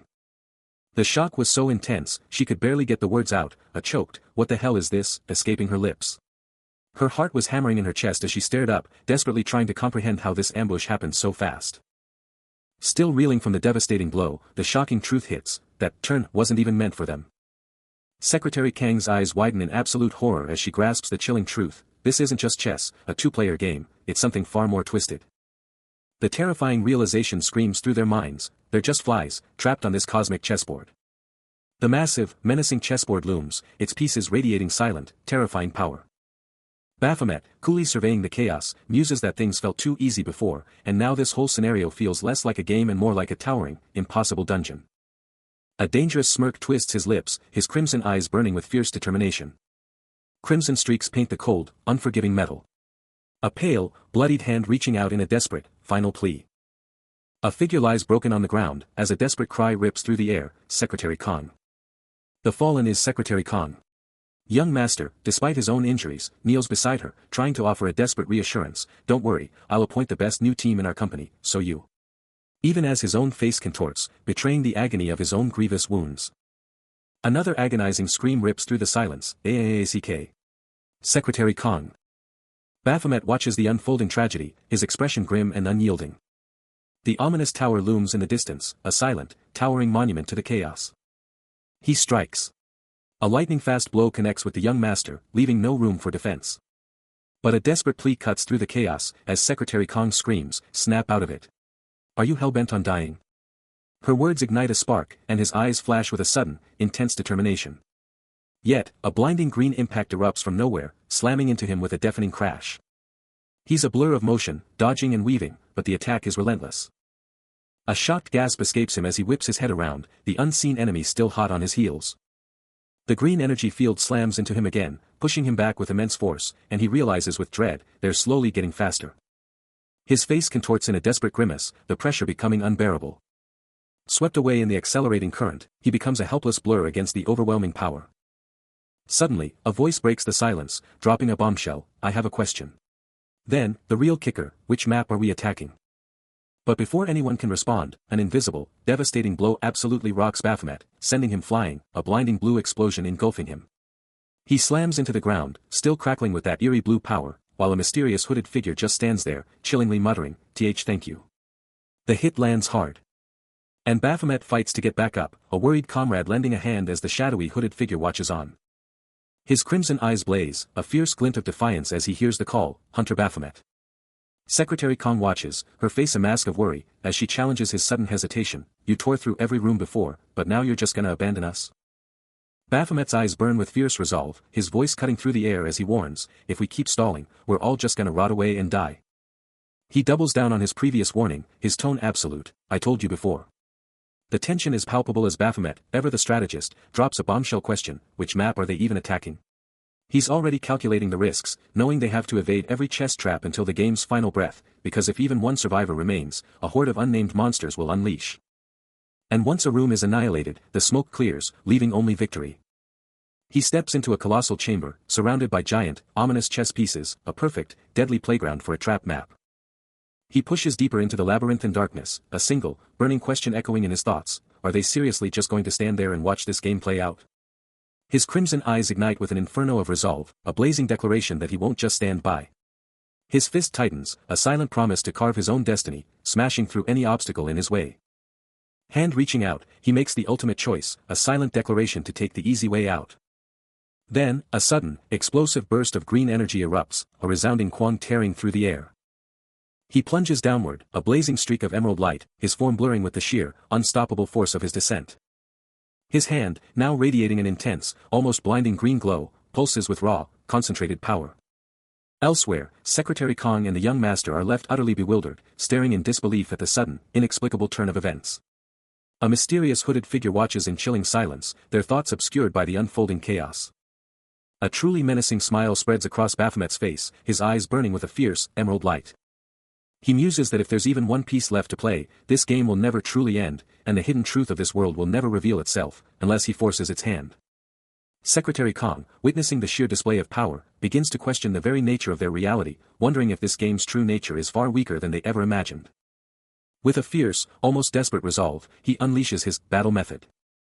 He's calculated the odds, the risk is minimal, but the payoff? Huge. This isn't just a method, it's a game changer. Decision made, he explodes forward, a green blur across the battlefield. His foot slams down, a shockwave of green energy erupting. He's gone. A streak of emerald energy, leaving everyone else in the dust. He doesn't even break stride, barking orders back at the stunned young master and Secretary Kong, Hunter, Pagan. Stay on me, got it? Baphomet's aggressive charge kicked off with an immediate, almost imperceptible shimmer, the air itself warping around his accelerating form. The distortion intensified. Then, with a blinding flash of green energy, he exploded forward, his voice cutting through the air, easier said than done. The sheer, unadulterated force of his acceleration immediately slammed into Secretary Kong, her body violently tossed like a ragdoll. Young Master was equally unprepared, his heavy armor doing nothing to prevent him from being sent flying, a desperate shout tearing from his throat, this is too much. I'm going to die of shock. But Baphomet barely registered their plight, a quick glance over his shoulder confirming their struggle as he punched the accelerator, his mind locked onto the real prize. But what matters is that man. He pushed even harder, the green energy around him exploding with each powerful stride, the very ground beneath him shattering from the sheer force. His form became a blur, a blinding streak of green light absolutely shredding through the dark. With a final, explosive burst of speed, he vanished into the distance, leaving his struggling companions in the dust.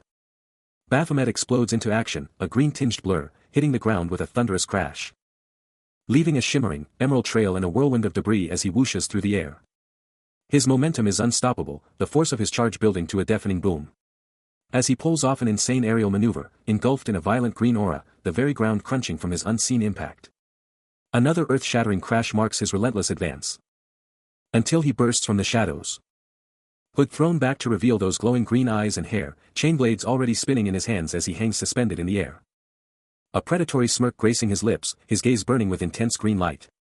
He snarls into the darkness, come out, bastard. Amidst the decaying remnants of some monstrous entity, Baphomet's rage explodes, a furious declaration echoing, "This insolent punk!"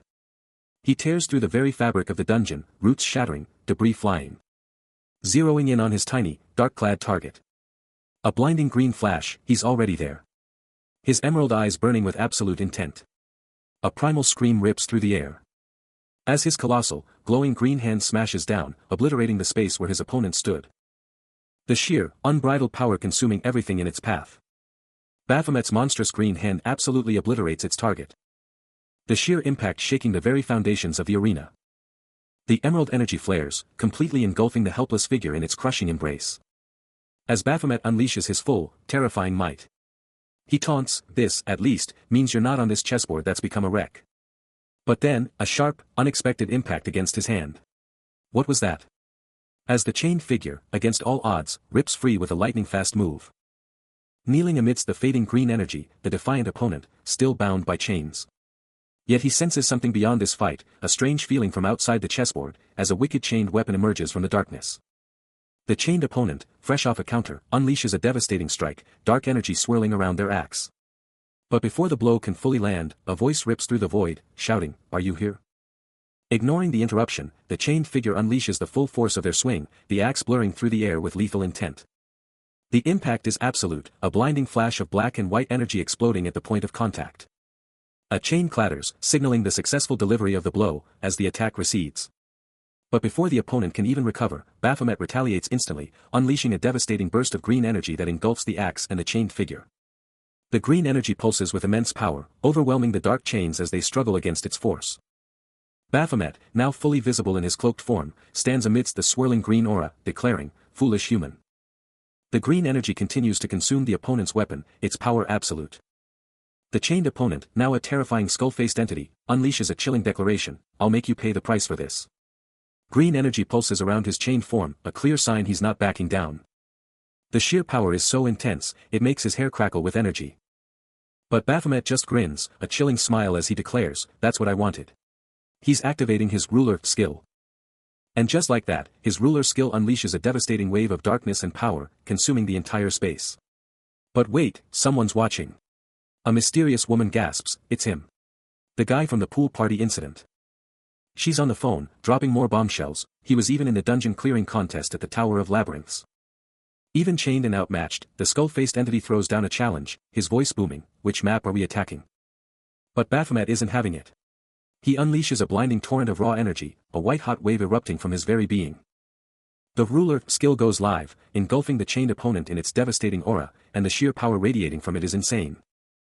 And as the skill locks in, Baphomet's eyes ignite crimson, an adrenaline rush hitting him hard, a hidden power-up from his ruler skill that automatically kicks in during combat, cranking his stats by a massive 30%. Under that insane pressure, the chained opponent's form warps and twists, completely consumed by the shadowy might of the ruler skill. Baphomet's power explodes, and the green energy around the chained opponent's weapon goes absolutely wild, making the chains themselves scream under the pressure. The chained opponent is absolutely floored, his skull face twisting in pure shock, shouting, "What's this?" He's trying to process the insane power spike, demanding, "Why does he seem stronger than before?" The green energy goes absolutely wild, and his body starts to warp, his eye blazing with a terrifying glow, marking him as the target. This isn't just a label, it means Baphomet takes half the damage and dishes out 30% more. The chains holding him just shattered and flew back, they couldn't handle this level of power. His whole body just twisted into a grotesque, shadowy monster, with dark tendrils exploding out as the distortion takes over. His face, now a twisted nightmare, is pure agony as the transformation hits its terrifying climax. The chained opponent's voice rips through the air, screaming, demanding to know what dark sorcery is at play, how his captor has surged in power once more. A chillingly confident smile spreads across Baphomet's face. As a searing, glowing chain whips through the air with blinding speed. Coiling with terrifying precision around the struggling, hooded figure. A primal, guttural scream rips from the opponent's throat, his face grotesquely distorting into a skeletal nightmare under the chain's merciless, crushing grip. The chain crackles violently, surging with raw, destructive energy. Suspending the thrashing figure helplessly in mid-air, a silent question mark of agony and bewilderment hanging heavy around him. Baphomet's voice slices through the tension, a chilling declaration of his intent to truly unleash and test the chain's devastating power. His hand gripping the now intensely glowing, blood-red chain, ready to strike. A frantic voice on the phone demands, "You cannot let him meet Valkyrie, no matter what." But the observing woman, on the other end, is already deep in thought. Trying to piece together the puzzle. She speculates, it makes sense. Valkyrie wouldn't want to associate with someone who pulled out her hair, right? But the voice on the other end cuts her off. Declaring, that's not what I meant. You really don't know, huh? The observing woman, stunned, can only utter, pardon, as the shocking truth of an S-rank hunter, possessing superhuman strength, somehow drowning in a pool, begins to sink in. Her mind reeling, she gasps, what? Then. The answer is clear, undeniable, 0%, she exclaims, her voice filled with disbelief. And then, the chilling truth is unveiled, the name, Apostle Raven, flashes into existence. A new challenger appears, standing before a holographic display as a unique skill ignites. His eyes blaze electric blue as he unleashes a resounding Giga. But then, a shift. A crimson glow ignites in Baphomet's eyes, as he roars a fierce declaration of blaze. A torrent of fire erupts around him, swirling with untamed, raw power. The flames engulf his entire form, rising in a furious, unstoppable column. The inferno intensifies, roaring with destructive, overwhelming force. A hooded figure recoils, absolutely blasted by the overwhelming heat, muttering, what the? Another figure nearby stares in utter disbelief, questioning, what the heck is? Then, with a deafening, earth-shattering roar, the fiery energy explodes outwards in a cataclysmic burst. A booming laugh erupts. As intense flames erupt in the distance, followed by another echoing burst of maniacal glee, setting the stage for pure chaos. The observing woman watches with a hint of concern, while Baphomet's face contorts in a mixture of pure exhilaration and dark amusement, clearly loving every second. Throwing his head back amidst a vibrant, energetic glow, he lets out another resounding peal of laughter, absolutely hyped. His voice then cuts through the air, filled with fierce satisfaction, proclaiming, right, that's what I'm talking about. This is the good stuff. With his eyes now glowing an eerie, vibrant green, he continues his maniacal laughter, a dark, powerful joy radiating from him. He's fully unleashed. His excitement peaks as he declares, now this is what you call a battle. This is the real deal. Urging the unseen combatants on, he shouts, go on, burn. So I can get rid of all my pent-up stress. Let it all out. He's absolutely losing it, cackling wildly at the distant, explosive battle. Meanwhile, the young master is going all out, unleashing a devastating inferno. The observing woman is totally grossed out, but he just brushes her off. Still completely obsessed with the insane action. He's totally mind-blown, wondering how a warrior is pulling off magic swordsmanship. A wild thought hits him, could he actually know this ridiculously strong person? Meanwhile, Secretary Kong and Giga User are creeping through some super dark, creepy place. When suddenly, they freeze, totally spooked by something unseen. Then, a.m. A map pops up, showing exactly where the attack is tearing everything apart. The tension is palpable as one of them cuts through the silence, demanding, I have a question. Which map are we attacking? Navigating a treacherous, shadowy path, Secretary Kong senses danger as the floor shifts beneath them, but Giga User, focused on the glowing exit, brushes off her concerns, exclaiming, that seems to be the exit. Let's go. It's playing tricks on me. The way to the exit. Blinded by the promise of escape, they press onward. As the very earth beneath them shatters. A deafening crack rips through the air as the entire path gives way. Without warning, young master is swallowed by the collapsing floor, plunging into the darkness.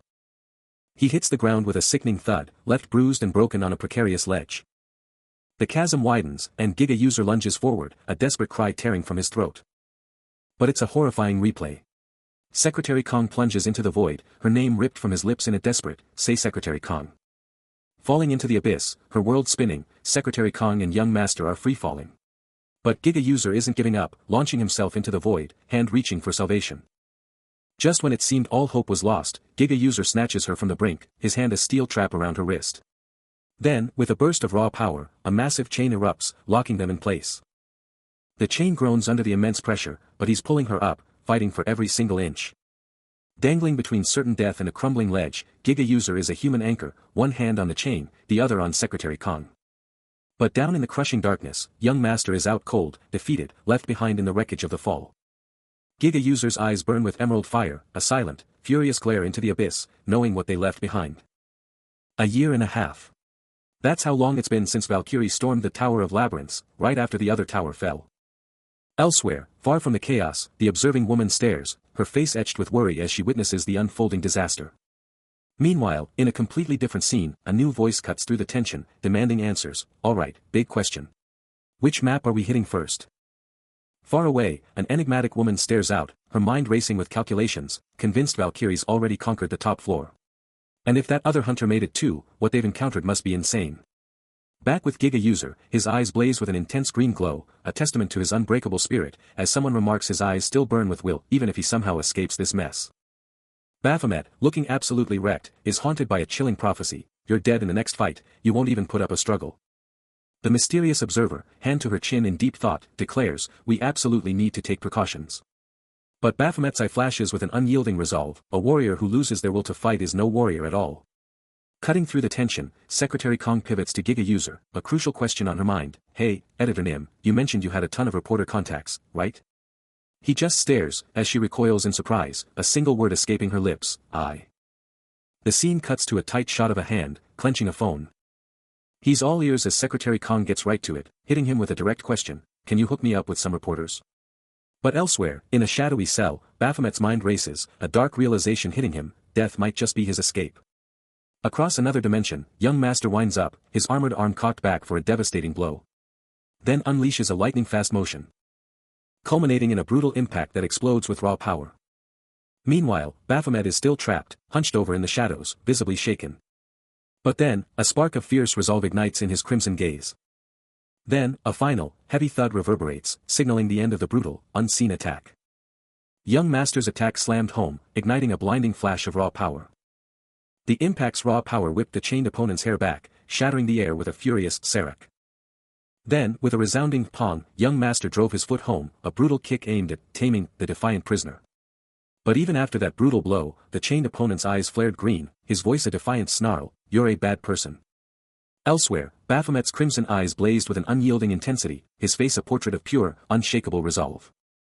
Back in the office, Secretary Kong stood poised, her sharp eyes scanning something just out of sight. Her mind already racing, she mused aloud: even better if it's a reporter who can stop scandals. The stakes were high. Nearby, a red-haired woman erupted in booming laughter, her mirth filling the entire space. A woman, commanding attention from a seated position, drops a bombshell: I have a question. Which map are we attacking? But the real burning question, the one everyone's dying to know, is revealed as she pivots to ask, what is Valkyrie's ideal type? She ponders, a hint of mischief in her tone: I wonder. Someone I can actually enjoy playing with, she clarifies, dismissing superficiality, their appearance. Couldn't care less. Then, a collective, sharp gasp rips through the air. Immediately followed by an utterly shocked, disbelieving cry: who is this guy? His eyes, blazing with an electric blue, instantly snagged her gaze, a total game changer. Valkyrie was totally hooked, he was 100% her style, even if he was currently out cold on the floor, a soft splash breaking the silence. A faint blue energy still pulsed around the fallen hero, a clear sign of the insane power that had just knocked him out. She was on the move, Valkyrie, with her game plan already locked and loaded. Both women hovered over him, Valkyrie putting on her best, concerned face, asking if he was okay. But then, bam. Valkyrie dramatically faked a collapse, blaming it on sudden anemia, as she hit the deck with a soft thud. The other woman just stared, a giant question mark practically floating above her head at this wild stunt. A mischievous grin spread across her face as she totally got Valkyrie's game: this crazy bitch was playing 4D chess. Valkyrie's inner thoughts were pure gold: any guy would totally fall for me if I'm passed out with this killer body I worked so hard for. But that whole scheme? Totally derailed by Ikdona's meddling. The observing woman can't help but question the blonde's bizarre behavior, asking if she's just exhausted or if her anemia is flaring up again. She was totally trying to play it cool, slowly getting up after scoping out the scene, but then, plot twist, she actually fell asleep. Suddenly, she's on her feet, dramatically revealing her true identity, proclaiming, it's Valkyrie. She's actually thinking, whoa, this is my first time seeing Valkyrie in the flesh, and you can practically see the self-satisfaction radiating off her. The observing woman is absolutely fangirling, shouting that Valkyrie is her idol, before quickly adding, what an insane coincidence to meet you here. And sorry for being such a pain, right? Valkyrie, ever the charmer, then turns to the group, inquiring, so, what's your codename, huh? Fresh off her big reveal, Valkyrie goes straight for the jugular, calling out Baphomet's codename choice. Then, with a piercing stare, she hits him with a bombshell: what's the absolute worst thing you've ever done? While he's still reeling, she takes a moment, deep in thought, perhaps recalling her own past. Baphomet just stares back, a puzzled expression slowly forming.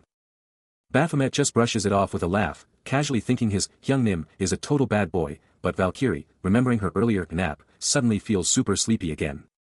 But then, her whole demeanor changes, a look of pure shock and dismay washing over her. The whole crew is watching this unfold, with young master blurting out, "Who's that?" and Secretary Kong, totally confused, asking, "Why would you even ask me?" Valkyrie's eyes practically pop out of her head in disbelief, as she screams, "You don't remember me? I left such a strong impression." Her patience completely gone, she explodes, calling him a playgirl. Radiating pure confidence, she lays down the law to the assembled hunters, telling them to keep their public and private lives strictly separate. Below, the hunters are absolutely captivated, their eyes practically sparkling with admiration. A soft, ethereal glow pulses from her hand, as she clutches a shimmering orb. With a dazzling smile, she makes her grand introduction, declaring herself Valkyrie. She continues, recognizing the sheer effort of everyone who journeyed, all the way to this point. Her voice rings out with a bold declaration, she's planning to storm the boss room and clear the Tower of Labyrinths soon. Baphomet cuts in, reminding her they don't need full battle prep since the Gabba's got the boss covered, but he still demands everyone be ready to defend themselves in an emergency. Valkyrie then turns to Secretary Kong, declaring, she'll personally check the status of all the parties. She confirms that parties A and B are in solid shape, with only minor injuries among a few hunters. With the mission looming, Secretary Kong urgently checks in on Party C. Then, the chilling news drops, Hunter's soul of the Nebula Guild is dead. But there's no time to mourn, the young master steps up, declaring, I'll open the door. A tense voice cuts through the air, are the preparations actually done? But the young master isn't backing down, doubling down with, I'll open the door. Valkyrie, looking fierce with her new dark hair, stares down the colossal entrance, ready for whatever lies beyond. The young master takes his place beside her, as the ancient door groans to life, slowly revealing its secrets. A deafening groan, and the massive doors burst open. And there it is. A terrifying skull-faced entity, crackling with sinister green energy, unleashed upon them. The colossal doors swung wide, revealing the terrifying entity, and a team member, trying to make sense of the chaos, blurted out, which map are we even attacking? But before anyone could respond, Secretary Kang's eyes snapped open in sheer terror, as an explosive, unseen force ripped through the air. A bone-chilling roar ripped through the air, screaming, get down on the ground, as a malevolent green energy pulsed violently.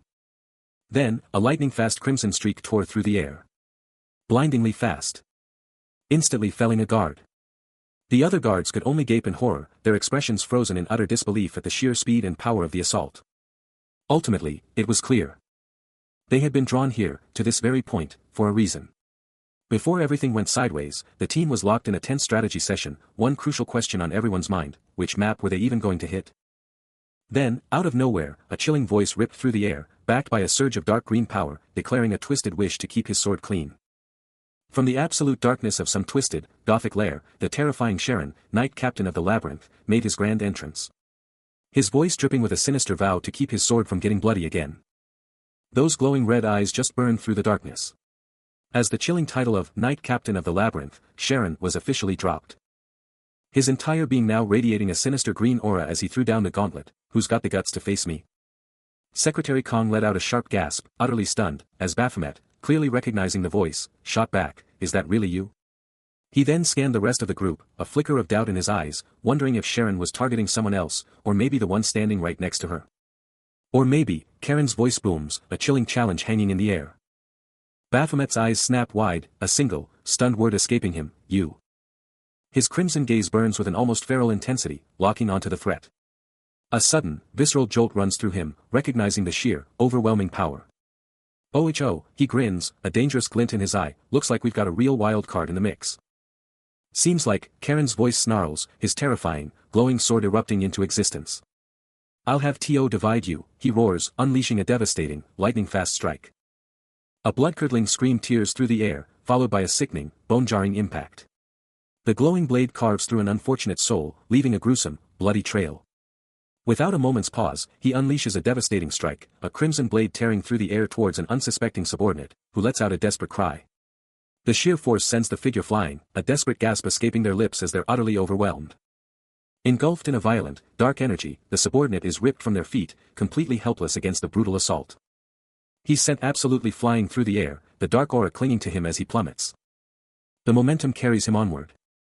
Until the glowing red blade finds its mark, impaling him with brutal, undeniable precision. Witnessing the swift, merciless execution, Baphomet lets out a single, contemplative word. The impaled figure collapses, blood splattering as Sharon stands victorious over his fallen opponent, the glowing blade still piercing the body. Baphomet's gaze sharpens, a cunning thought forming in his mind. This brutal display is the perfect opportunity to further his own agenda. Valkyrie issues a chilling command, daring her opponent to witness the sheer force she's about to unleash. Green energy explodes around her, as she unleashes a devastating aerial kick. But her dark-haired target just scoffs, mocking her impatience and the unfinished separation. Valkyrie, however, is unfazed, retorting that there's absolutely no need for them to separate. Then, with a blinding flash, a powerful skill erupts, bathing everything in an intense green glow and shimmering particles. This is it, Vanitas Grace, a unique ability that just keeps expanding its vibrant green aura. The swirling energy goes absolutely wild, coalescing into an ethereal, almost angelic shape at its heart. A system alert flashes, Valkyrie's unique skill is now active. With Valkyrie's Vanitas Grace now fully active, two figures are caught within its powerful, shimmering green field. Boom! Vanitas Grace explodes into action, instantly throwing up an impenetrable barrier, protecting every ally from incoming physical and magical attacks.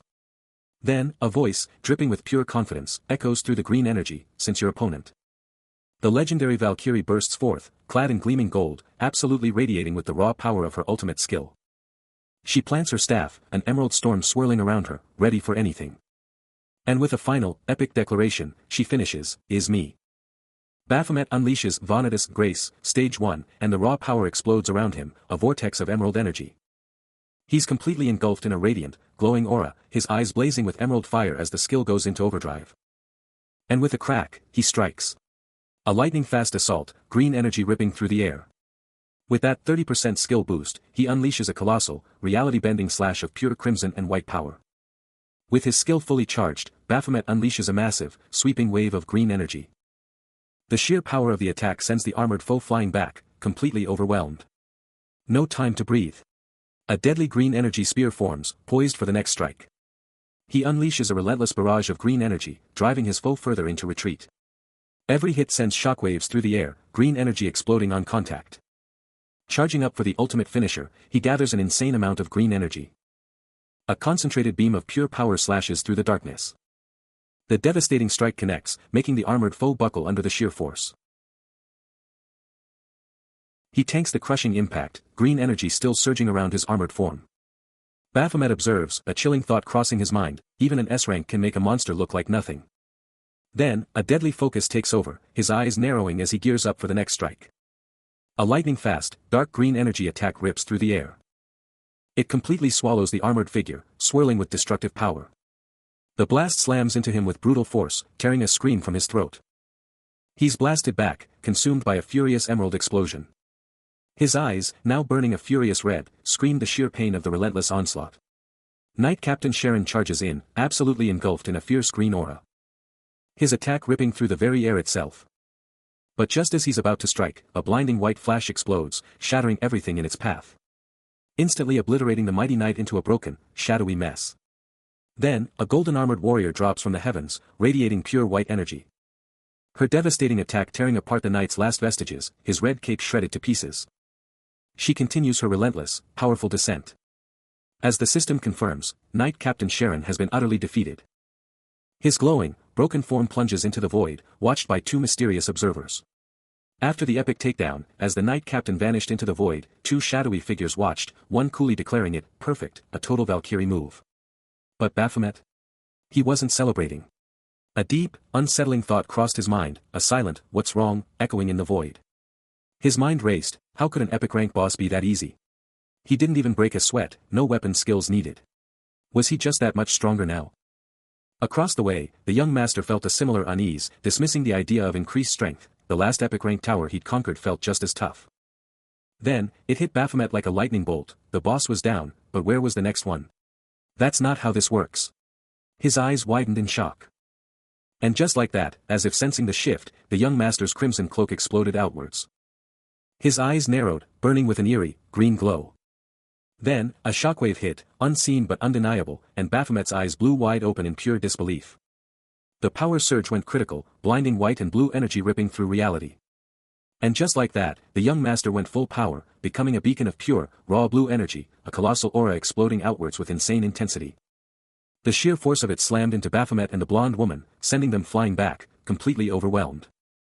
A terrified scream ripped from her as she was blasted even further, that insane blue energy just kept hitting them. Baphomet was absolutely stunned, his mind racing. What the heck? Didn't he just take down Boss Asherup? The blonde woman, totally floored, could only manage a choked, no way. The blue energy twisted and pulsed, and Baphomet's mind was still reeling. Was this whole thing just a fake boss setup? But through all that chaos, the young master just stood there, absolutely radiating power, his eyes burning with an unholy glow. But then, his face twisted in pure agony as he screamed, "Why did you have To die in my stead?" His voice cracked, the question hanging heavy, unfinished, "Why won't you?" Her eyes, now glowing with an unnatural blue, stream with tears as a single, desperate question echoes in the silence. Because suddenly, the real boss, the one pulling all the strings, steps into the light, his eyes blazing with raw power. And then, boom! A massive, spherical wave of electric blue energy explodes outwards, blasting everyone away. The sheer, overwhelming force of his power is just insane, ripping through the air. But he just stands there, totally calm, as multiple glowing blue magic circles form around him, radiating pure, unadulterated power. Meanwhile, the blonde woman is just frozen, her face a mask of pure shock and worry. But then, Baphomet's voice suddenly cuts through the tension, screaming a desperate warning to everyone. And he's already out of there, bolting away while still keeping an eye on the insane power display. But wait, he's got this weird, knowing smirk on his face as he runs, thinking to himself, yes. I've been waiting for this exact moment the whole time. The true boss's power exploded, leaving Baphomet and the blonde woman stunned, as a chained figure was instantly engulfed, slammed into the ground by the sheer force of the blue energy. The sheer magnitude of the power sent a terrifying shockwave, blasting the blonde woman and two others back, their minds reeling at the mention of a hunter-reaper amidst the chaos. Giga User's face contorted into a chilling grin, his hand blazing with the sheer, destructive energy he was unleashing. The chained opponent was utterly swallowed, vanquished by the rapidly expanding blue energy, lost within its destructive embrace. Then, with a cataclysmic explosion, Giga User detonated a massive blue energy blast, conjuring an array of pulsating magic circles that screamed with untold power. The energy ripped through the air, its blinding blue light consuming everything in its path. The blonde woman's eyes, blazing with reflected power, were blown wide open in absolute terror at the overwhelming force unleashed. Through the roaring storm of power, Giga User's voice sliced like a blade, a terrifying dodge, ripping from his lips, his body a beacon of destructive blue energy. Even the young master, trapped in the expanding death zone, was frozen solid, his armor engulfed by the terrifying, all-consuming blue light. Giga User's power exploded, and Baphomet was instantly overwhelmed, a desperate ripped from his throat as the blue torrent consumed him. A sickening DDUK echoed as the impact hit. A blinding flash marking the absolute core of the devastation. Sending him crashing to the ground, his eyes blown wide, utterly stunned by the raw power. Even on the ground, his mind raced, demanding to know what had been revealed, a desperate, internal cry to show me everything. Then, a sudden, jarring shift. He found himself standing in a breathtaking, ethereal hall, a place of impossible grandeur, bathed in an otherworldly blue glow. His face twisted, a raw blend of terror and burning resolve, sweat pouring down as he grappled with the sheer magnitude of his internal breakthrough. Then, a guttural, triumphant roar tore from his throat, "Kyaa! I did it!" He weighs the immense cost, a single thought burning in his mind, worth buying information at such a high price. Then, a shadowy figure explodes into motion, unleashing a devastating kick straight to a subordinate's skull. His eyes, now burning with an infernal crimson glow, lock onto an unseen target, radiating pure menace. He slams another subordinate's head into the unforgiving floor, the poor soul barely managing a choked, "Get off." Chaos erupts as the remaining figures scatter, but he's relentless, driving a brutal kick into another's chest, who can only gasp, "Why are you?" Meanwhile, the white-haired Giga User is completely out of it, dazed and confused, barely able to whisper, "What is this place?" Baphomet stands, his eyes blazing with an unholy red light, a terrifying dark aura erupting around him, and behind him, the chained opponent emerges, eyes burning with the same sinister crimson power. A blood-curdling scream rips through the air, a primal shriek of pure terror or agony. The world itself warps, revealing a colossal, ethereal hall with impossibly grand arched windows. Suddenly, he's in a massive, glowing hall. This place is unreal, with colossal white pillars and architecture that just screams otherworldly. Then, a voice breaks the silence, a soft "sorry" hanging in the air. The blonde woman quickly clarifies, "The warp magic dragged you two along with me." She adds, "But seriously. To make amends, she's willing to hand over all the loot she gets from this place." But Baphomet isn't interested in loot, he just wants answers. "Forget that, where are we?" She drops the bombshell, "It's the Temple of the Labyrinth, and you can only get here when the real boss shows up." Baphomet's mind races, realizing her accidental presence means she had a hidden agenda all along. He pivots, a dangerous glint in his eye, starting to demand, "Does this place have a But she cuts him off, pointing a finger and shouting, "No. It's way more important than that." With a dramatic sweep of her hand, the blonde woman reveals their epic location, declaring they're not just in a room, but the entire temple of the labyrinth. And get this, she reveals that inside these hallowed halls, every single monster's data is secretly stored. Just by checking out the insane design and structure, you can totally tell what kind of crazy culture built this place. She figures out that the ancients were both terrified and super curious about the gods, just like they are now. So, she's like, they can totally hunt for all that monster data right here. After a beat of silence, Baphomet cuts in, totally calling her out, demanding to know if she seriously risked her life on this raid just for that. She fires back, totally offended, insisting this is a sacred historical site and finding a tower packed with this much data is like, impossible. Her ultimate goal. She spills the beans, collecting all this intel will be huge for her when she drops her book. She's still going, laying out her grand plan to become a legendary, dangerous archaeologist, to get her name on every monster list and echo through the world. But Baphomet cuts her off, demanding to know which map they're even attacking. Brushing her off, he just flat out says she's totally lost in her own fantasy. Then the young master chimes in, convinced she's wrong, that this temple isn't some grand spectacle, but just a monster breeding ground. Baphomet backs him up, muttering that the monsters probably just have one simple command: kill humans. But the blonde woman fires back, admitting that's their human view, but from the monster's side, they're just defending their home turf. Just as the young master starts to challenge her, she cuts him short, telling him to just come and look at this wall. She guides them to a specific spot, revealing a wall where a biography is etched. She explains further, it looks like the entire history of this tower's world is written here, especially the saga of the Tower of Labyrinth's boss. These letters, she points out, are like ancient Latin, and if they can crack the code, who knows what secrets they'll unlock. The wall's secrets began to spill, unveiling the epic saga of an unparalleled king from the magnificent kingdom of Bellatrix. And this legendary ruler, a vision of pure majesty, bore the name Rizal. His very aura demanded reverence, a living legend of power and grace. They whispered of his beauty, unmatched by any, and his magic. It dwarfed the power of every other mage combined. But as the epic tale spun on, a shocking question cut through the air: could this legendary king actually be Baphomet? The whispers of his greatness and Bellatrix's glory exploded across every single neighboring nation. His influence was so utterly profound, even the people of rival nations yearned to pledge their loyalty. But absolute perfection always comes with a price, it's a magnet for the most venomous, jealous enemies. Consumed by green-eyed envy and led by rival monarchs, the neighboring nations unleashed total war upon Bellatrix, igniting an inferno of conflict. To shield his king, the former king's eldest son, Archmage Sharon, plunged into forbidden dark magic, and the corruption began to consume him. But that wasn't all.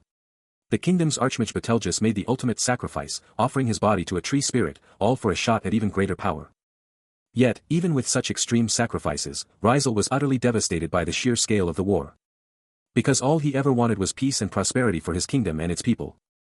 He couldn't stand by and watch his people be sacrificed any longer, so Rizal made a move. He constructed an impenetrable, colossal fortress, a place no one could even get close to, and that place is the Tower of Labyrinths. He takes in their new surroundings, realizing they've finally breached the legendary Tower of Labyrinths. But the mood instantly shifts as his companion practically vibrates with excitement, and he can't help but question the sudden surge of energy, knowing it's all about the legendary treasure chest hidden deep within this tower. A shocked gasp rips from Secretary Kong Pai, his expression pricelessly stunned. Then comes the sharp, cutting question, demanding to know what in the world he's thinking. The warning hits hard: smashing things in this ancient temple is absolutely not an option. Secretary Kong Pai is hit with the ultimate threat: he'll never know what chaos he might unleash, leaving him utterly dumbfounded with a simple "what?" Then, a raw, untamed surge of energy explodes through the air. Baphomet's eyes ignite with a fierce, electric blue, and he drops a chilling, one-word bombshell: something. His power erupts, a blue aura engulfing him. As he finishes the thought, has already happened though.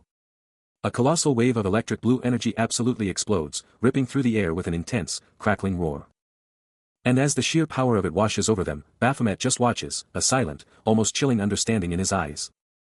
The whole crew, Giga User, the blonde woman, and even Secretary Kong Pai, get swept up, soaring skyward in a blinding, electric blue current.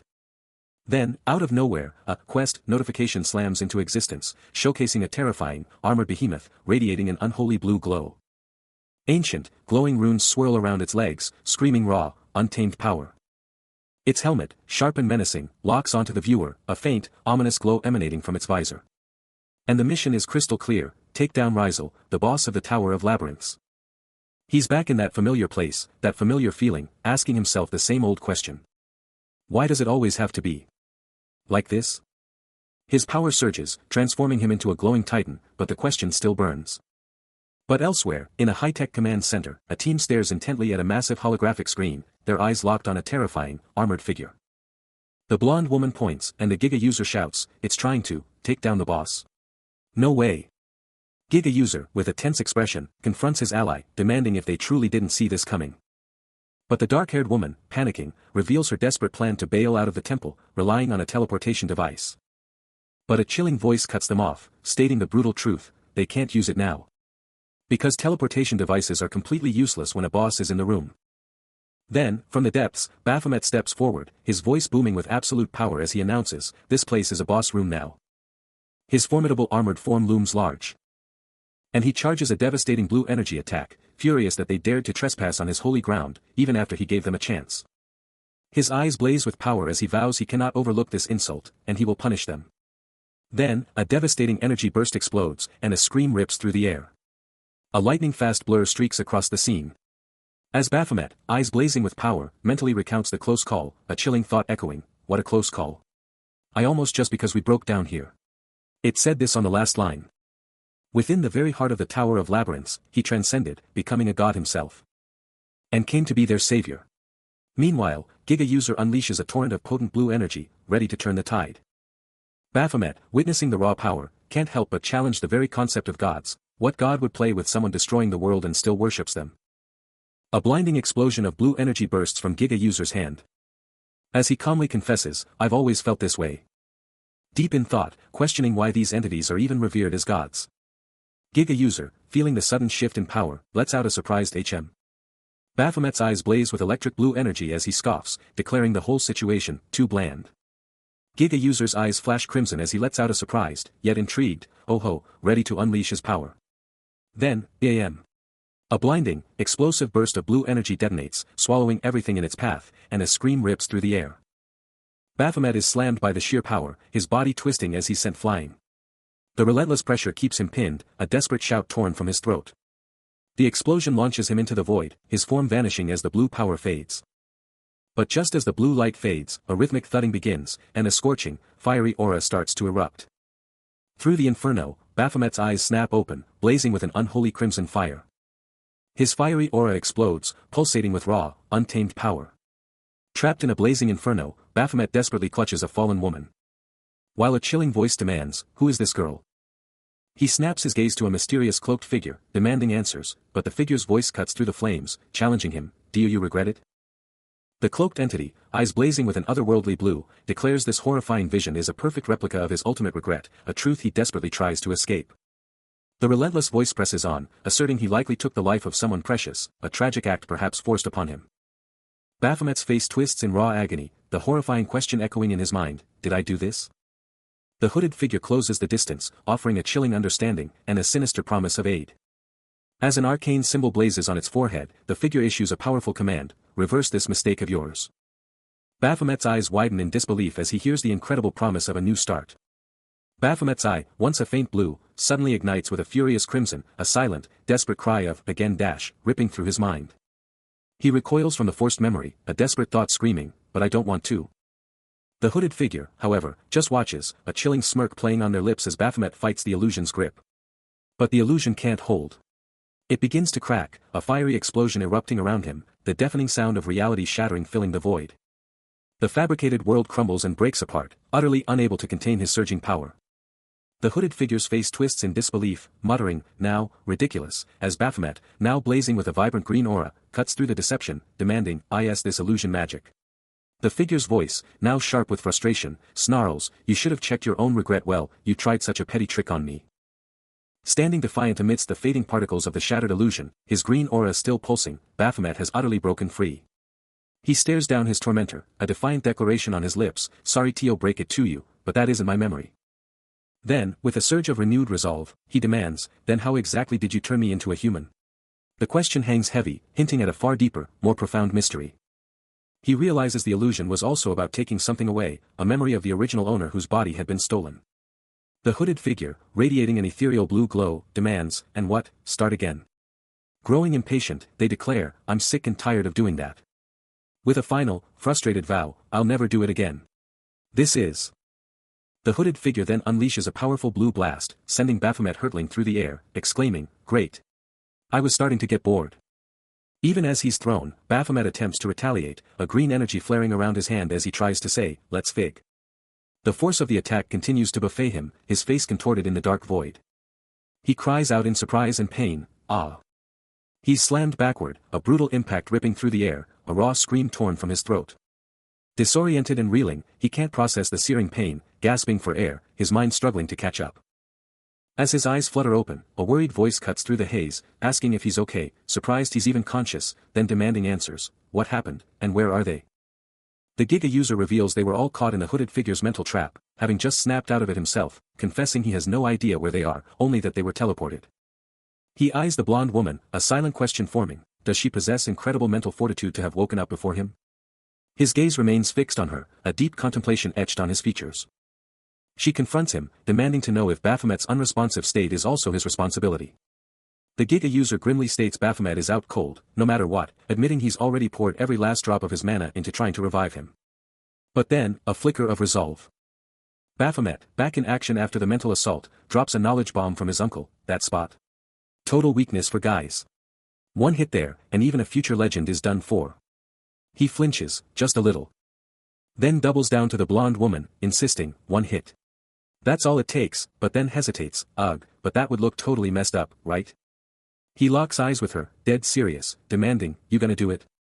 You're a guy too, you could totally nail that precise SPO dash. But the blonde woman cuts him off, clearly stressed, shouting, what are we even doing? He's got a mental magic spell on him. She doubts, you really think some basic mental magic trick is gonna cut it? Baphomet, not backing down, fires back with a reminder, you pulled this off in the narrow road. You shattered those stones. So, we can break this, right? Then it's game over. A surge of power crackles around his hand. He stares her down, asserting, if you won't, I'll just do it my stash. The sentence hangs, punctuated by a quiet thud. Baphomet's face shifts to a grim contemplation, as the harsh truth hits, undoing mental magic from a high-level sorcerer without a matching attribute user is practically impossible. Their only play now. Just hoping he snaps out of it. With the stakes higher than ever, Baphomet cuts straight to the chase, demanding to know their next target, which map are we attacking? Elsewhere, a mysterious purple-haired woman confesses, her eyes shadowed with remorse, this happened because of my greed. Then, a jolt. The Giga user's eyes burst open, blazing electric blue as he wakes up, a look of utter bewilderment etched on his face. Right next to him, Secretary Kong Pai jolts awake, his eyes popping open, mirroring the Giga user's shock. A bewildered, huh, escapes his lips, as he struggles to grasp their new reality. The Giga user, clad in his pristine white armor, stands isolated, a stark silhouette against the crushing darkness. Secretary Kong Pai spins around, eyes wide, a desperate, where is this, tearing from his throat. Both men stand utterly bewildered, swallowed by the crushing, empty darkness. The crew is assembled, and Baphomet cuts straight to the chase, demanding to know which map they're hitting next. But then, a jarring shift. A memory flashes, and a voice cuts through the void, so that's the kid. The chilling conversation presses on, digging into his past, she died bringing that kid into the world, didn't she? But someone else chimes in, demanding answers, what's the deal? Should I just say he's totally subpar? The verdict is in, delivered with a cold finality, he's just not an outstanding talent. Period. Meanwhile, the young boy, crushed by their words, is a wreck on the floor, his tiny body shaking with silent cries. A phantom voice whispers in his head, you were so loyal, master. Then, a younger Secretary Kong Pai appears, kneeling down, his voice soft but firm, the chairman wants you. Time to go. The kid, still reeling, can barely stammer out, Secretary Kong, I. His tiny fists ball up, the crushing weight of his failure echoing in his mind as he agonizes, am I just a total failure, just like this stupid test? He's questioning everything, asking why he can't be like his sisters, why he's not good enough. Feeling like he's always messing things up, even as a soft voice tries to reassure him. Tears stream down his face, the young boy's anguish palpable, but the voice insists he'll definitely find his own unique talent, something even better than his sister's. But then, a different memory flashes, a figure with flowing white hair, back to the viewer, absolutely engulfed in a vibrant, swirling blue aura. A hand extends, crackling with raw, untamed power. And then, the blue energy explodes into a massive, destructive blast. A voice booms, declaring this amazing, and reveals the incredible truth, it's Hunter Raven, and he's only 10. The voice continues its praise, celebrating the young hunter for taking down the boss's start and clearing the Tower of Fate, declaring it the birth of a true hero. Back in the present, Giga User is slumped over, the words still ringing in his ears, "Hey, around my age." A sharp voice demands to know, which map are they hitting next? But Giga User's mind is elsewhere, a past memory flashing, as he, bandaged but with a sly grin, thinks, could he actually recruit this hunter? His blue energy crackles, the memory intensifying, as a voice from the past shouts, "Young master." But the scene shifts violently, he's thrown back, a single, stunned word escaping, "Amazing." He crashes down, a tiny figure beside a colossal chess pawn, the impact echoing with a heavy thud. His face twists in agony, a choked sound escaping, as the name, Secretary Kong, screams in his head. Distress turns to pure rage, his voice exploding in a furious accusation, "You asshole." He crumbles to his knees, utterly broken, the truth tearing through him, "It's all because of you. All because of you. Secretary Kong died because of your greed." Giga User takes a brutal hit, a raw cry of pain tearing from his throat. But his mind is already elsewhere, trapped in a crushing flashback, a voice screaming, "If it wasn't for you, Mom," while the name Secretary Kong rips through his consciousness.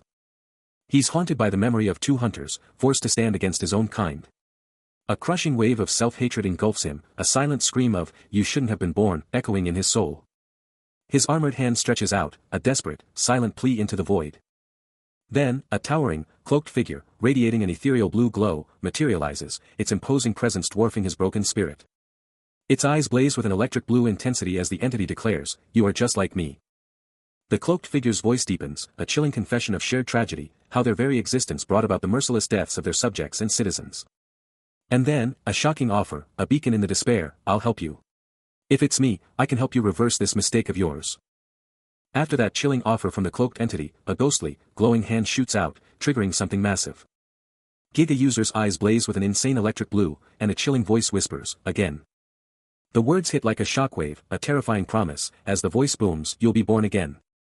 Then, a blinding explosion of white particles erupts, swallowing everything in pure light. Giga User lets out a guttural scream, his face twisting in pure agony as the power rips through him. He's sucked into a terrifying, swirling abyss, the world shattering around him. Dark energy consumes him, as he plummets into the void, screaming into the silence. Back in reality, Baphomet and Raven are rocked, sensing a colossal explosion and demanding to know what just happened. But Giga User is still falling, oblivious to the world above, his face frozen in a silent, primal scream. The cloaked entity's piercing blue gaze locks onto its prey, unleashing an explosive wave of raw power. Giga User is ripped from reality, dragged into a terrifying vortex of shadow and despair. His expression a mask of pure, unadulterated horror. The void itself transforms, becoming a monstrous, gaping maw with glowing eyes and razor-sharp fangs, swallowing him completely. This isn't just a transformation, it's an absolute nightmare. Suddenly, a blinding flash of blue energy explodes from the shadows, coalescing into a formidable figure cloaked in a dark, crackling aura, ready to strike. He moves with devastating speed, unleashing a powerful, unseen attack that sends shockwaves through the air, causing a distant thud as a woman gasps, recognizing the name. Hunter Pagan. Pagan, now fully visible, engages a shadowy monster, his movements a blur of blue light and swift strikes. The air rustling with the force of his continuous assault. He leaps through the cavernous space, blue energy trailing behind him, poised to deliver a decisive blow. His eyes glow with fierce determination, reflecting the intensity of the battle. He bursts into reality, a blinding flash of electric blue energy announcing his arrival. His form plummeting, wreathed in crackling chains and an intense azure aura, ready to strike. But before he even touches down, his eyes lock onto something, a silent assessment of the battlefield. One foot extends and slams onto the tiled surface with a decisive thud. No hesitation. He lunges, his glowing chains whipping out to ensnare a shadowy, amorphous monster, the impact echoing. His eyes blaze crimson, unleashing a devastating, guttural roar as he strikes. The chains continue their relentless assault, driving the creature skyward with brutal force. Then, a final, decisive landing, the chains retracting as the immediate fury of the battle subsides. Slashes through the air as he blazes past. A guttural roar rips from his throat. And then, a blinding, azure explosion of pure energy erupts. But the Giga User, ever the strategist, coolly assesses the situation, declaring that even he couldn't take Baphomet on right now. Baphomet, though, is on another level, his thoughts echoing with absolute confidence. But there's a deeper truth, a hidden cost to this power, a trade-off in raw might. Still reeling from the revelation, he declares, "We can only pull this off if we fight as one."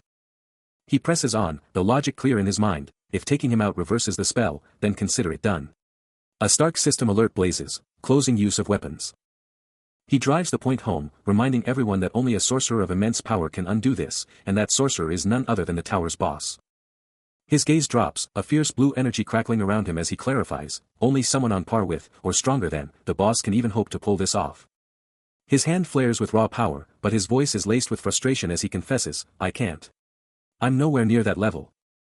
His head snaps up, a desperate plea in his voice, "So what now? Is there truly no other path but to end him?" A blue energy pulses around him as he confronts the harsh reality, "But that's only if we can even beat the boss. And where is he?" His eyes search the darkness, the blue energy flaring, as he desperately seeks another option. Only one path remains. Baphomet freefalls through a torrent of electric blue power, revealing he also wields a tower-trapping spell, just like his adversary. A grim determination hardens his features, as he confesses one crucial condition of his own power remains untested. Hitting the ground, shadowy figures swirling around him, he lays out the rules. First, the target must be on the tower's highest floor. His eyes blaze with intensity, the gravity of his words palpable, as he reveals the second condition: you must have faced an unbeatable enemy. A grim shadow crosses his features, building suspense for the ultimate demand, as he prepares to unleash the third and final condition. Beside the purple-haired woman, his arm gripped in contemplation, Baphomet stands in stark silence, the weight of his words echoing. His eyes erupt in a blazing blue light, as conclusion flashes, signaling the end of his agonizing internal battle. From his radiant eye, a solitary tear falls, a poignant symbol of the immense sacrifice his choice demands. He's questioning everything, even the idea of changing his name if things go south, but deep down, he's convinced, he's not going down. His dream of being an archaeologist flashes before his eyes, but what's the point if they all die right here, right now? He's plummeting through the darkness, and the purple-haired woman below can only gasp, but, as she watches him fall. Then, a chilling thought ignites in his mind: what if he just took out that bastard causing all this trouble? He feels capable. He pulls her close, a desperate embrace, muttering about how it would be overkill, but what if he dies after all this kidnapping and effort? Her eyes are wide with shock and fear, her heart hammering in her chest. A chilling, menacing grin twists his lips, his eyes burning with a dangerous red glow as his heart pounds with dark intent. He spins back towards the glowing energy, a single, furious word escaping his lips: asshole. And then, her eyes ignite with a fierce, electric blue glow, her face set in an expression of absolute, unshakable resolve. Suddenly, Giga User is ambushed, hit hard by unseen forces as blood explodes from the impact. He screams in agony, his electric blue aura exploding as the hits keep coming. He's thrown back by the sheer power, crashing hard onto the floor. Wounded and down, he stares up as blood rains around him. Then, a critical system alert blares: chrono break. His eyes snap shut, his mind going dark even as his blue power still flickers around him. Out of nowhere, a cataclysmic wave of red energy explodes, ripping reality apart with a terrifying, ear-splitting shriek. Swallowed by the infernal red abyss, he's dragged down into the terrifying unknown. Consumed by a cataclysmic red energy, he triggers the first skill use condition, the tower's highest floor, a monumental achievement. His very essence ablaze with crimson power, the second condition ignites, a clash with an overwhelming adversary. His very being shatters into a cascade of light, the final condition explodes into existence, fatal damage from a hunter, triggering a radical restructuring as his body's data is lost. Suddenly, a desperate voice pierces the maelstrom, Baphomet's frantic cry echoing, demanding to know if the other can possibly be okay amidst this raw, destructive power. The crimson power surges, a countdown echoing, as he screams, fighting against the crushing, overwhelming force.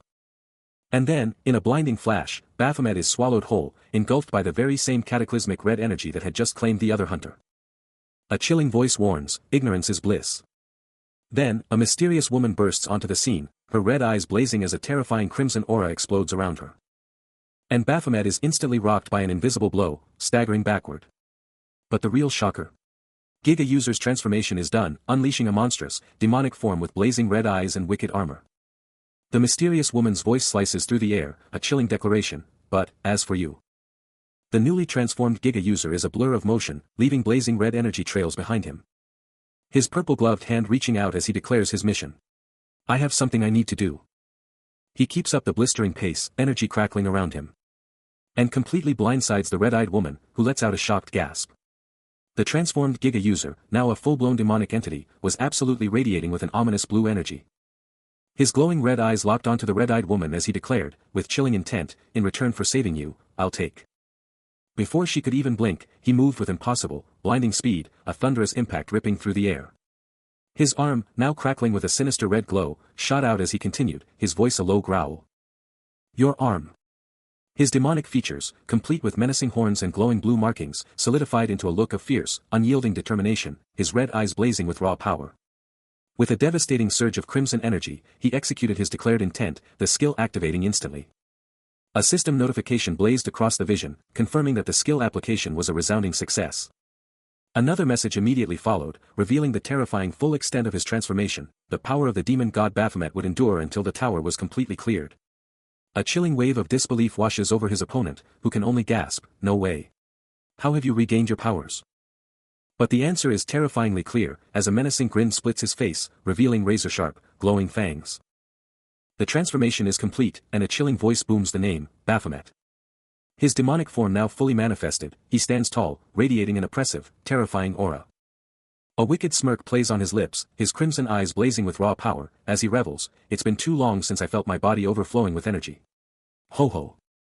Yet, even with such immense power, he acknowledges a crucial drawback: this skill can only be used inside a tower, and its cooldown is a whopping. He continues his internal assessment, realizing it's a mind-boggling 31,536,000 seconds. And he can't even use skills he learned as a human. He's not just. With a resounding clank as crimson chains erupt around him, Giga User scoffs at the idea of being petty, his true power stirring. Reflecting on his past blindness, he vows to execute his plan flawlessly, knowing that anything less means absolute annihilation. The very chains binding him now grant a terrifying new vision, revealing truths with chilling clarity. With eyes blazing crimson and a monstrous shadow looming behind him, he declares this entire charade is due to that skill and asserts his absolute authority, taking full control. His hand morphs, extending into a razor-sharp claw, a terrifying testament to his escalating demonic might. Embracing his monstrous form completely, he unleashes a chilling command, come out. Every step he takes is deliberate, the glowing red chains trailing, an extension of his terrifying will. He stands, fully transformed, an intricate, deadly web of crimson chains now enveloping him, a chilling display of his absolute power. The chains surge outward, engulfing the entire space with their terrifying, crimson glow. His voice rips through the void, a chilling command to an unseen entity. He demands, for it to finally come out. But the entity, with glowing red eyes and sharp features, snarls back, absolutely refusing his words. A wave of red energy washes over her, forcing a scream of agony from her lips, as the demon god's power begins to assert itself. She cries out in frustration and pain, her body buckling under the immense pressure. The red aura intensifies. And glowing red chains erupt from the darkness, binding her completely. She thought she was finally free, but it was Baphomet again, asserting his dominance. The demon god's voice returns, acknowledging her presence with a chilling calm. Bound and defeated, the former boss of the Abyssal Tower, Beelzebub, is revealed. Still struggling against the binding, she might have heard the distant confirmation that indeed, this was the truth. For it was widely known that the true boss of the Tower of Abyss was Baphomet. Within his dark domain, where ancient symbols adorned the walls and blades pierced the stone, his power reigned supreme. There, upon a formidable throne, sat the demon god Baphomet, his horned silhouette casting a long shadow, eyes glowing with malevolent intent. A golden, arcane symbol pulsed with energy, a testament to his formidable power. He rose, his form radiating an overwhelming aura, the sheer force of his presence undeniable. Yet, the narration continued, explaining that though he was born with a curse, he had become the master of this very tower, a position he held until this moment, as Beelzebub struggled, bound by glowing red chains. As she strained against her bonds, Baphomet's voice echoed, a chilling declaration of his arrival and his disdain for her former status. Why do you look so high and mighty? He sneered. The one who was once the master of this tower is now coming all the way here. Still, Beelzebub fought, her body contorting under the immense weight of a massive golden object, the glowing red chains biting deep as she refused to yield. A golden, clawed hand shoots out, its owner boldly challenging the very identity of the being before them, asking if this is truly Baphomet.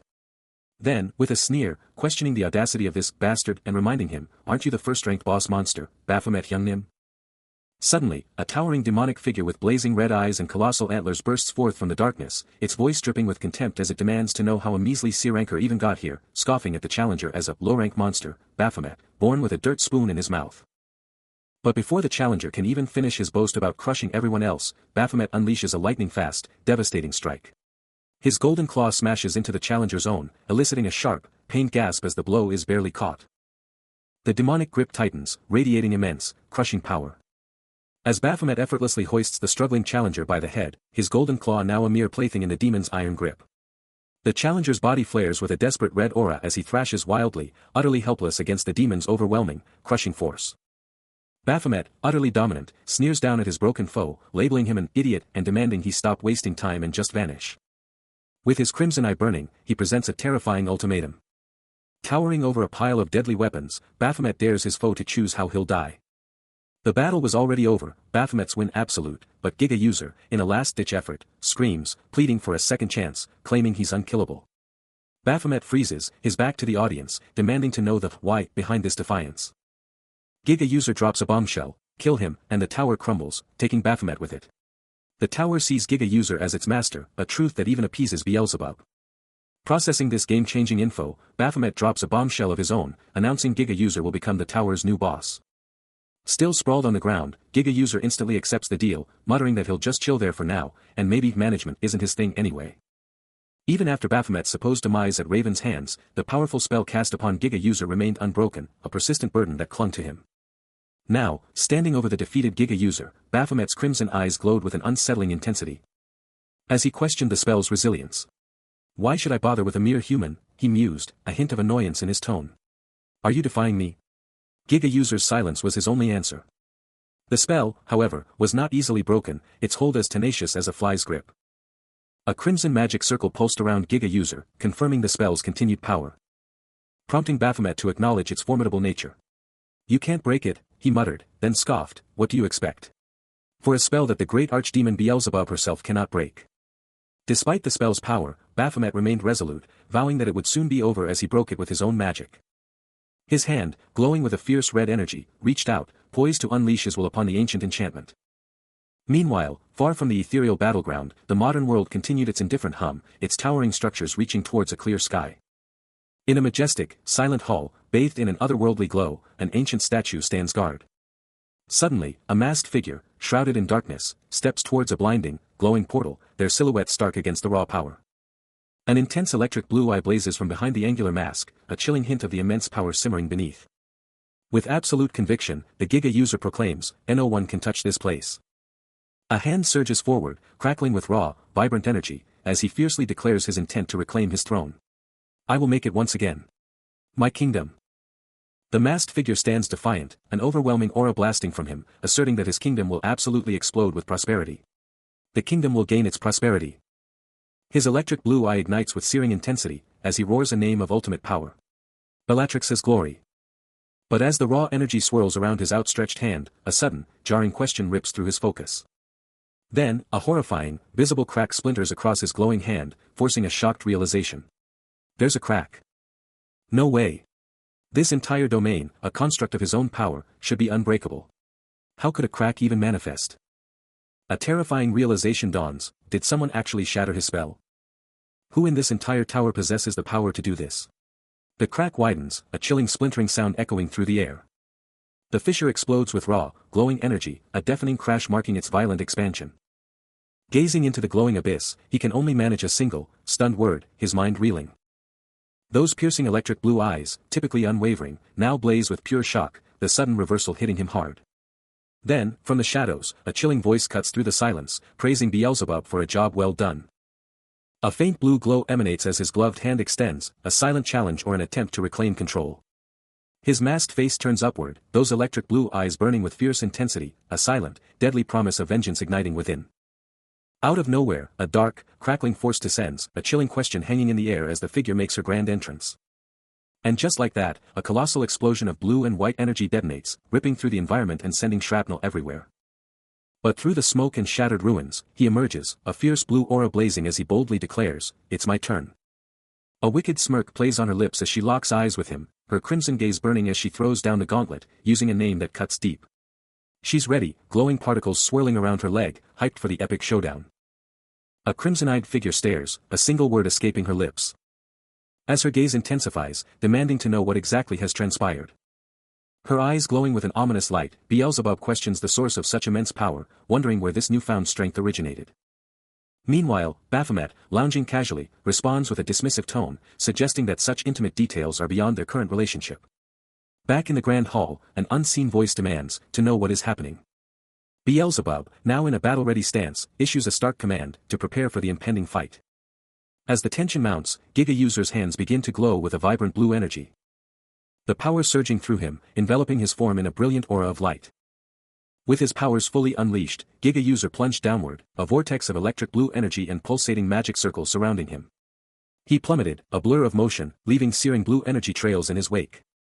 Hitting the ground with explosive force, he unleashed a colossal pillar of light and a dazzling, intricate magic circle. No time wasted. He launched a lightning-fast assault, blasting his armored foe back with a shocked cry. But the armored foe couldn't even blink. Giga User teleported, appearing behind them in a flash, a chilling declaration echoing, "I'm already here." The hooded opponent was utterly outmatched, their back a wide-open target for the coming storm. A devastating blast of electric blue energy slammed into the opponent's chest, shattering their defenses. He kept the pressure on, relentlessly assaulting the foe, driving them back with a furious barrage of blue energy. The final, crushing energy strike made intricate patterns on the opponent's chest flare with blinding light, a testament to the sheer power unleashed. "Stop," the armored figure barks, a challenge in its tone. But Giga User isn't stopping for anyone. He's already powering up, a brilliant blue aura exploding around him. And his opponent's eyes glow with pure alarm as the sheer, raw power washes over them. The blue energy swirls into a raging vortex, coalescing into a devastating force that's about to be unleashed. Spreading across the very ground in intricate, glowing patterns that promise total destruction. Then, with a thunderous quang, that concentrated power erupts. Engulfing the armored figure in a blinding, earth-shattering explosion of blue light.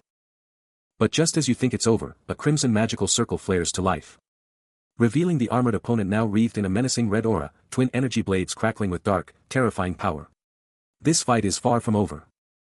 He unleashes a torrent of glowing blue chains, aiming to bind his transformed opponent. As the assault begins, she observes, a challenge echoing in her mind, "Show me some more." Before the blue chains can fully close in, a crimson aura erupts around her, manifesting into powerful red chains that intercept the attack. The ground beneath her shattering as the crimson energy expands, coiling and spreading with menacing intent. A smirk plays on her lips, her red eyes gleaming as she prepares to unleash her full power, a silent taunt hanging in the air. The armored leg of her opponent is caught in the rapidly forming crimson prison. As the chains erupt from below, ensnaring him completely, her voice ringing out, "You too entertain me." He struggles against the binding, but the crimson chains pull him down relentlessly, slamming him into the ground with brutal force. But wait. Even after that brutal hit, a flash of surprise crosses the red-eyed woman's face. What could it be? No time to think. Her dark, claw-like energy rips through the air, exploding on impact with devastating power. Her eyes burn with fierce determination, pushing the attack. Another lightning-fast strike connects, sending him flying with a guttural cry of pain. Ugh. But the fight isn't over yet. Against all odds, Giga User ignites. His armor blazes with an incredible blue aura, charging up for a massive counterattack. The red-eyed woman hits the ground, poised and ready for the storm. Giga User's electric blue eyes ignite, and he unleashes the full, devastating power of his charged attack. But the red-eyed woman, crimson eyes glowing with a terrifying smirk, is already anticipating it, ready to strike back. A blinding blue explosion erupts as his power connects, a thunderous quang, ripping through the air. The sheer force of the impact engulfs everything in a blinding flash. Then plunges the entire area into an oppressive darkness. Only for a faint, ominous glow to emerge from the depths, signaling a swift counter. Before Giga User can even process his hit, a gloved fist lashes out with impossible, brutal speed. The blow connects with a sickening bake, sending him reeling back, his face contorted in a pained "Aya," as the red-eyed woman's brutal counterattack lands. Absolutely rocked by the counterattack, Giga User's blue energy shield explodes around him. The sheer force of the hit sending him violently flying back, leaving a chaotic trail of dust and debris in his wake. He's sent spiraling through the air, a helpless projectile with no control. Witnessing the brutal defeat, Baphomet's crimson eyes ignite with a terrifying intensity, a single, chilling thought burning in his mind, more. Shrouded in his dark cloak, he glares down at the plummeting figure, his face a mask of cold fury. A dangerous growl rumbles from his throat, "Are you toying with me right now?" The very air around him begins to shimmer with raw, untamed power, a terrifying prelude to his impending wrath. While Giga User helplessly falls, Baphomet's entire being erupts in a blinding, menacing aura, poised to unleash absolute devastation. Someone asks about the next attack, but Baphomet, absolutely furious, just snarls back, "Are you finally gonna get serious about this?" Thinking of Beelzebub just sends him over the edge. He's absolutely raging, demanding a weapon, ready to rip his foe apart from the inside. A red aura starts to spark around his hand, but then, he just stops. The horrifying truth hits him, he's got nothing. His eyes go wide with pure shock, as the brutal reality of his situation crashes down. A stunned, "What?" rips from him, as the crushing realization hits, every single weapon, gone. Vanished with the tower, leaving him completely exposed. Baphomet is absolutely floored, his mind reeling as he screams, "What? Everything's gone." The sheer audacity of it all hits him like a truck. And the source of his fury? A monstrous, glowing blue claw, its single eye burning with pure malice. Leaving Baphomet to unleash a primal scream of pure rage, "There's no way," he bellows, absolutely livid. Blue magical script explodes around him, a visual representation of his boiling fury. A sudden, almost haunting image of the Giga user flashes through his thoughts, his gaze lost in contemplation. But the memory only ignites his fury further, as he screams, "I worked so hard to prepare them," he roars, then curses, "Really? You bastard! How dare you take care of them?" With a sneer, he challenges the invisible enemy, "What am I supposed to do if you're gonna set up that way?" he snarls, adding, "Also, you think I care?" He leans in, eyes blazing with pure defiance, a chilling "What do you say?" echoing into the silence. The magical script around him flares, his voice laced with bitter frustration as he realizes the devastating truth, "After the tower's cleared I won't be able to get any of them," he rages, the loss absolute. Consumed by fury, Baphomet's mind flashes with a brutal truth, that stolen skill? It's useless outside a tower. A raw, blue energy pulses, the very essence of the stolen power igniting in his mind. And the crushing reality hits him, it's got an insane cooldown too. His fury explodes into a mental image of Giga user, trapped by the searing red chains of his own wrath, a silent, seething pause. The mere thought of Beelzebub sends him into a fresh rage, that arrogant fly is going to get it. The stolen power, a pulsating red orb, remains bound by the chains of his wrath. The oppressive red energy swirling relentlessly. As the mental image of Giga user clenches his fists, a silent, explosive declaration of war. Then, a chilling calm descends, "Fine, it doesn't matter. Weapon? Forget it. He's stuck with a borrowed blade, for now. But his power? Too much." The weapon just poofed out of existence, unable to handle the sheer might. A system alert screams the obvious, equipment shredded by pure user strength. He knew it, normal weapons are just toys to him. Then, out of nowhere, a cloaked figure steps up, their voice dripping with sarcasm, "Just trying to have a little fun," they taunt. A blue aura engulfs him, but he fires back, eyes blazing, "You think strength is just some game?" The cloaked figure's hand, radiating that eerie blue, extends, twisting reality itself, proving strength is anything but a game. He flashes back to a moment of pure, unadulterated power, seeing himself as a king in shining armor, a massive dragon his loyal companion. A gasp rips through him, his red eyes flaring with an explosive, shocking revelation. In that powerful memory, his past self roars, "I have things I need to protect. My subjects." The dragon echoes his sentiment with a thunderous roar as the vision intensifies, "My citizens." His past self stands absolutely dominant, radiating raw power, declaring, "My country." An intricate, pulsating magical array explodes into existence around him, a dazzling symbol of his absolute dominion. But then, the voice of his past self cuts through the illusion with a harsh, undeniable truth, "Compared to this, the strength granted to you is one that has no value." Then, a colossal, glowing blue hand slams down from the heavens, its sheer, overwhelming power crushing the very essence of his vision. The once mighty past self is now utterly dwarfed by the sheer, terrifying scale of this new, alien force, a brutal, undeniable reminder of his current, desperate predicament.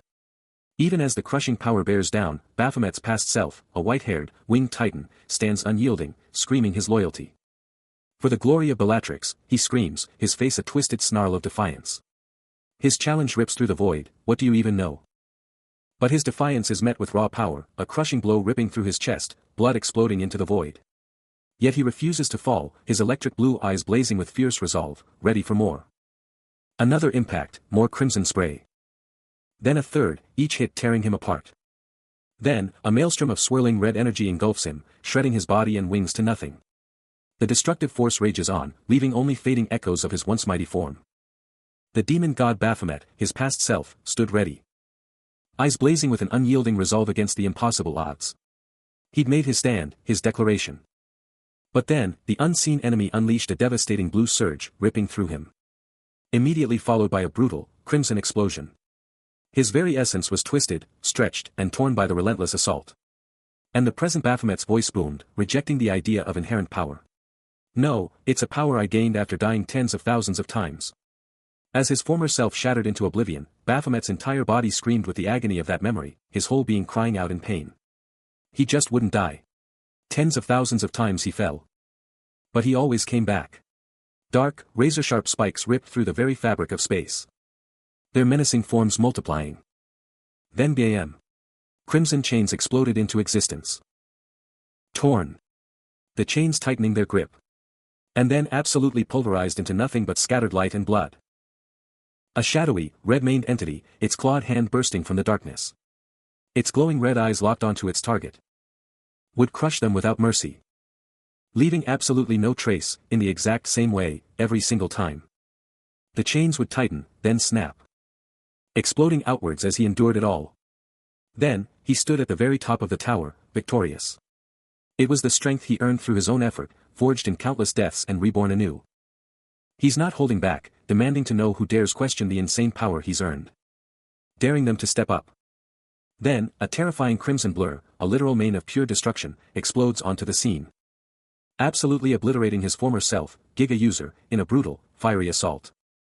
But from that absolute chaos, Baphomet emerges, crowned and radiating an epic blue glow, shattering every single chain that ever held him back. And the mysterious red-maned force, eyes blazing with a wild, almost tragic fire, just stares. He recalls the days when he was the ultimate boss. Suddenly, a voice cuts through the tension, demanding answers. I have a question.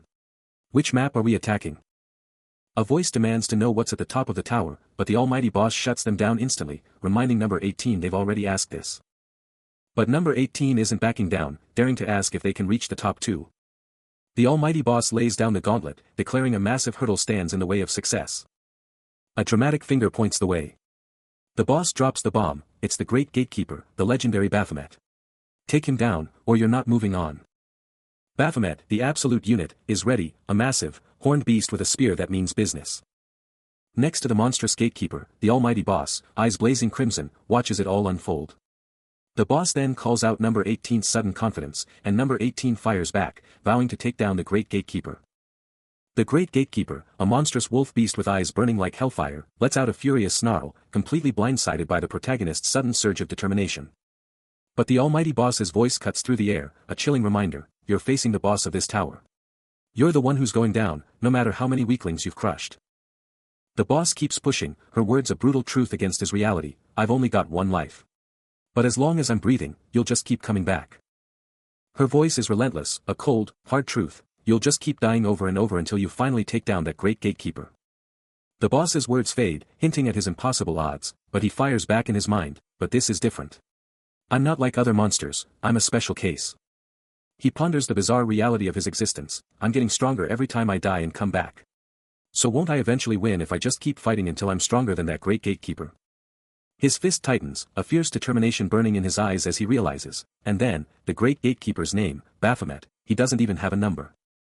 He glares at the monstrous gatekeeper, a chilling declaration on his lips, I'm taking it for myself. Then, a blinding system message erupts, sealing his new destiny, congratulations, Hunter Baphomet. After absolutely dominating Rizal and clearing the Tower of Labyrinths, our hero takes a beat in the shadowy expanse, a burning question on his mind. His crimson eyes blaze with intense power as he relives the triumph, but a deeper question still burns. He ponders his insane power, realizing that no matter how hard he thinks about it, almost no one can match his strength. A tight shot shows the intricate, dark markings on his arm, a brutal badge of his constant evolution. But then, a dark shadow crosses his mind, a quick flash of past defeats dealt by those bastards. A sharp, guttural sound escapes him, the memory still burning hot. A dark, chilling resolve hardens his face, his glowing eyes absolutely fiery with determination as he proclaims this is going to be fun. He gives a slight shake of his head, a faint, almost sinister smile playing on his lips, erasing any last shred of doubt. He flashes back to Rizal, impaled and bleeding out, still desperately clinging to a dying hope, whispering about her country and her end. His blood-soaked hand had just ripped out her magic core, but she just wouldn't quit, a stubbornness he found almost laughable. Dark energy crackled from his palm. He'd taunted her, laughing at her stupid belief in a fake story, a kingdom that was never real. It was all a lie, a total setup, a cruel trick to manipulate her. She was just a tool, a monster made only to power up hunters. But then, the memory twists, and a different voice, his own, screams in his head, rejecting the truth, questioning everything he is. His eyes blaze crimson as, boss. Monster. Setup. System. Shatter his mind, a terrifying truth exploding within him. A system error, a glitch in Reisel's authority, is tearing apart his very existence, exposing a dark, unsettling truth. A searing, fatal error. Delete. Rips through his mind, leaving him utterly bewildered. What was that, as a blinding flash erupts? He struggles to comprehend the sudden, violent disruption. Feeling a strange clanking sensation as his winged form solidifies. His attention is then drawn to a cloaked figure kneeling before him. And a chilling realization dawns. He had sensed another presence alongside the boss and himself, a presence he had foolishly dismissed as harmless. Now, looking at the kneeling figure, he demands, "Aren't you the hunter who was with me in Party C?" A gasp of pure shock rips from him. As the red-maned entity locks eyes, a name forming on his lips. The air crackles with unspoken tension. Before the perspective shifts, revealing a colossal tower piercing the sky, shrouded by an ancient, foreboding forest. Then, with a resonant whoong, a rift in reality rips open, spewing forth blinding, ethereal light. A gateway to another dimension manifesting with explosive, raw power. And from its swirling depths, 3 new players emerge, their forms stark against the blinding energy. One of them immediately demanding answers to the impossible situation: what happened? How is the exit gate open? And what was with that broadcast stating the area was cleared? Her eyes snap open, a jolt of pure disbelief electrifying her face. A shimmering blue portal pulses with raw energy, and a voice screams, "Another exit gate?" She and the dark-haired man are frozen, staring at the glowing anomaly, utterly bewildered by the impossible sight. Waves of blue energy surge around their feet, lighting up the very ground they stand on. The blonde woman struggles to form words, only a choked gasp escaping her.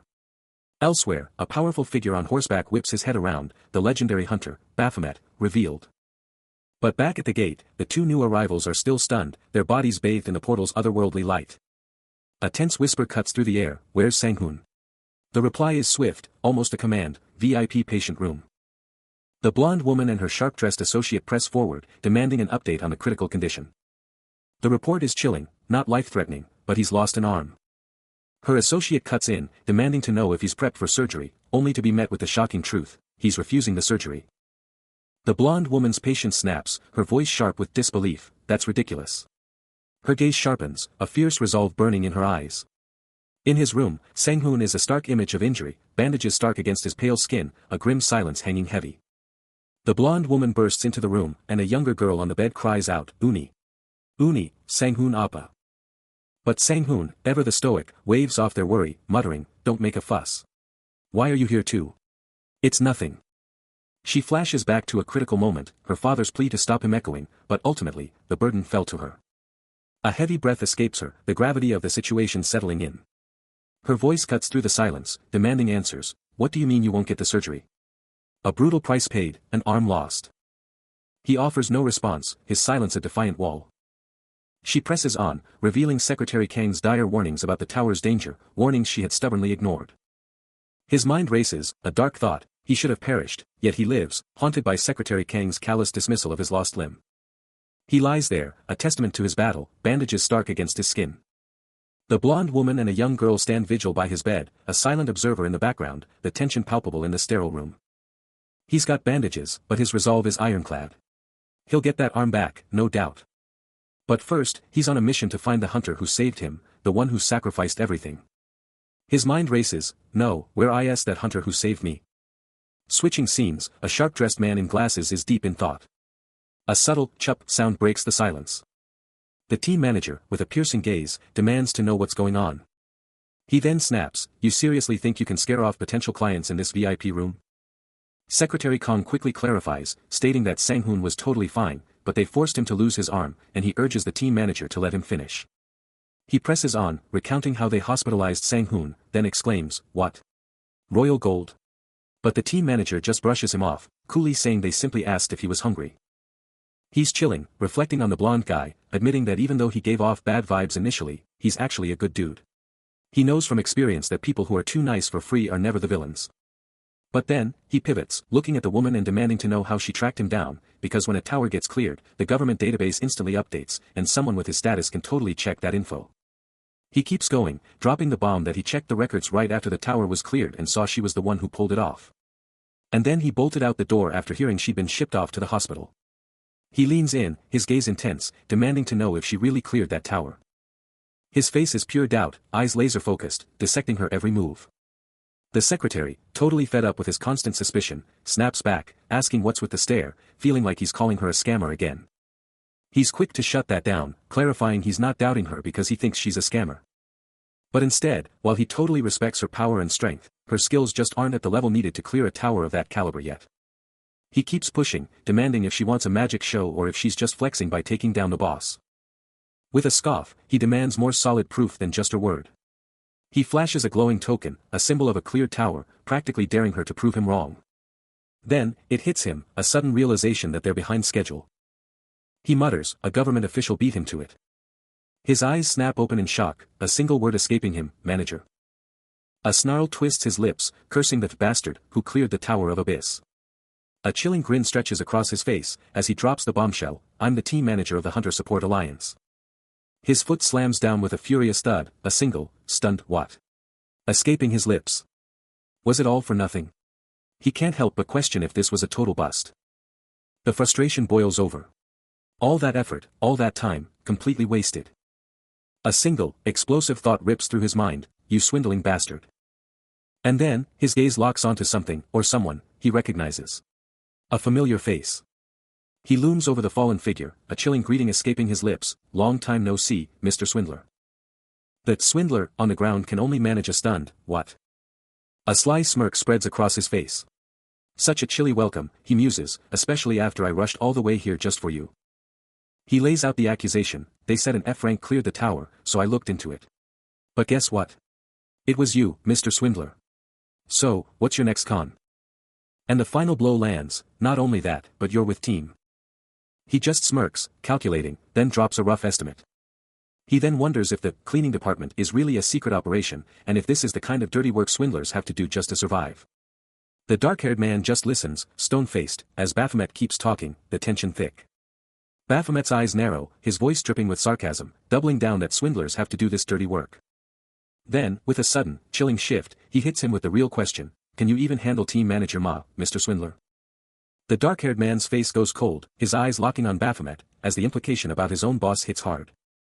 A shockwave hits the dark-haired man, his cool facade cracking, as the full weight of the accusation lands.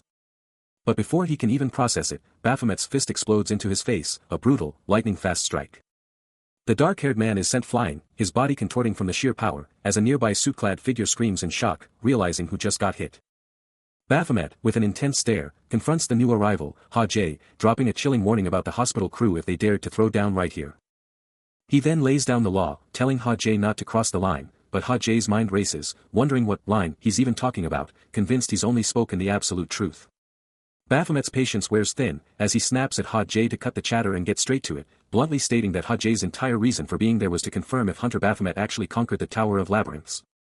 From his lower vantage point, Ha Jae looks up, a confident smirk spreading across his face as he coolly acknowledges Baphomet's words. Then, with a flourish, he extends his hand, and a vibrant, glowing red token instantly appears above his palm, a clear challenge as he declares he'll give Baphomet exactly what he's looking for. The token pulses with an ethereal glow, an undeniable symbol of his incredible achievement. This is it, the undeniable token proving he absolutely conquered the tower. He stands before the other man, the glowing token still held firmly in his grasp.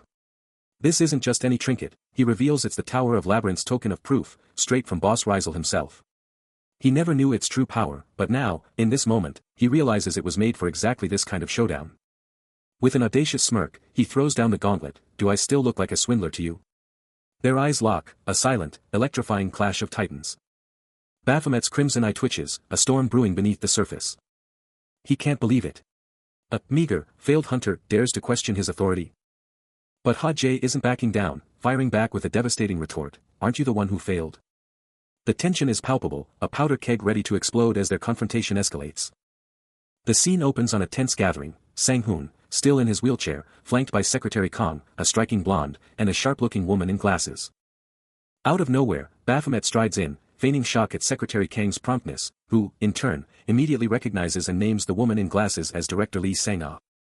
The blonde, locking eyes with Director Lee Sang-ah, delivers a chillingly calm, so we meet again. Baphomet, ever the smooth operator, brushes off the tension, claiming he was already planning to contact them about a business deal, playing off the coincidence of their encounter. Cutting through the corporate chatter, Sang-hoon, eyes fixed on the blonde, bluntly asks if she's a government agent. Baphomet, ever the manipulator, interjects, revealing her as the youngest child of the royal gold group, then mockingly warns the hunter not to get hurt. Ha Jae, now kneeling beside Sang-hoon, gently takes his hand, and drops a bombshell. He was in a tower of labyrinths, leaving Sang-hoon utterly stunned. Clutching Sang-hoon's hand tightly, Ha Jae delivers the impactful truth, saved me. Sang-hoon, bandaged but bold, drops a bombshell question on everyone.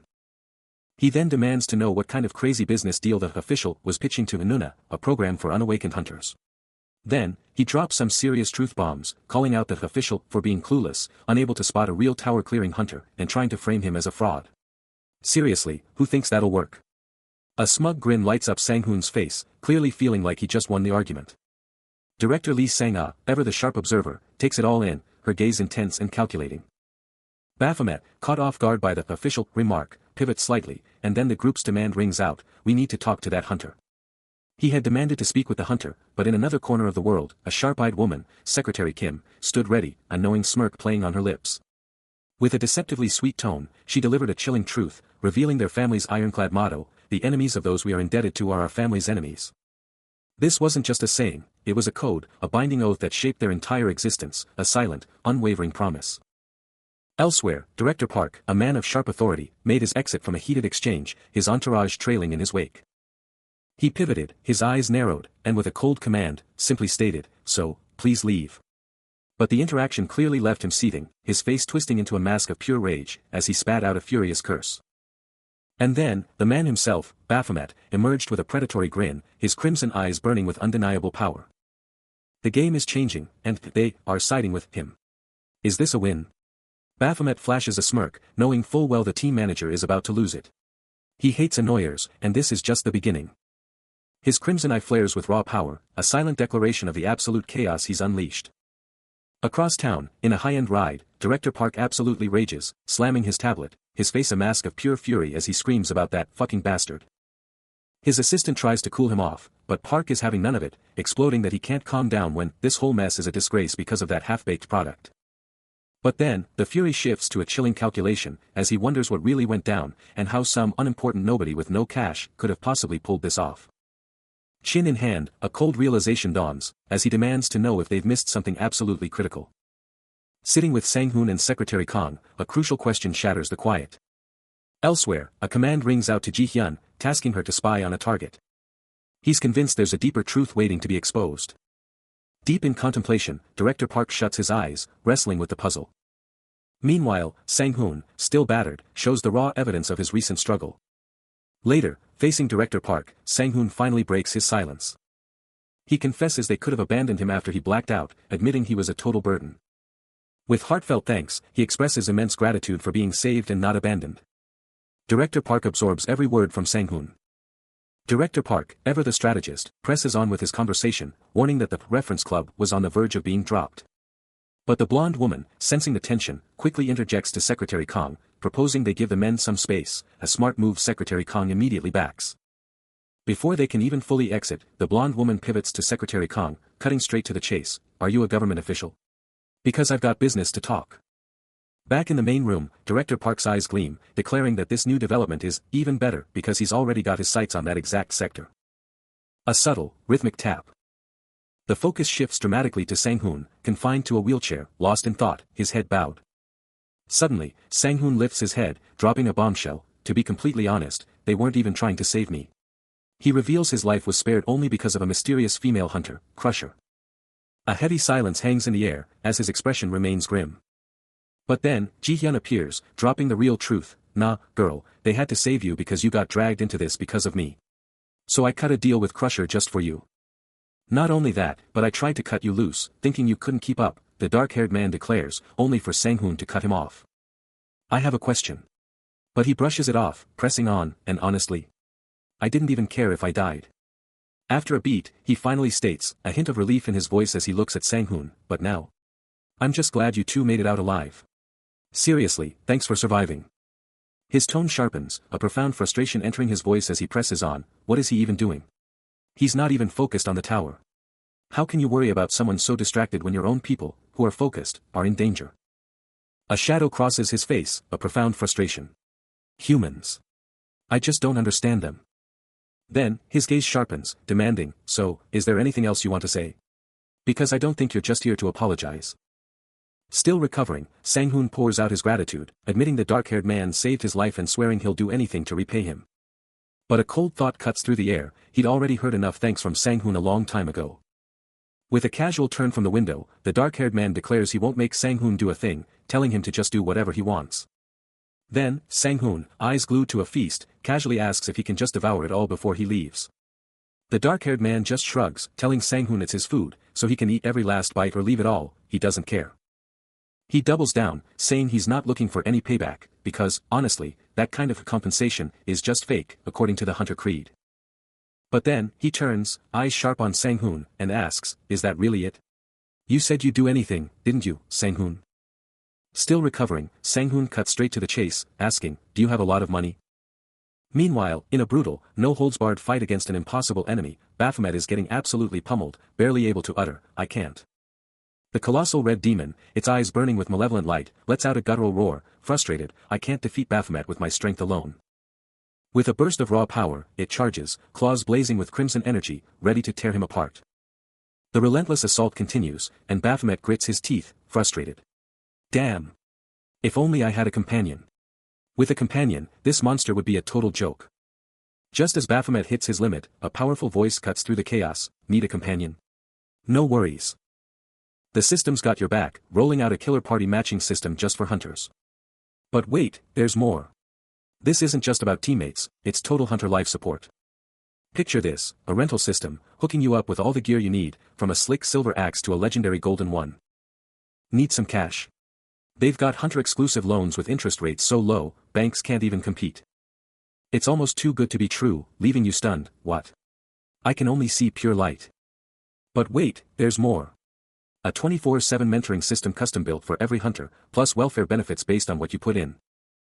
The bottom line is this, hunters can finally go all in on dungeon hunting, no distractions. And who's behind all this awesome support? The Central Hunter Management System, delivering everything from party matching to financial boosts. The scene opens with a stark, almost abstract visual. Before cutting to a smiling man in glasses, who boldly asks. Meanwhile, a different young man, with dark hair and a serious expression, remains silent. He stands before a massive screen, reflecting on a past betrayal, exclaiming. Turning to an unseen individual, he challenges them directly. This handsome young man, currently working as an actor, had cunningly intended to film alone at first. But he was absolutely terrible at acting. He then accuses. Suddenly, he lets out a shocked cry. A sudden shout rips through the office as a colleague can't believe his eyes, demanding to know what Assistant Manager Han is doing here. But there she stands, sharp and unyielding, Assistant Manager Han, coolly acknowledging Baphomet after what feels like an eternity. With a crisp introduction, she reveals her name, Han Yu-young, and asks how he's been, cutting straight to the chase. Baphomet, ever the pragmatist, announces Assistant Manager Han's leadership for the day, then drops a loaded question, "Have you checked the news?" His colleague, clueless, asks, "What news?" prompting Baphomet to deliver a sharp retort about staying informed, before pointing him to a crucial piece of information. The bombshell drops, articles about Baphomet are exploding online, going viral right now. A phone screen flashes a shocking headline, "The truth behind Mr. A who was deemed as a swindler, the past is finally catching up." The article's text scrolls, exposing how Mr. was branded a con artist by the media, but now, the real story is breaking. The phone screen glows, a beacon of the unfolding scandal. The blonde man is confronted. Did he really ask Hunter Eugen of Valkyrie for these articles? And now he wants them published. The blonde man, now bandaged and confined to a wheelchair, takes it all in, a thoughtful expression on his face.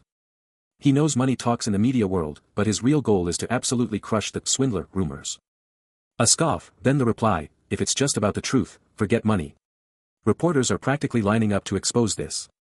But he pushes back, why wouldn't they publish articles about the guy who cleared the Tower of Labyrinth? It would make the whole story more credible and skyrocket a hunter's fame. With a grim look, the dark-haired man drops a bombshell, there are people out there actively hunting him. He can't risk standing out until he's ready to turn the tables and hunt them down. Watching the blonde man casually scroll through his phone, the dark-haired man calls him out on his chill attitude, warning that messing with his crew will absolutely blow up in his face. But the blonde man shrugs it off, claiming backlash is inevitable anyway, and his department is totally unaffected. Back at the office, Director Park lays down the law, telling Assistant Manager Han she's now in charge of the dark-haired man. Mission assigned, he's out. Got bigger fish to fry, apparently. But assistant manager Han sees right through him, realizing the director actually cares a ton about the dark-haired guy, which is totally out of character. And just like that, the director is gone. Then, assistant manager Han turns to the dark-haired man, still processing the director's unexpected soft side. He's like, who knows, but she's quick to confirm, someone cares, leaving him totally baffled. Alright, enough talk, assistant manager Han is ready to roll. On their way out, the dark-haired man can't believe the management department is doing this kind of work, he thought it was only for the hunter training crew. But assistant manager Han quickly sets him straight, telling him the hunter training department is swamped, so they're just pitching in to keep things running smoothly. Led by an unseen force, he pushes ahead, a command echoing in the air. He extends a hand, a sharp tap against the wall. A low hum vibrates, and he turns, a subtle energy shimmering around him. Suddenly, a woman with flowing brown hair appears, tablet in hand, announcing she's here to introduce the test's professor. But his eyes snap wide, a jolt of recognition, he points, a single, accusatory word tearing from him. Composure gone, he explodes forward, seizing her with a primal, enraged shout. Her face twists in pure terror, his grip like iron. Still burning with fury, he extends his hand, a terrifying threat. Then, a deafening crash, a door slams, trapping them within. He lets out a dark chuckle, brushing off his recent explosive display like it was absolutely nothing. He thinks to himself that he totally just showed off something kinda embarrassing. He tries to play it cool, saying he was just trying to swat a fly, and it would have been a total disaster if it messed up the machine. But a flicker of annoyance crosses his mind, like, seriously, why didn't she just catch it herself when he told her to? He looks down, his face giving nothing away. Then, a sudden, sharp sound rips through the air, and he's instantly on guard. What's this? Before he can even blink, an invisible force absolutely rocks him, sending him flying across the room. He snaps back to his feet, glancing over his shoulder, a new resolve burning in his eyes. How much longer do I have to keep my true power hidden? He stands there, radiating power, ready for the next challenge. Suddenly, a new voice booms, I'm Kim Woo-suk, declaring himself the man in charge of this rank test. He's a sharp-dressed, no-nonsense figure, clearly in control. He lays out the rules. Normally, ranks are just numbers, but for a low-rank hunter clearing the tower, things get special. Woo-suk makes it clear, this isn't your average test.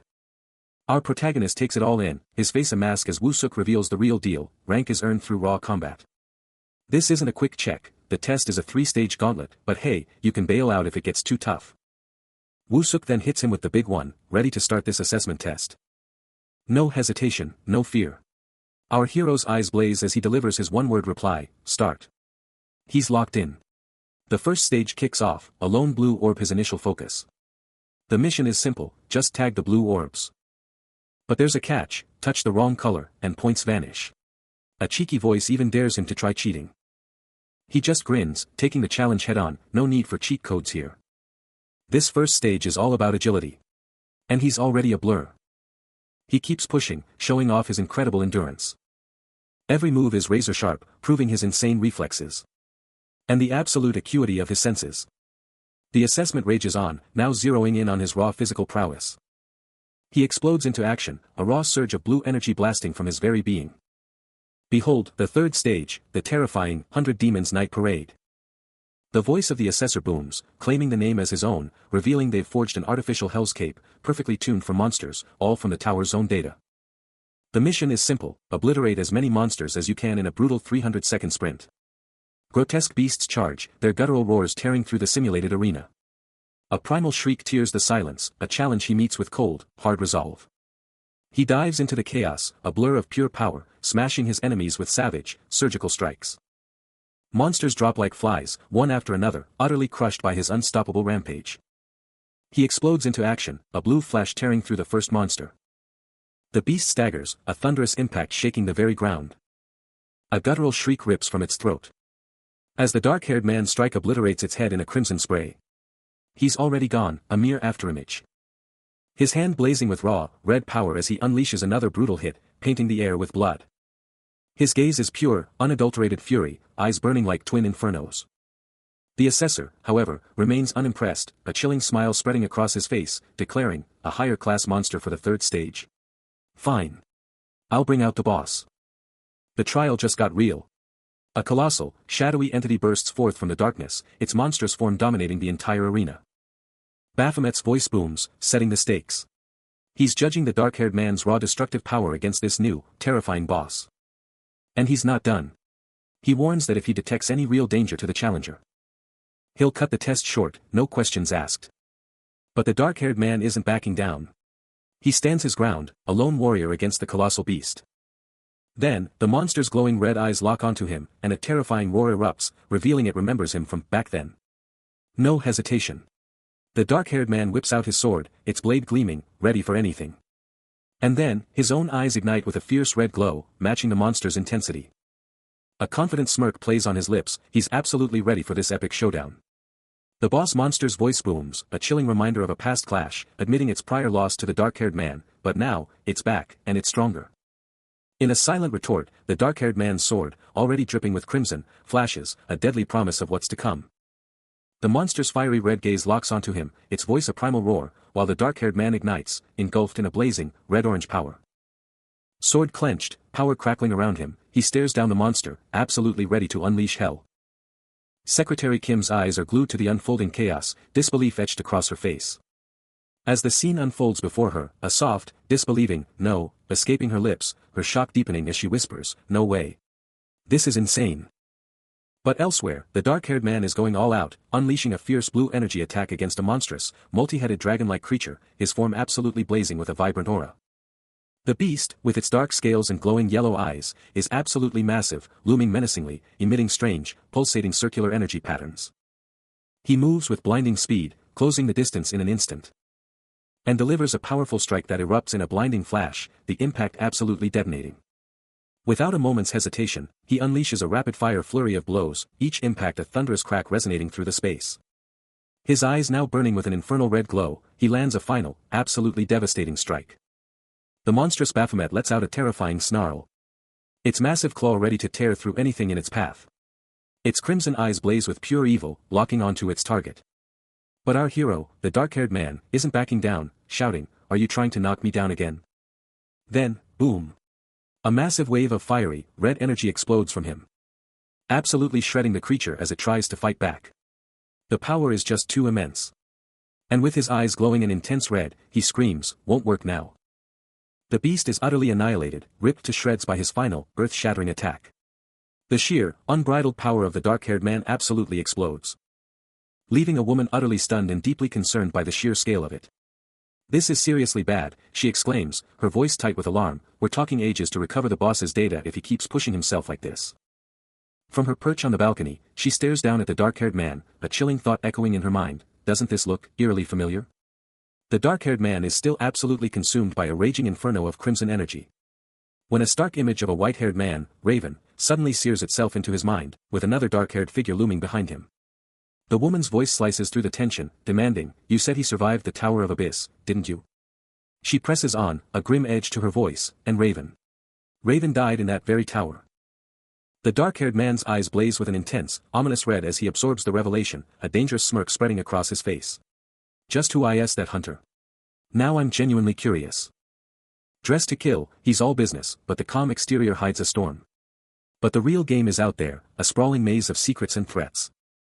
A flashback hits him, the memory of his colleague's wary eyes, a silent question, did he go too hard? The thought echoes, a chilling realization, did I go a little too hard? He's not in a tower anymore, the rules are different, and he needs to play it smart to hunt down his killers. Then, a voice cuts through the tension, offering a token, a game changer. Later, on a call, he's checking in, dropping hints about a delayed rank assessment. He then presses for info on the Tower of Labyrinths token, a crucial piece of intel from Assistant Manager Han. Gazing skyward, he knows the other person has forgotten their training, so he pushes them to use the token, revealing his own name, "You'll like it, Cha Min-woo." He's on the phone, and the voice on the other end is like, "What is it?" Then, AM. A sudden surge of energy explodes around him, and he's totally shocked. The system just confirmed it, the Tower of Labyrinths token is officially activated.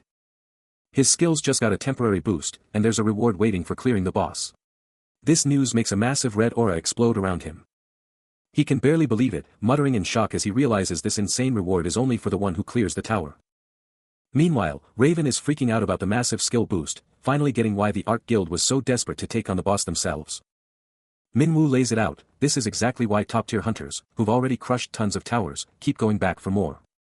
Raven's mind is racing, wondering if this means the rich just get richer, power-wise.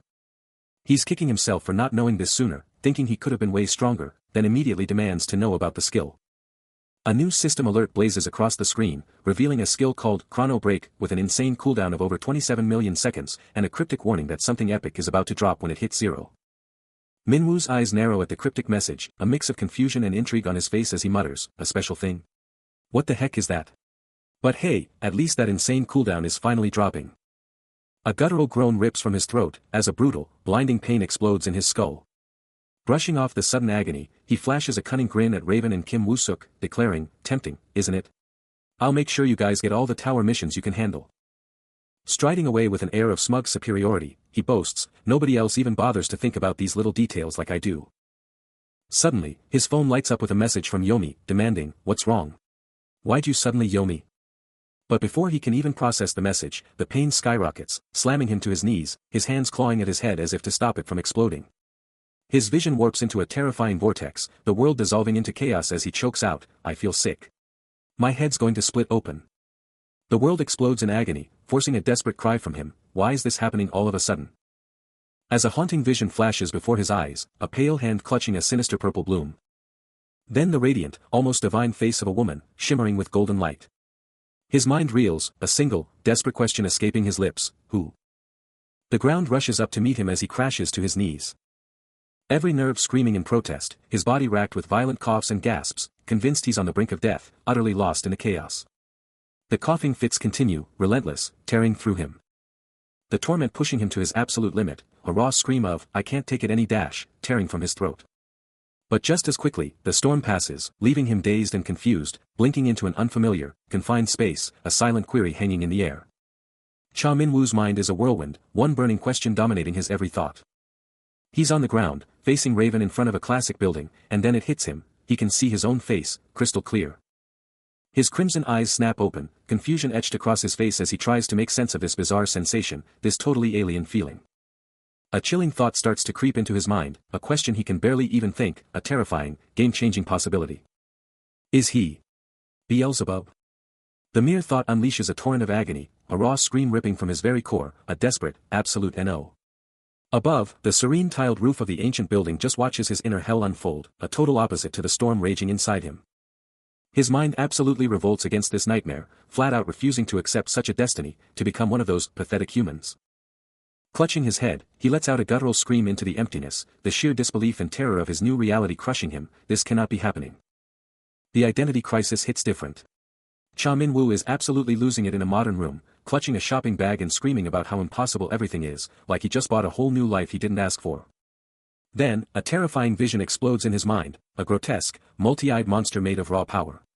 A voice screams about how everyone who touched this energy got wiped out, leaving nothing but a 100% body behind. The weight of this insane transformation crushes him, his face a total wreck of pure agony. Then, he's face to face with his past self, or maybe just a twisted mirror image, and he's not holding back, screaming, "Baphomet, this is all on you." The other guy is totally blindsided, asking, "What?" before getting hit with the truth, this mess happened because he sucked up someone else's energy. Minwoo, connecting the dots like a mad genius, demands to know if they're talking about the boss's energy, the legendary token he snagged from the Tower of Labyrinths. He lets out a frustrated groan, confirming that, yep, that's exactly why he got yeeted into this body. The other guy gets it, the whole tossed-out thing, but then hits him with the real head-scratcher. "But why are you human?" Minwoo throws his hands up, totally fed up, shouting, "How would I know?" before guessing it's probably just because this form works best for the human world. He collapses to the floor, utterly defeated, wailing about why he had to become such a lame, wet-behind-the-ears human. Still reeling from the shock, the human form of Cha Minwoo can only rage, realizing he's become even weaker because his other self was weakened. But the manifestation of Baphomet just smirks, dropping a chilling question, "Does that mean you're still under my control?" The human form is aghast, stuttering out, "I came out of your body." A sinister grin stretches across Cha Minwoo's face as he doubles down, declaring he should be able to use the human form however he wants. The human form's fury explodes, shouting accusations that his other self has been using him this entire time. But Cha Minwoo just shrugs, casually quoting his own words from their last fight, a cruel reminder to eat properly and live well after the tower was cleared, as if their separation was a done deal. Then, in a flash of crimson energy, Cha Minwoo's hand whips out, slamming into the human form's face, a brutal crunch echoing through the void. Before he can even react, Cha Minwoo lunges, snatching him by the collar with a lightning-fast whoosh, pulling him in close and snarling, "Come here. I'll show you how hell I'm living." The human form thrashes in his grasp, screaming, "What's wrong with telling you to eat and live well? I was just wishing you the best." But then, a shocking realization hits him. Then, a furious, unseen voice roars. A chilling command cuts through the air. But he pushes on, his face a contorted mess of anger and fear. But his desperate flight ends abruptly as he's cornered by a chillingly familiar presence and two others. Lost and bewildered, he questions, "What was my name again?" The trio observes him, their faces unyielding. All of this drama plays out in a seemingly normal residential area. But as they start moving, Cha Min-woo's mind races. Then, Baphomet drops a bombshell, a chilling smirk on his face. The shock hits him hard. His gaze drops, a chilling realization dawning. Without another word, Baphomet just pivots and leaves. A chilling, almost fake smile creeps onto Cha Min-woo's face. Inside, he's absolutely fuming. His eyes snag on a sign, names like Kim Yunja and the Parks and Mrs. Song from downstairs flashing by. He's just trying to walk away, but this hunched figure won't quit, begging for help, claiming they're too weak to fix anything themselves. But as he tries to make his exit, the figure desperately shouts for him to wait. He's thinking, why do they think I'm some easy target? But then, a weird thought pops up, maybe helping them actually would be a good idea. Then, his eyes snap wide open in pure shock, as if hit by a sudden, terrifying revelation. Boom! A system quest slams into his vision. He has to help the nearest residents, or it's game over, death if he refuses. He explodes in outrage, screaming, "Are you kidding me? This quest is insane, and I die if I say no." His hand tightens into a furious fist, a defiant thought burning in his mind, "Yeah, I'm petty, just like you said." A wicked smirk spreads across his face, a dangerous glint in his eyes. He lets out a low chuckle, uttering, "Petty in the Tower of Labyrinths, right?" The white-haired woman's voice drops a bombshell, hinting at a hidden affection, but Baphomet absolutely explodes, demanding how she could even think that after everything he's done. He'd actually thought about it, dissecting every possible angle of human affection. Then, her voice cuts back in, challenging his very concept of affection. Her calm smile hiding a truly brutal truth. She just laughs it off, throwing his past kills right back in his face. A glowing hand extends, radiating pure, otherworldly energy. She doubles down, calling it a completely separate issue, daring him to tell the difference between friend and foe. But his inner voice screams the ultimate truth, everyone is just a pawn, a toy, an enemy. A terrifying smirk twists his lips, sealing his cold, hard declaration. The mysterious white-haired woman, a figure from Baphomet's very thoughts, stares with an intense, unreadable gaze. Her voice cutting through the silence with a chilling finality, as she declares there's only one more crucial thing she has to reveal. Elsewhere, a hand extends in the shadows, a quiet tap echoing as it connects with a hidden surface. An older woman, catching the subtle sound, pivots her head, a silent question in her eyes. Back in his shadowy domain, Baphomet is hit with a sudden realization, a shocked T/O, escaping him as he questions if his counterpart truly hadn't gone back. His crimson eyes sharpen, a profound question burning within him, what exactly needs to be fixed? Across the vast urban sprawl, the city lights glitter like scattered jewels beneath the night sky. On a silent rooftop, a small cat sits poised, its ears twitching as another soft tap emanates from a dark window. The cat's emerald eyes snap wide, a soft kung, escaping it as it senses something profoundly out of place. A chilling question hangs in the air, is this forgotten slum truly the last untouched corner of Seoul? And with so many lives intertwined within its streets, can they really just move in? A subtle tap breaks the silence, a foot making contact, a decision being made. But the cold reply cuts through the doubt, shrugging off the lives there as mostly just powerless old people anyway. Overlooking the sprawling metropolis, Baphomet's gaze sharpens, a chilling is that so, escaping his lips as Kim Woo-suk observes. A shadow crosses his face, his crimson eyes glinting with cold calculation. A sinister smirk spreads across his face as he muses, how long until those old folks are gone and the area is cleared up? The smirk deepens, a chilling promise of what's to come. And with a final, chilling declaration, he asserts it will take as long as everything goes according to plan. In this forgotten slum, a legendary tower boss now lives, reduced to nothing more than a top-grade errand boy. As the scarred older man questions if he'd injured himself with the hammer. This is the man, Mr. Cha, who's now at the complete beck and call of every neighborhood grandma. His next mission, rescue Mr. Song's stray cat, trapped and crying high up a tree. The older man, ever practical, points out his height and suggests a ladder. He drops into a low stance, eyes locked on his target, a faint power already sparking around him. His hand ignites with a soft, golden glow, that familiar power surging. But the real star of the show, a feisty cat, is already complaining from its rooftop perch, having taken a nasty bite. He calls out a quick word of encouragement, keeping his cool. With a gentle hand, he reaches out, coaxing the scared furball closer. Years flew by, seasons changing, a decade, then two. The mighty Baphomet was just a legend, a wrinkly grandpa in the history books, but he was still the top errand boy in the whole slum. Still grinding away, he's just painting a wall. Then suddenly, he's off like a shot, leaving his buddy in the dust. But don't forget, this guy. He used to be a boss. Fast forward a bit, and we see the outside of a regular house. Inside, he's looking totally fed up. Hauling some heavy boxes. Meanwhile, his pal, Kim Woo-suk, is just chilling, reading a human novel and actually finding it pretty deep. Even dropping a bombshell, Baphomet, I get why you wanted to be human. But our man is not having it, barking at him to shut up and get to work.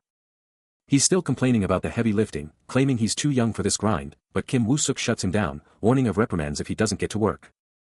Brushing off the reprimand as nonsense, he later declares he's already devoured his latest book, demanding to know if there are any more literary challenges waiting. Kim Woo-suk watches him, a thought flashing through his mind about his rapid adaptation, musing on how quickly Beelzebub seems to adjust. He remembers the protagonist's earlier gripes about being a kid, then has to admit, his social skills are shockingly good. But the dark-haired man is still fixated on the big question, why would Beelzebub even want to be human? He shrugs, admitting he just hacked Eastern magic, and can't figure out why his companion is so steamed. Kim Woo-suk cuts him off, declaring only the creator knows the answer to that, and shuts down the whole conversation. Frustrated, the dark-haired man snaps at his companion to cut the nonsense, still stuck with the box. Kim Woo-suk, clearly fed up, throws his hands up, asking how long he's going to be stuck with these annoying quests. He's got a new quest, but it's so vague it's almost insulting. He's practically scoffing, calling the whole thing worthless. It's a twisted game, like getting the poison and the antidote all at once. Flashback. He's helping an old lady, and she's totally impressed, telling him, you fixed it just like I asked. She's like, take it, you earned it. Then, panic. Her hot water's out, and she's begging, hold on, I'll try to fix it for you. He just shrugged, why bother? You'll do it anyway. This was years ago, when he was literally fighting for survival in this exact spot. A completely different person than he is now. Everyone was baffled, what was a guy like him doing in this rundown slum? They'd seen all sorts of folks outside his place, but this was the first time he actually stayed inside, unless he was dragged out. He was constantly sent out for more alcohol, Mrs. Kim's thinly veiled excuse to get him out of the house. She feared he'd just waste away, but then, he started quietly helping with chores. He actually started smiling, even initiating conversations, and his drinking began to slow. But then, he just left the slum, claiming he'd found something to do. And before he went, he made a single request. He turns to the older man, a quiet plea in his voice, if someone moves into my place later on. Could you treat them well for my sake? It'll definitely help them too. A deep, respectful bow, and he's gone. He looms over the scene, a dark fury brewing within him, reflecting on the sheer torment Baphomet put him through. While the elderly woman casually checks on Baphomet's meal, who enthusiastically declares it delicious. She's impressed by his taste for humble village food, a rare trait among the youth. Then, a sudden, sharp realization hits him. Just as a young woman bursts in, Baphomet barely gets a greeting out before she announces she's eaten and is heading straight to her room to study, demanding privacy. A quiet knock signals her departure. And the elderly woman beams, introducing her brilliant granddaughter, a consistent top student. Kim Woo-suk ponders the next move, a low hum of contemplation filling the air. He then pivots to his team, demanding, what's the play here? A hand snatches the phone, a voice on the line cutting through the tension, no choice left. Time to stir things up. Get the crew ready. He gives a sharp nod, declaring, right. One house. That's easy pickings. The woman beside him confirms, yes. The motive is simple, stark, that house owes us. The scene shifts to a quiet residential street.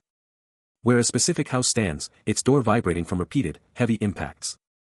Then, a hammer slams into a wooden post by the entrance, a sharp, echoing crack cutting through the silence. From a nearby alley, the dark-haired man watches, a satisfied smirk spreading across his face as he declares, perfect. He's back, and even the mundane tasks are getting his full attention, clearing out weeds and ensuring the hot water flows perfectly. With his new place almost set, he's already thinking about the next upgrade, a loyal dog to guard his domain. Taking a moment to survey his surroundings, he casts his eyes skyward. After a productive day, he finally kicks back, soaking in the calm. With a hand outstretched to the heavens, he takes in the vast, cloudy sky. A genuine laugh breaks through, as he realizes this new neighborhood is actually pretty great. But then, a thought strikes him, where in the world did Beelzebub disappear to? And Beelzebub's response? A classic complaint about not being helpful enough. A soft chime cuts through the silence as he locks eyes on a pulsating red message icon. The icon flares, revealing a critical query: will you open the message sent by the government? Another chime, another urgent line of text: is the rank assessment complete? Then, the screen explodes with a triumphant declaration: hello, Hunter Baphomet, your rank assessment is complete. The glowing words burn into his electric blue eye, a silent, powerful acknowledgement of his new status. A confident smirk spreads across his face. It's nothing surprising, exactly as he expected. Later, the scene shifts dramatically to a construction site, where he's still got work to do. Covered in paint, he's grinding, meticulously applying a fresh coat to the wall. And there, chilling nearby, Soo-yeon, caught red-handed with a cigarette, faces the wrath of an older man, who can only sigh in frustration. He's already told her to quit, but she just brushes him off. He's not having it, though, demanding to know what happens if she gets caught. His voice escalates, demanding to know what her teachers would say, and then, the ultimate ultimatum: you need to go to university. But Soo-yeon isn't backing down, challenging him on the cost of university and flat-out refusing to go. He desperately promises to get the money, no matter what, but Soo-yeon has had enough. She's sick of the debt, sick of the struggle. Just thinking about their debt is enough to crush her spirit, and she demands to know how he expects to handle it all, and how she could ever repay him. Then, a new offer: he'll get her a job. But Soo-yeon's reaction is immediate, a visible flinch, a moment of pure hesitation. The conversation ends, the older man standing with Soo-yeon, who still seems deep in thought, her gaze distant. Suddenly, a stark contrast. The city lights blaze at night, as the older man stands shoulder to shoulder with the formidable Hunter Baphomet, both exuding an aura of calm power. Soo-yeon is caught off guard, instantly demanding answers about his unexpected arrival and the looming debt payment. She's on the offensive, pushing him for answers. How can he expect early payment when they're already drowning? But he just brushes her off, coldly telling her to sell the house to pay up, even offering to help with the sale. Distraught, Soo-yeon cries out, where would they even go if they lost their home? His response is chillingly detached, declaring that her worries are hers and hers alone. A sinister smirk spreads across his face as he reminds her about wanting to work, then drops a truly unsettling comment about her looks. Soo-yeon flinches, utterly horrified, as he relentlessly paints a picture of her grim future. He delivers the final blow of his cruel plan, then casually pivots to an unseen figure, seeking their approval. Suddenly, the scene shifts. Baphomet, now in a sharp suit, grins wickedly, proclaiming their bad guy status with a sneer, the dark-haired man standing coolly by his side. Even on the ground, Soo-yeon isn't backing down, boldly demanding a job from him. But he just snatches her hair, hard, yanking her head back with a brutal ack. He's screaming "go" at her, his grip like iron as he keeps tearing into her. He finally just hurls her back down, spitting insults as she hits the floor, utterly broken. But then, a complete scene shift. Inside a chill traditional house. We find the dark-haired man just chilling on a mat, totally absorbed in a book, with an older woman watching him, asking if he's into it, and he's like, yeah, totally. Still glued to his book, he casually wonders aloud, who the heck could be at the door. Then, a sudden creak and a thud shatter the calm, making him shoot up, eyes bugging out in shock. His eyes snap into focus, blazing with an intense yellow glow, locked onto something just out of sight. His glowing eyes lock onto an unseen force, a chilling question ripping from his throat. Unwavering, he holds his position, his gaze burning with an unyielding intensity. But as a shadowy figure makes its escape, he roars, demanding to know who dares to flee. Suddenly, a furious bark rips through the air, a small dog unleashing a torrent of rage. He whips around, trying to silence the furious Bok-sun, his mind racing to comprehend the chaos. The mysterious figure vanishes into the night, leaving only a ghostly, glowing path in its wake. A primal fury ignites within him, his hands tightening around a metal pipe, ready to unleash hell. His eyes erupt in a blinding yellow glow as he unleashes a guttural roar, demanding answers from the very air. His rage shatters into pure shock as he finds Soo-yeon and Bok-sun battered on the ground, a single, choked gasp escaping his throat. He was just chilling, paint roller ready, about to transform this grimy slum into his next masterpiece. But then, a voice dropped a bombshell, a gang hideout in this tiny slum. He was totally blindsided. He was not amused, he was so close to finishing up. He faced the suit-wearing stranger, laying down the law. Whatever his deal was, he needed to back off. His eyes blazed with resolve, this was his first paint project, and he was gonna get those shots. But bam! A lightning-fast strike rocked him, sending him flying like a rag doll. He stumbled back, stunned, hand flying to his face in disbelief. And that's when the attacker went full beast mode, transforming into a glowing, otherworldly entity. The hit was so insane, this rookie, who's practically a tank, got launched like he weighed nothing. Still reeling from the unexpected blow, he tumbles through the air. While below, the man in the suit watches him fall, a flicker of surprise crossing his face. But as he looks closer, a deeper realization dawns. The impact sends him skidding, but he quickly regains his footing, eyes sharp and ready. The man in the suit, Baphomet, mutters to himself, "I've never." His thoughts drift to a past memory, a question echoing in his mind, "That guy's a hunter, right?" Back in the present, Baphomet sits in an office, phone in hand, acknowledging, "Well. That's true, although I quit already." He recalls the reason for his departure from the hunter life. "Why did you quit?" "There were a lot of skilled guys." His thoughts reveal the true catalyst, behind, of the last mission I went on as a hunter. The hunter named Cha Min-woo on that mission was quite strong. I felt a wall between us. So, I quit after that. After his intense reflection on Cha Min-woo's raw power, Baphomet can't help but voice his thoughts, confirming his suspicion, that guy is definitely a hunter. A subordinate, clearly baffled, demands to know who this hunter is and what their next power play should be. Baphomet's eyes narrow. Before he delivers his decisive order, they're going to dig up everything they can on that guy. But while Baphomet plots, Cha Min-woo, the man thereafter, stands cool and collected, totally unaware of the target on his back. But the chaos isn't limited to hunters. A furious civilian rages about how some guys just trashed his entire house. A small crowd gathers, eyes wide at the destruction, all agreeing their place is totally messed up.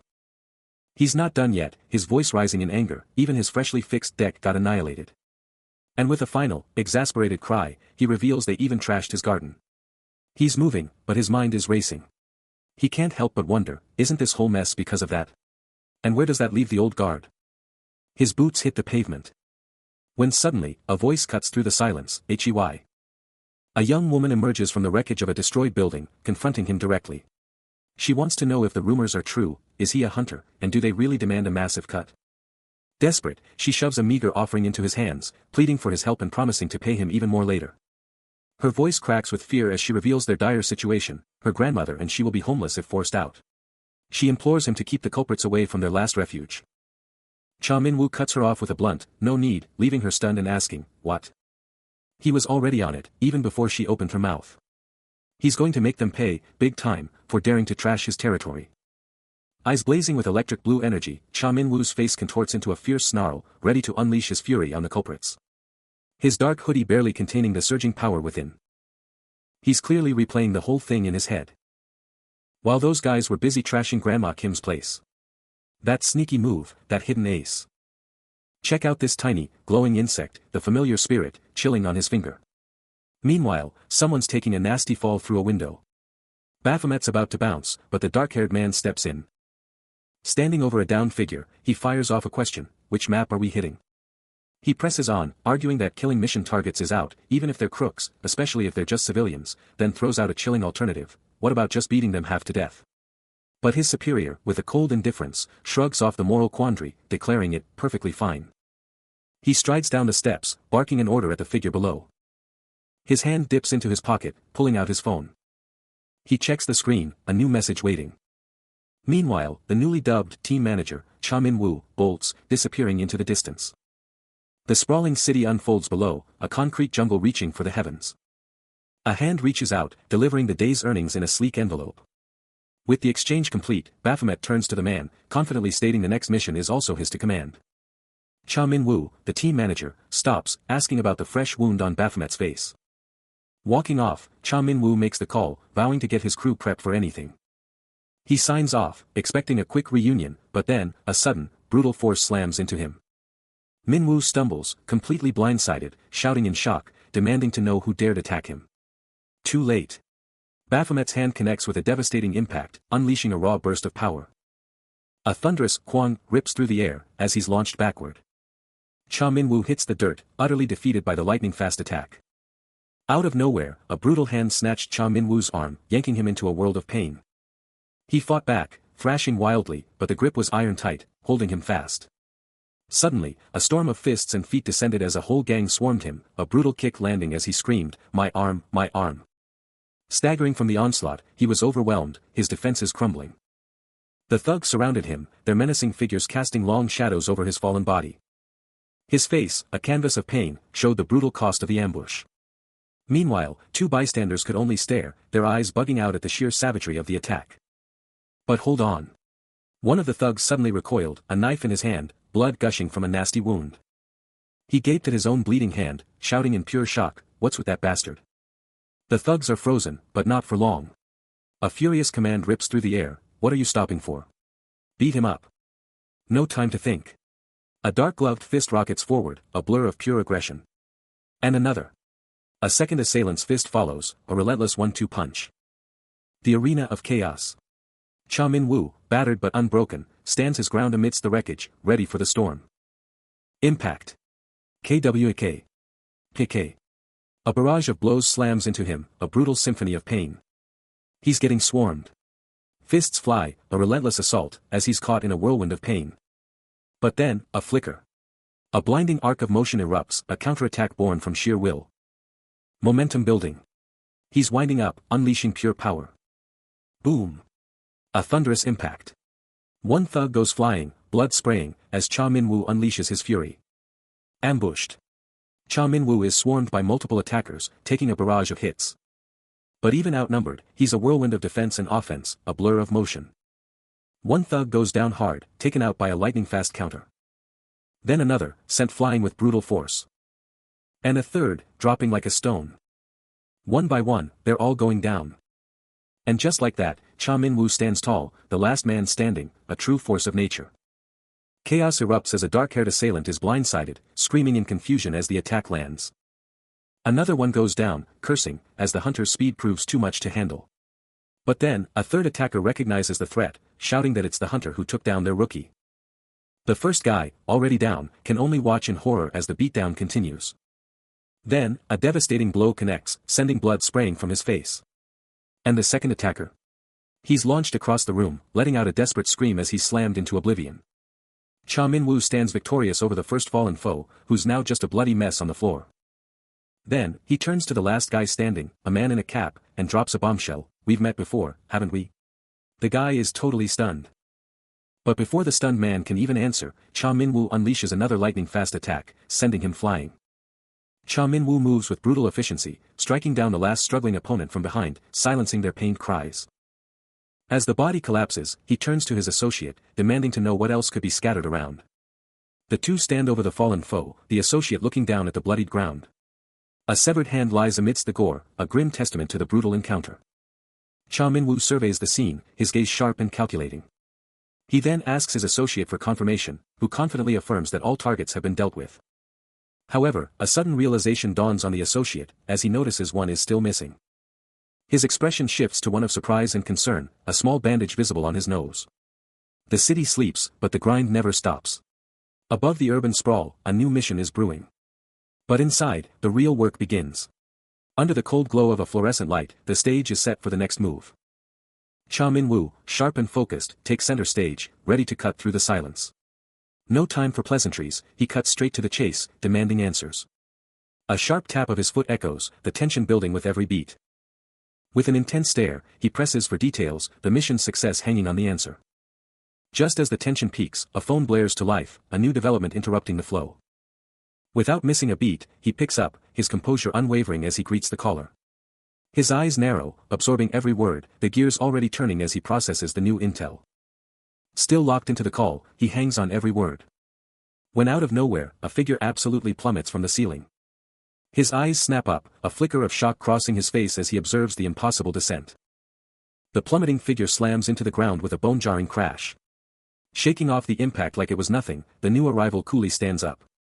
He barely spares a look at the crater he just made. And just like that, with zero fuss, he plops down onto the ground. Baphomet just watches, a knowing smirk spreading across his face. Then, with a sly grin, he drops a cryptic hint about matching pieces like a puzzle. He drops a cryptic warning, telling them to be careful not to attach the wrong pieces. A smirk plays on his lips, he's clearly enjoying this. His eyes narrow, the game is on. The protagonist's voice cuts in, pointing out his nasty eyes, and that this whole situation is totally out of character for him. Then he asks about the barrier, finding it hilarious that a hunter would even use that word, while Baphomet just chills at his desk, looking out like it's nothing. The protagonist keeps pushing, asking if he's really okay leaving his house unguarded, because he's got some serious intel on him. Then he drops the bomb, asking if there wasn't a kid in that house. Judging by Baphomet's look, the protagonist figures the kid isn't his son, so it's gotta be his brother. He finishes his taunt, casually mentioning his underling should already be inside Baphomet's house. He lets out a chilling laugh, his eyes burning with an almost sadistic glee, daring anyone to question him. But Baphomet isn't backing down, firing back with a sharp retort, do you really have the luxury to worry about anyone else right now? Meanwhile, the focus shifts to a seemingly ordinary building, but don't let its calm exterior fool you, danger lurks within. He just scoffs, utterly unimpressed, wondering aloud why humans are so incredibly foolish. Some fools, he declares, actually think they can hide their weaknesses, whether they're holed up in the tower or out in the open. As he gestures towards a colossal, glowing structure, utterly dismissing it as the biggest fake he's ever witnessed. Then, he dramatically pulls out a glowing red book, casually explaining that his powers are basically just what humans call magic. And then comes the chilling threat. He points to a poor soul writhing on the ground, leg clearly broken, a brutal example of what happens if you dare to move. He wraps it up with a dismissive sigh, declaring that using magic in such a direct way is actually super inefficient and just plain annoying. He knew Baphomet would absolutely lose it if his plans were messed with, leaving him no choice but to unleash his power. His eyes blazing with an intense blue light. He flashed a chilling, confident smile. Wielding a glowing red book, he declared, "You're staying put until I finish this book, got it?" Red energy lines pulsed around Baphomet, locking him down as he fought against the invisible power. Even his hand was caught, powerless to escape. Meanwhile, a blonde-haired man was stuck listening to a robotic voicemail, telling him his call couldn't connect, and his face showed pure annoyance. He pulled the phone away from his ear, clearly fed up with the situation. The blonde-haired man lets out a sharp gasp, totally caught off guard. Suddenly, he lunges forward, knife flashing, but his lightning-fast strike is met with an explosive, metallic clang. The dark-haired man, however, doesn't even bat an eye, his mind already miles away, flashing back to a time when he was just a kid. He'd been planning to get back to business after digging up dirt on that slum neighborhood guy, but this sudden, brutal clash of blades, this insane exchange of blows, sends the blonde-haired man absolutely rocketing backward with a powerful Kong, leaving him stunned and wondering just whose rank he was truly messing with. The dark-haired man, now rocking a baseball cap, coolly surveys the scene, exactly as he predicted. The blonde-haired man, still clutching his knife, finally gets it, going into a fight blind is a death wish. Then, a message blazes across a phone screen, taunting, "You wanted to know my rank, right?" The dark-haired man's gaze turns to steel, his expression absolutely stone-cold, as the message delivers the final, crushing blow, "Now that you know my rank, it's game over." Hands up, the blonde man screams his surrender, totally defeated. His plea hangs in the air, but the dark-haired man just looms, his presence alone making the blonde flinch back. Totally desperate, he throws out a deal, swearing they'll never touch the slum neighborhood again. He's even trying to make peace, like, "Hey, let's just forget the arm and call it even." But the dark-haired man just turns his back, his footsteps coolly echoing as he walks away from the loser. A cold smirk plays on his lips, his eyes burning with an insane, glowing yellow-orange power. He flashes his phone, the screen showing the blonde man's doom. He just keeps walking, leaving the blonde man's shocked face in his reflection, totally reeling. One last blood-splattered smirk, and his glowing eyes confirm it, the blonde was an A rank, and it meant nothing. Absolutely crushed after his beatdown, the blonde man, now rocking a hospital gown, whines about quitting his job and tries to haggle for more cash. But the dark-haired man on the other end just chills him with a calm, "Didn't you claim to be an A rank?" Then he drops a bombshell, A ranks and higher. They're not even human anymore, they're just monsters wearing human suits. And get this, that monstrousness isn't just for them, it taints 3 whole generations of their family tree. Freaking out from the bombshell, the blonde man tries to bail on the call, claiming he's too messed up and desperately trying to get President Jiang on the line. But the dark-haired man just smirks and asks, "You really gonna ditch the deal like that?" He then casually drops that it's already done, and all that matters now is staying alive. Completely mind-blown, the blonde man stammers, asking who sent him that message, and it hits him, it's gotta be the same person who's on the phone right now. His ear practically burns with the realization, that voice on the phone. It's chillingly familiar. And yep, the dark-haired man flashes his phone, showing off a message, totally confirming that voice was, like, super familiar. The message, from President Jiang, drops a bomb, one thing's for sure. It must be someone stronger than that Hunter Well. A mysterious gray-haired figure, deep in thought, questions his next move, then quickly pivots, apologizing to his caller, claiming he would have cooked if he'd known they were dropping by. Still on the call, he doubles down on the cooking excuse, then drops a bombshell, he's just not good at parties. But the person on the other end quickly cuts him off, assuring him it's fine, they'd already feasted and just wanted to swing by for a quick hello. Shifting gears, he then casually asks if his caller has cut back on drinking. He lets out a knowing laugh as the answer comes back, yes. He admits he's also not one for drinks or parties, but then his eyes lock onto his phone, a new thought forming. He's utterly baffled by how incredibly diligent that guy is for his age, even if he's a total weirdo about it. His eyes widen in genuine shock as he keeps staring, muttering diligent under his breath, clearly blown away. Then, a booming laugh erupts from him, fully accepting this bizarre, unexpected diligence. Cha Min-woo is absolutely floored, a shocked ripping from him as a brand new main quest slams into his system. This new quest, help the residents and learn about feelings of affection, sounds like a total grind, but then he sees the kicker. What? No reward, he explodes, absolutely livid. Seriously? Even the neighborhood hags cough up something. What kind of god is this? I'm calling you out, you petty deity. His face is a mask of pure, unadulterated rage. This rewardless quest is absolutely pushing him to the breaking point. And now, the destiny of Cha Min-woo is in your hands. Baphomet can't believe what's happening, his voice cracking as he demands answers. Already bleeding out, he's stuck in a dark, inescapable hole. He glares up at the traitor, screaming about their broken deal to split the tower's loot, calling out the betrayal. The betrayer just stares down, confirming their evil plan with a cold, casual line, zero remorse. They call it an accident, then promise to take everything and leave him to rot, sparking an explosive, desperate curse from Baphomet, pure rage. A crimson aura explodes around him, Baphomet's fury is going next level. Up top, the betrayer points a finger, unleashing K9, locking Baphomet's doom. In a terrifying burst, the trapped man's form twists, his eyes burning malevolent red as he morphs into a monstrous, shadowy silhouette, a terrifying new power unleashed. The transformed Baphomet, a shadowy titan of rage, lets out a primal roar, commanding the very darkness to strike. From the very shadows, a nightmare maw, glowing red eyes blazing, snaps forward with impossible speed, ready to devour. A blood-curdling scream rips through the air as the devastating blow lands, tearing through the darkness with crimson fury. Then, a bone-shattering kwajik. The betrayer is pulverized against a brick wall, blood exploding on impact. Suddenly, a jarring cut. We see Baphomet again, but this time, he's human, chained, eyes still burning crimson, clutching a skull like a dark king on his throne. Then, a shocking title card slams down, Boss Mob, Chapter 27, Black Box. Get ready for the next level. Another jump. The K9 ability is mentioned, and a voice cuts through the silence, demanding, what? Flashback. A younger Baphomet, looking totally normal in a modern office, is absolutely floored, asking if they seriously want him to manage the department he already turned down. The camera cuts to unseen hands holding a phone, the intense conversation clearly far from over. Baphomet, ever the provocateur, stands before a glowing desk and drops a bombshell question on the office worker, which map are we attacking? The office worker, clearly not amused, shuts him down immediately, clarifying it was a joke and he's off the hook for now.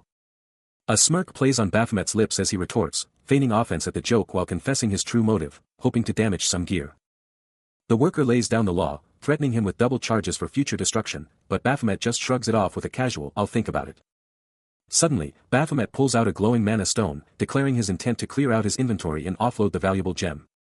The worker's eyes go wide with shock, instantly identifying the legendary Boss Krizzle's mana stone. A quick lore drop reveals the standard protocol: Tower Boss mana stones usually hit the auction block for other hunters, but a quick sale at appraised value is an option for desperate hunters. The worker advises an auction for maximum profit, and Baphomet, ever patient, concurs, knowing time is on his side. Baphomet makes his decision, auction it is. The worker confirms, promising to handle the transfer and send a system notification with the outcome. He pauses, a thought bubbling to the surface, as he admits there's something he's curious about. The office worker, however, cuts to the chase, asking how much the mana stone from the boss Baphomet actually sold for, assuming it must have been quite expensive. He confirms her suspicion, acknowledging that it definitely would have been expensive, given it came from the boss of a myth-grade tower. But then, a flicker of doubt crosses his face as he wonders aloud, if it wouldn't have sold for less than Krizzle's will, demanding to know why. As they walk away, the office worker explains the discrepancy is due to the difference in mana quantity. The narrative then shifts to an illustration of a monstrous entity, clarifying that while some monsters possess a physical attribute, Baphomet himself is a physical attribute monster. Although some physical attribute monsters possess high mana. A recent inspection of the Tower of Abyss revealed that Baphomet possessed very low amounts of mana. He was, in essence, entirely a physical attribute monster. He flashes back to a brutal truth: a shadowy monster once told him he had zero talent for magic, demanding he just give up, leaving him with only the barest scraps of chained magic. Back in the present, a subordinate lays it out: it's a dead end. High-grade gear, powered by mana stones, is totally dependent on mana. A truth the man seems to just smile about. But Baphomet's still reeling, confessing there's no way to know the true value of his mana stone, especially with whispers that it vanished without a trace. The subordinate's jaw drops, a stunned "what?" escaping him before he immediately suspects Raven's involvement. Baphomet's gaze sharpens, a forgotten memory flashing as he starts, from what I remember. He remembers Raven, a white-haired enigma, who, even though a mana stone is a monster's very essence, a permanent relic that survives anything, left his mana stone untouched, behaving like a man with nothing left to lose. But where did it go? He's still reeling from the mana stone mystery, unable to provide more, yet hoping his input was enough. He nods, a sigh of relief escaping him, then immediately offers to streamline the inventory organization. Suddenly, a system prompt flashes. A direct request to link his system with the government network. Will he accept? His attention shifts to a glowing, reddish item in his grasp. His finger hovers, ready to tap a critical red button on the interface. Then, the inventory screen reveals a bombshell, the sword Raven used to stab. And not just one, but 15 of them. He's still clutching the glowing enigma, discovering it's a locked, personal weapon. Where did it even come from? A massive dog patiently observes his confusion. Without warning, he collapses, unconscious on the floor, his loyal dog staying right beside him. The dog stares intently at his master's hand, perhaps sensing the bizarre energy still radiating from the item he clutches. Baphomet's eyes flutter open, his loyal, massive dog immediately there, barking like crazy, K9, alert blaring in his system feed. He's back. But not without a price, a pained groan escaping him, his face etched with lingering discomfort.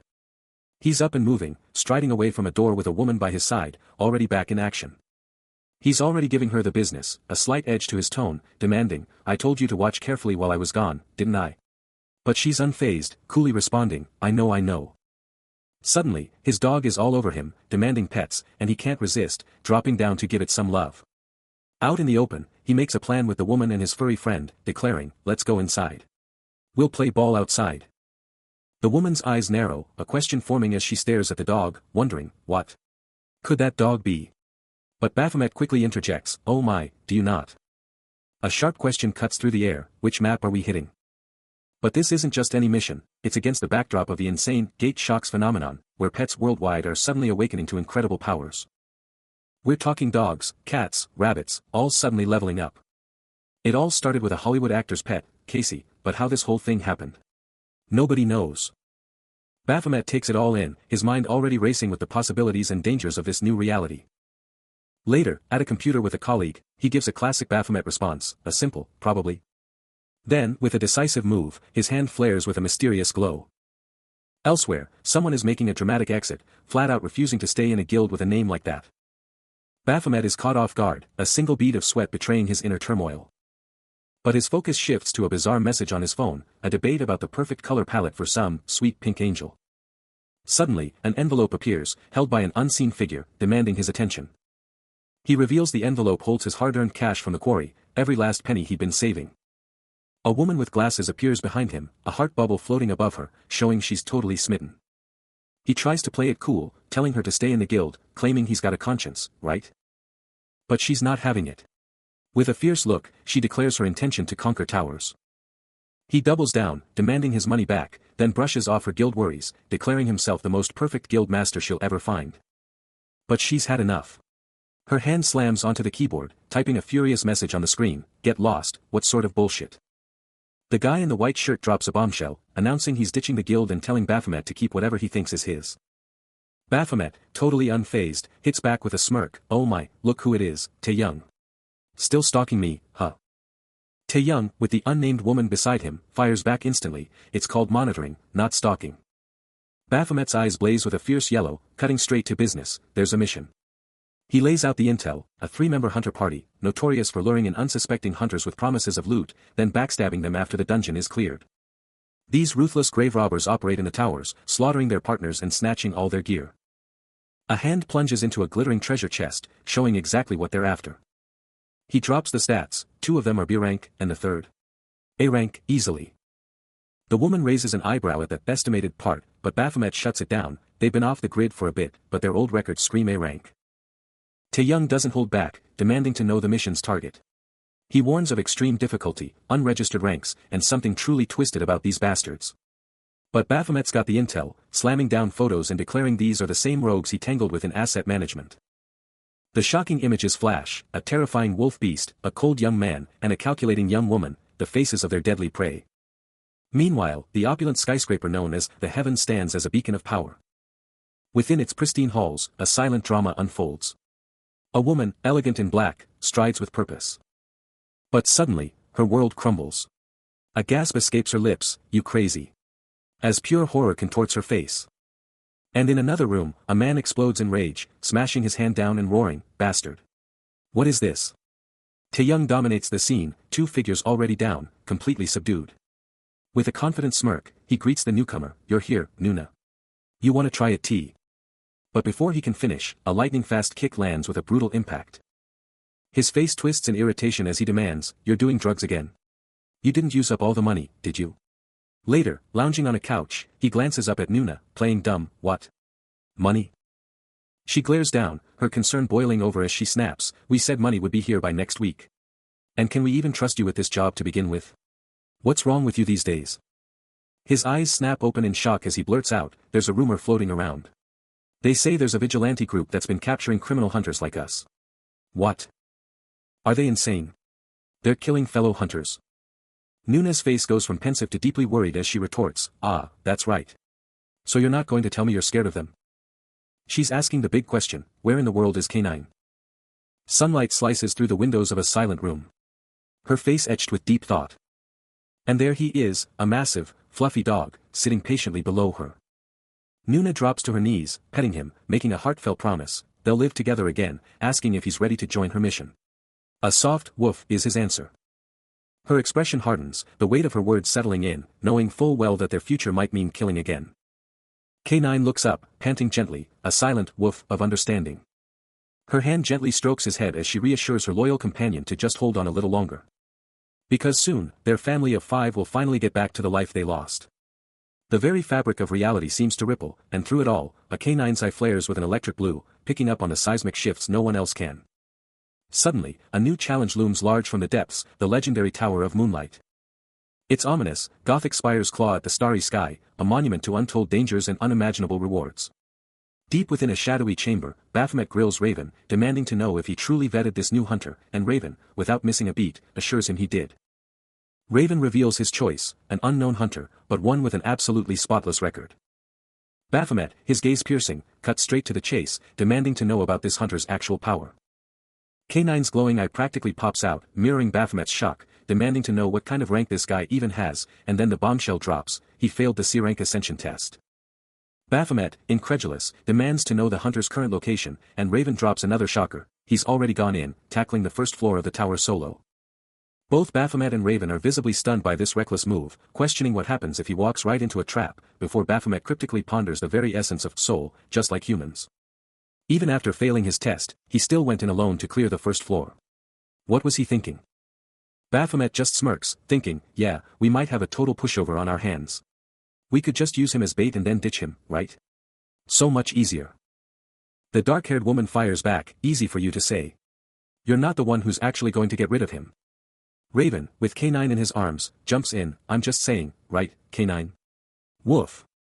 Baphomet spins around, laying down the law, I'll decide what happens. We're not just getting rid of him based on some measly spoils. Raven keeps pushing, you're actually going to split the spoils with him. We'll get nothing if we do that. Suddenly, a shimmering, glowing crack rips open in the air. And Baphomet just grins, a dark, knowing smile spreading across his face, won't get any tea. The dark-haired woman also watches the anomaly, her back to the viewer as the crack pulses with raw, untamed energy. Red energy pulses, and the tension is palpable as the question echoes, which map are they even hitting? A sharp, crackling sound rips through the air. And Baphomet's crimson eyes snap shut, a chilling realization dawning, this isn't good. He growls, so you've met them already. Back at the table, his face is a mask of grim determination, knowing full well the guild's recognition of this hunter could spell disaster.